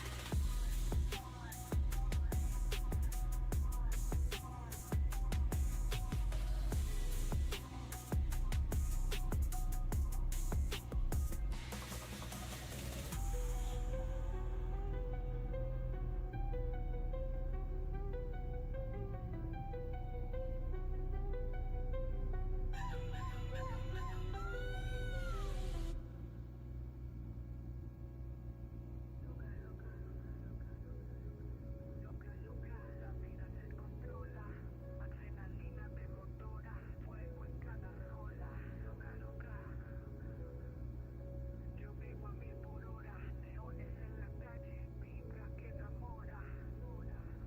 Loca, loca, te rapo en la curva, la calle está caliente, flow nunca se turba. Loca, loca, quemando gasolina, el humo en el aire, la meta está divina. Loca, loca, rápido sin freno, la noche me llama, yo soy veneno. Loca, loca, el ritmo me devora, adrenalina pura, la calle enamora. 1000 por hora, fuego y destello, loca velocidad, siempre en el cuello. Loca, loca, mi mundo gira, el motor ruge, la noche conspira. Loca, loca, rugiendo en el asfalto, el corazón late al ritmo del Alright. impacto. Loca, loca, sin mirar atrás, I'm here. vida en la calle es loca y fugaz. I'm gonna do the 2 laps. I'll do them. I'm not gonna read the chat. I'm gonna get rid of this. I think we have time to go up and down 2 times.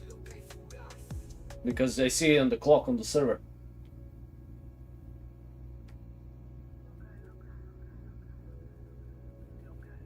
La vida se controla, adrenalina te motora, fuego en cada rola.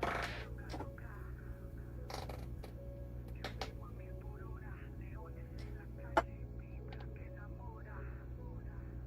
Loca, loca, te rapo en la curva, la calle está caliente.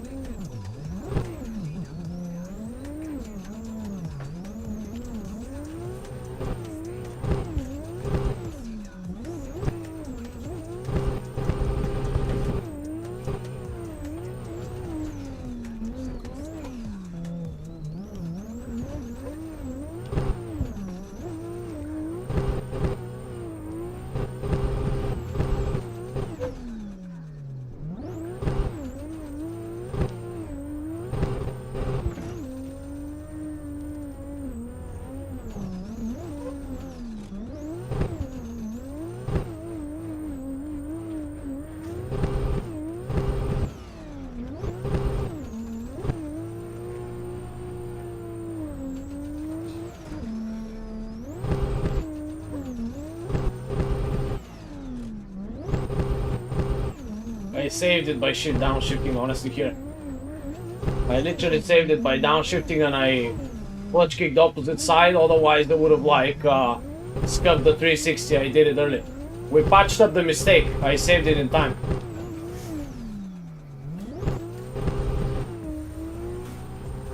Okay, I'm gonna stop talking. I'm gonna focus.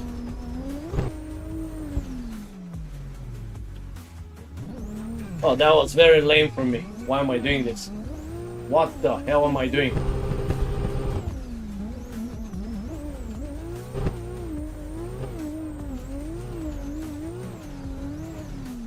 Might have to order food again because I didn't eat anything today, which is very bad. Actually, I'm gonna cook some eggs. I'm gonna cook some eggs, honestly. It's very healthy eating 3 to 4 eggs a day. I usually eat 5. I make them as an omelette. Very healthy. This cholesterol is bullshit that they're spreading is not true. What am I doing?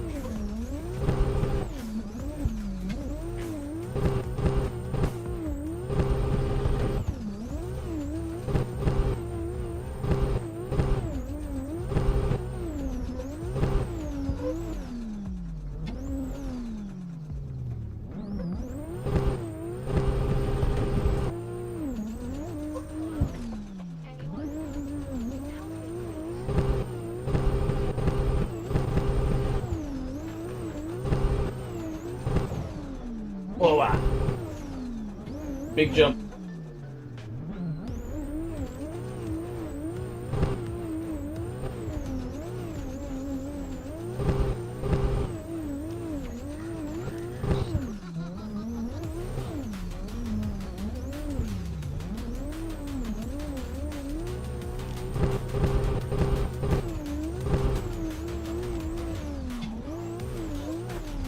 Boom.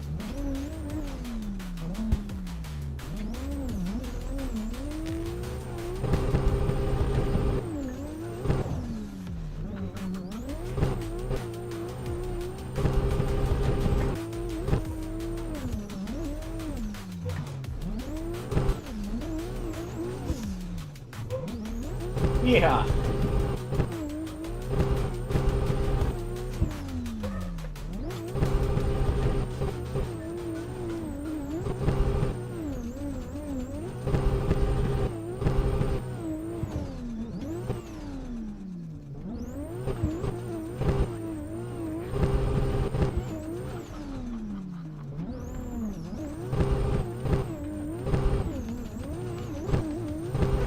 Oh my god, again? Wow, I'm getting brain dead.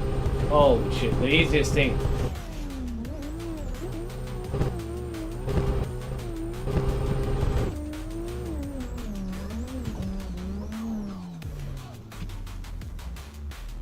Gonna go right off the bat for the next lap. Oh, bro, this is boring as hell. Where's the goddamn chat, bro? It's like 11. Let's be over with this shit.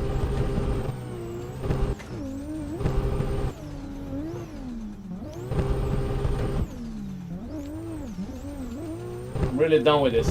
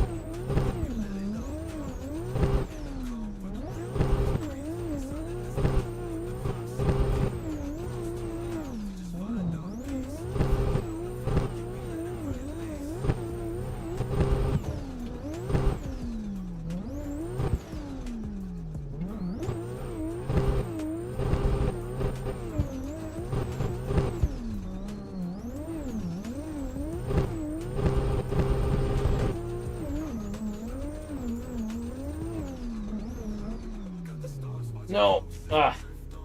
Should have just handbrake. Bro. Okay, fuck this. I'm tired, bro. I'm tired as hell. Ugh. Doing the same thing for 1 hour is absolutely brain rot.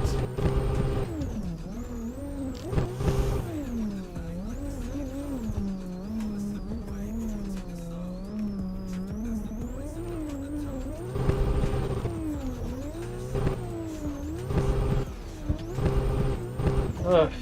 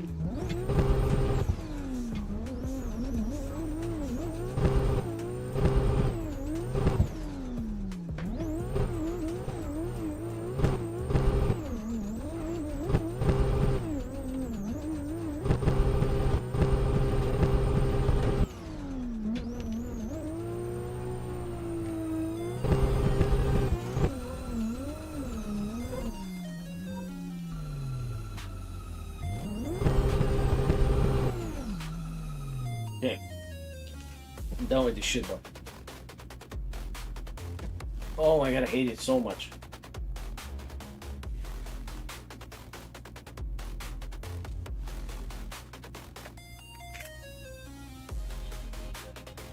Oh, boring.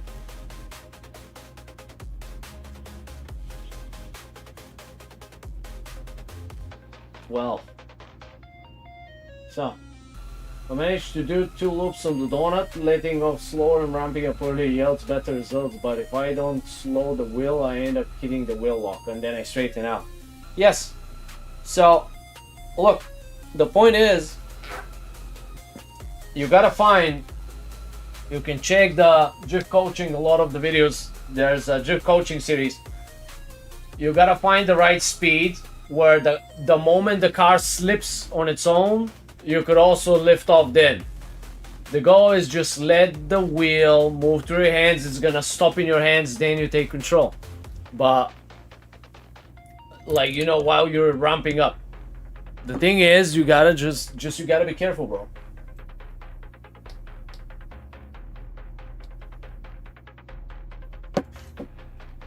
So let me see what's going on, guys, before I leave you, because I want to bail out. I need to bail out, and Twitch is absolutely brain dead. Like, there's nobody watching in Twitch, so I don't know why I'm streaming there. But anyways, guys, do you have any questions before I leave you? If you have any questions, shoot, and we can I can explain or whatever, because I'm absolutely brain dead. If you have something to say, fellas, now is the time.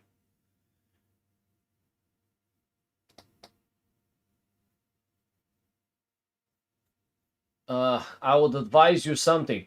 Disable the tire screeching sound. Disable any sound and leave only the engine, the master volume, and the opponents. Because the tire sound is distracting you. You don't need this. Because you want to have as less thing bothering your brain. Because you don't notice it because you've heard it so many times, but your brain registers it. So you want to have less things that take away from your focus. As less as possible. So no screeching sound of the tires, and as much as stuff you can get. Follow the coaching videos and you'll be fine, brother. So for now, I wish you guys all the best, and I will Exotic started drifting in real life and was a bit shocked by the sound of the tires and were a lot loud. Yes, You will need this, but later. Once you know how to drive, you could very easily adapt to the sound because you no longer process the driving. The driving is muscle memory. Then you add the screeching sound. Make sense? So the screeching sound will be added, but not right off the bat. It's not good at the beginning. For whoever can drive, yes, we can add the screeching sound, but afterwards, let me turn on Discord. It's just the less things you have to process, the more you can focus.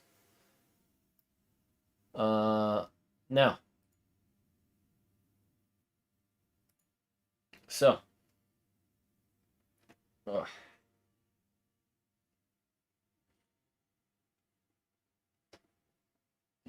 Oh, I'm falling asleep, bro. And it's 6 p.m. Gonna make some food, gonna wake myself up or some shit, and gonna probably do some training in the other room with the gym equipment, and we'll clean a bit, whatever I need to cook. So I'll catch you guys next time. Thanks for hopping in, and hope you enjoyed the Tokyo Drift consistency test. You see how fast I burn out and so on, so you could see it live. When I start, like when my driving deteriorates, like first lap, second lap, third lap, started to go a little bit off on the fourth, and then on the fifth I go like started to get brain dead. So as the heat goes up, because like the GPU is working like crazy when I turn on all the 3 monitors. So Lumikaro, if you're watching, I'll reply to you on Discord right now. And yeah, that's for me, guys.